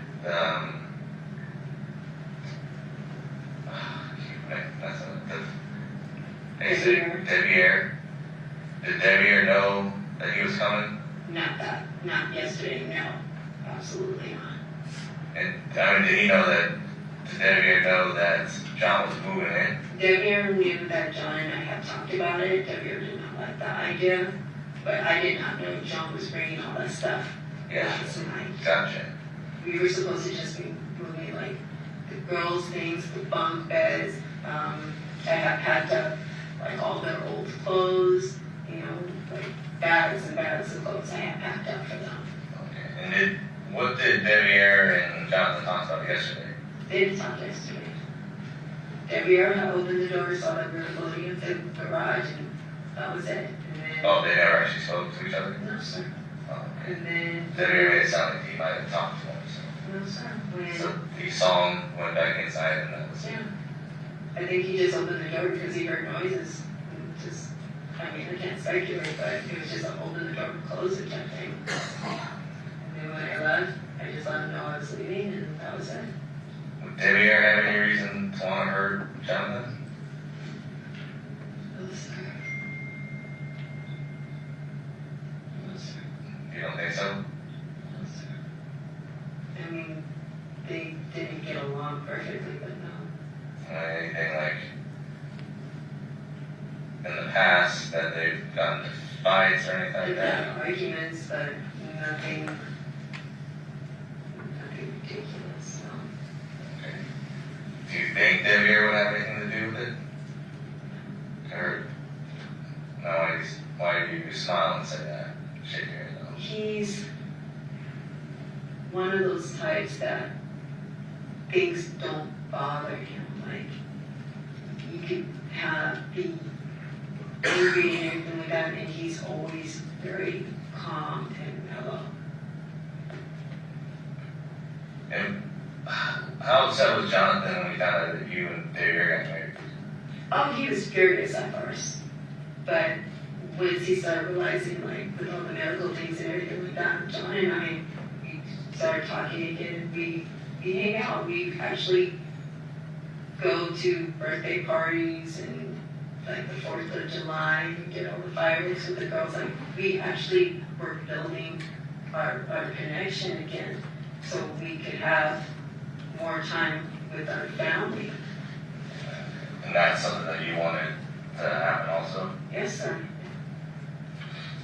And then, because like, the reason why I ask these questions is as far as like him being the one that said that he was going to move here, is the way you guys make him sound, it's like he's very pushy and kind of wants to get his way when stuff. Yeah, right? he definitely can be that way. Like, was this something that he forced upon you? Like, hey, I'm moving back in? It wasn't that he was forcing upon it, but I know he was having issues with Yoko, and she was trying to get him out of her house. Like the night, last night, she was telling me she still hadn't paid her rent money. He owed her $200. She was saying, see if I could get his EBT card so she could at least take the money off of that. So I know she was pretty upset at him for not being able to pay her back. She said it had been years since he had paid rent. So, and I sat there and helped them talk to the car company to kind of get the payments back on track because he was falling behind with that.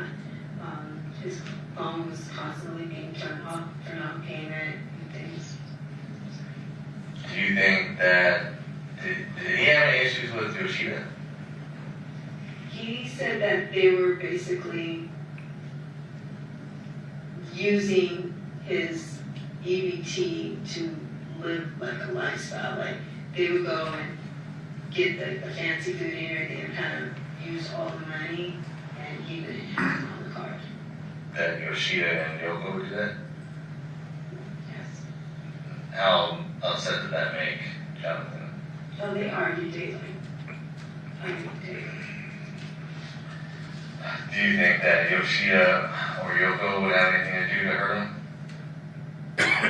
I don't see them being capable of hurting him. Like, I know they argue, but I don't see them being aggressive people. Like, I know Andrea have pulled a knife on him. But how long ago was that? Last year, I It think. was last year. From what I was told. I just know that he was trying to get out of that house as quickly as he could. And it was supposed to have been like a piecemeal type thing. And it went from a gradual thing to everything now.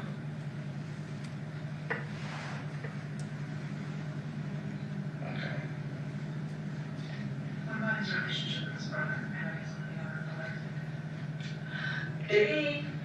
When I first met John, they didn't talk at all. And then they started talking briefly, and then they stopped talking again. Same thing with the dad, John. We talked to him briefly, but he didn't get along with the wife, so he said he didn't talk to him at all. Like, I've never even met JC the whole time we were together. He showed up to the house one time to pick up Devyn when he first moved out here, and that was it. And JC lives around Cheyenne and Tenaya, so not that far. But he's never reached out to us or anything like that. So I know that your marriage with Dev is on paper, but I noticed that you guys wear rings. Oh, I got this. I know, but he wears a ring too. So if it's on paper, why are you guys doing the rings and stuff? And you got your ex moving in, to essentially. I got the ring. I don't know. The rings aren't really significant. It was just part of the little ceremony that we do. Rings are very significant in marriage. They're a symbol of a connection to another person. We definitely have a connection. He's like my best friend. And he'll tell others I'm definitely his best friend.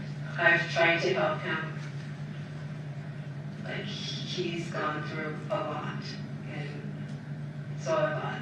And he actually saved my life, so I'm very grateful for him. It's just, you understand how it looks, right? So I can completely understand that we need a medical power of attorney in a sense for the spouse. But to take it the next step and actually wear rings to show your connection to the world it is a romantic connection. It's showing that you're married to someone and that you have a respectful relationship with someone in marriage. And we have a different, I would say, respectful relationship. But at the same time, John was like accepting of ours, so that's why he was moving out. At first, but that was like only like a couple of weeks, and then the more him and I talked, he was okay. And once you go back and look like at the text messages, you'll see like. Okay, I wasn't sure what that relationship was, and if this other stuff came out. No, that he found out about it because of that, and of course he was like, pretty furious. But that was in October, and by November we were already on decent terms, and I was going over to the house to see the girls and everything like that. So the caseworker talked to you about your family dynamic? Yeah.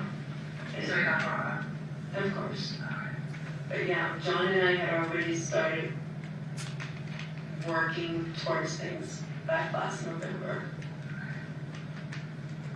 And then, I know after you left the house last night, you went to CVS, got her medication, and then did you try to contact John after you got home and into this morning? Early this morning I did. And that's when he wasn't answering, you were trying to figure out the school stuff, right? Right. Okay. Because he said everything was loaded up, and then when I got up to start packing everything, I couldn't find any of it. Okay. Oh, that's right, the school supplies, correct. Okay. So you're obviously contacting him. Now, how do you know that he does not have a PIN code on his phone? Because I've used his phone when we couldn't get it to work, because for a long time, whenever I call him, it would go straight to voicemail. Okay. So I know his phone. Okay, so you've been on his phone in the past. So one of the things that we noticed when we were walking up, we noticed the phone on the driveway. And then obviously went in and talked to you, we talked to your daughter, talked out here, and the girls brought it over. When we looked at the phone, there were no notifications notification messages to show that there was a missed call and missed text. So I'm asking a direct question. Did you know that phone was there, and did you look at it and then just forget about it or something? No, there should have been, because on my phone, it shows, Missed call, missed, or notification? well, it shows delivered but not read. So it's showing that he's gotten them and he's not opening them up on my phone. So I don't know about no notifications on his side. Mine's showing me this there. I don't know how Does his show a red? Like, does he have the I don't know. I know on mine, once he reads it, it did. Yes, it will say. Okay. So on his phone, it should show red if you looked at his messages. Yes, just like Yoko says. And back and forth. Okay. Okay. And then he never said anything last night about not knowing where his phone's at. We didn't talk about his phone, no. The only thing he asked me about was his wallet that morning. And you can look at it and it says, where's my wallet? And then I called him and I told him where I remember seeing it. And then like a little while later, he sends me a picture saying, I found my wallet. Sorry, can we touch up? What kind of wallet do you have? A little skirt thingy.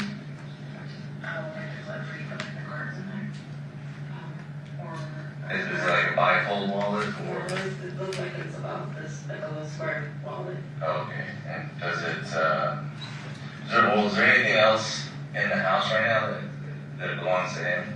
That belongs to him. Anything, like, you said he found his wallet?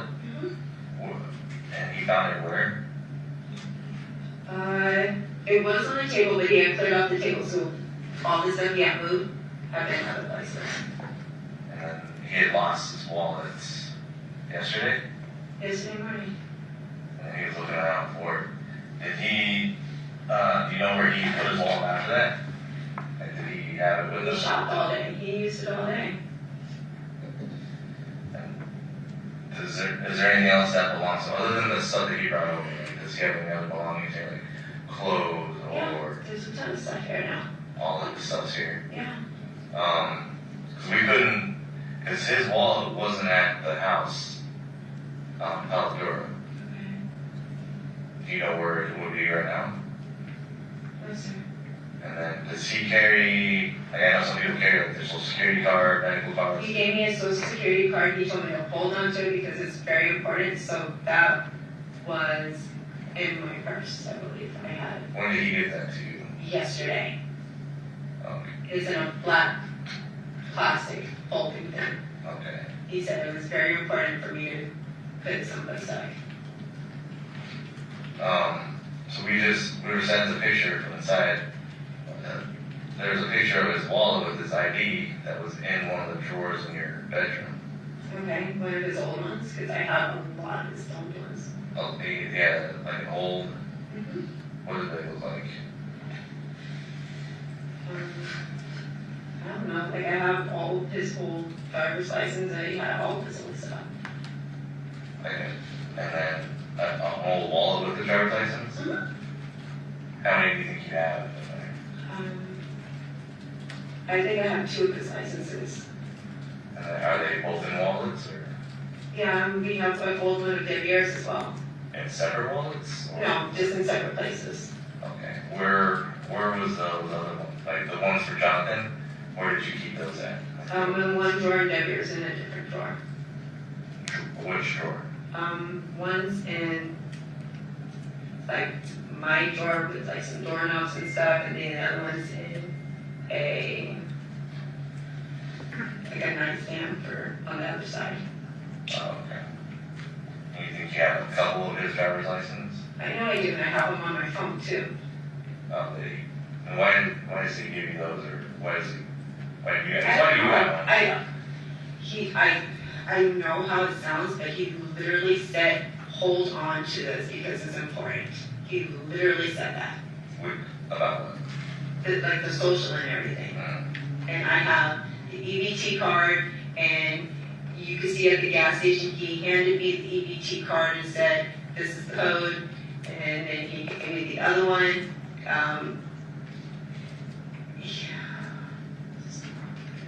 What's that? I said this isn't good. Why did you say that? Because he's telling me to do things, and you're asking me about it, and Well, I mean, you're explaining it, that's why. I mean, you see at the gas station, he hands me the card and says, hold on to this in case you need something. Like, it's, And that's the EBT card? yes, sir. And it's at the gas station. You can see him hand it to me. The Argo. No, and not the Arco. There's another gas station on the Pecos one where we stopped, and I think, yeah, because he gave me the card and then he went outside to smoke a cigarette. But it's on the security camera. You can see him hand it to me. Do you know which gas station? I don't know the name of it. It's by the Burger King. Burger King, you know, like It's general just off the area. Pecos and Windmill. It's like right there. You can Pecos and Windmill, Burger King. There's a gas station right there. He was talking about the man that works there. He parks right. Like on the corner? He was telling me about the man that works there, and he sleeps in his car and everything like that. What time do you think that was at? That was after we unloaded everything. We went right there, and I got a Monster drink, and I don't remember what he got.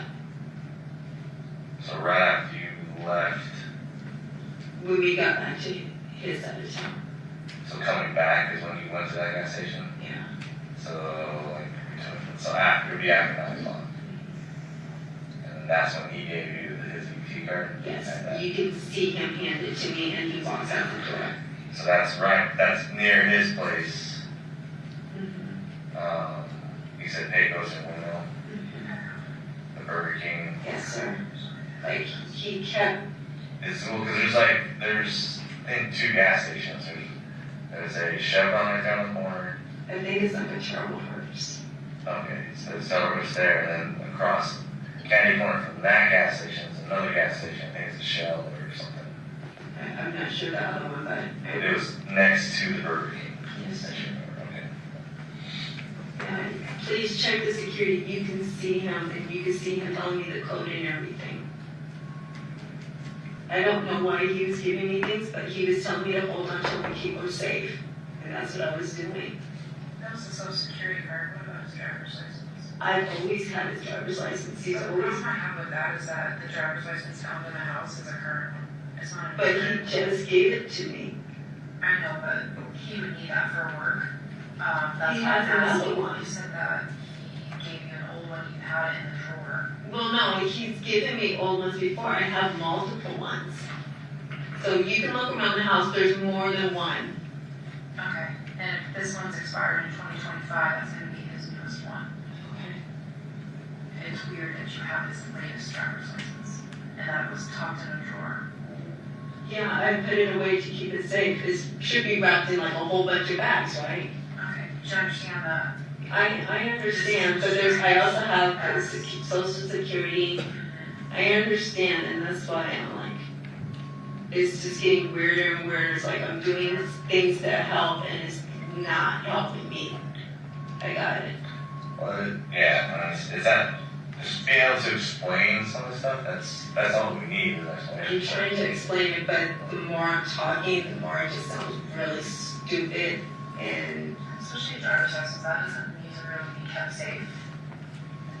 But No. a social security card or birth certificate, I completely understand. Especially if somebody is transitioning in their life and they're wanting to find a new place to live, you want your report to be the but I don't know what else was in it. It was just a lot of things. Okay. But it wasn't his wallet. He didn't hand his wallet over to you. No, it was a lot of things. Like it was like a square thing he handed to me, and then a black box. What are those called? But not his wallet. You know what his wallet looks like. You saw him pull it out to purchase Yeah. things. So he had his, so when we find his wallet, it's gonna have his driver's license and his cards. Okay. I just don't know why someone would give a driver's license to someone. I told you, when John and I were together, I had everything. He had me hold on to it so he wouldn't spend money needlessly and things like that. Like, he's like, hold on to this. And Yeah, but you guys don't have that relationship right now. we actually were. So you're closer than we thought. Yes. I went. He asked me to marry him yesterday. And just so we know what time this is, I apologize. I do have to do something that we have to end today at 3 o'clock. What time are we stopping this? 36 minutes and 55 seconds into the interview. Okay, so we will pick that up on Monday. Ladies and gentlemen, we are going to take our weekend recess. During this recess, you must not discuss or communicate with anyone, including fellow jurors, in any way regarding this case or its merits, either by voice, phone, email, text, internet, or other means of communication or social media. You must not read the city news or media accounts or commentary about this case. You must not do any research, such as consulting dictionaries, using the internet, or using reference materials. You must not make any investigations, test the theory of the case, recreate any aspects of the case, or any other way investigate or learn about the case on your own. You must not form or express any opinion regarding this case or advice submitted to you. Ladies and gentlemen, we'll be in recess till Monday morning at 9 a.m. All rise for the jury.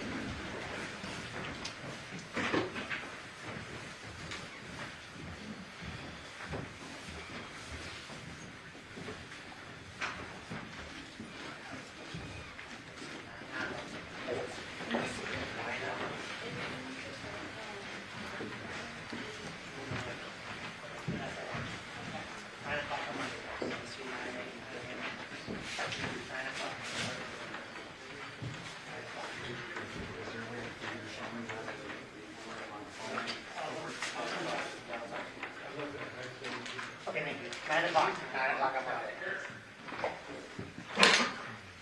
Okay, Detective, you may be excused. I just remind you, you're still under oath. Do not discuss your testimony with anyone, and we'll see you back here Monday morning at 9 a.m. Okay, thank you. Make the record plain, we are outside the presence of our judge. Do you guys have any matters outside the presence? Very briefly. Okay, go ahead. You know, things have been somewhat purged through the course of this case. We haven't gotten any bad acts of other people and things. Now the state has played this where there's a reference to Andrea with the knife. There was other evidence to confirm that.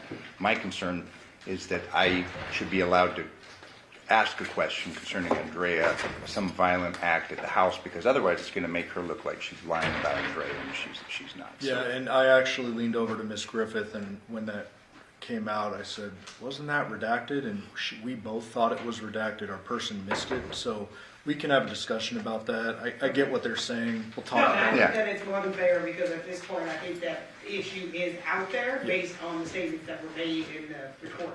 Yeah. Okay, so you guys have a discussion, and then if Okay. there's some dispute, then I'll respond. I don't think we'll have. Okay?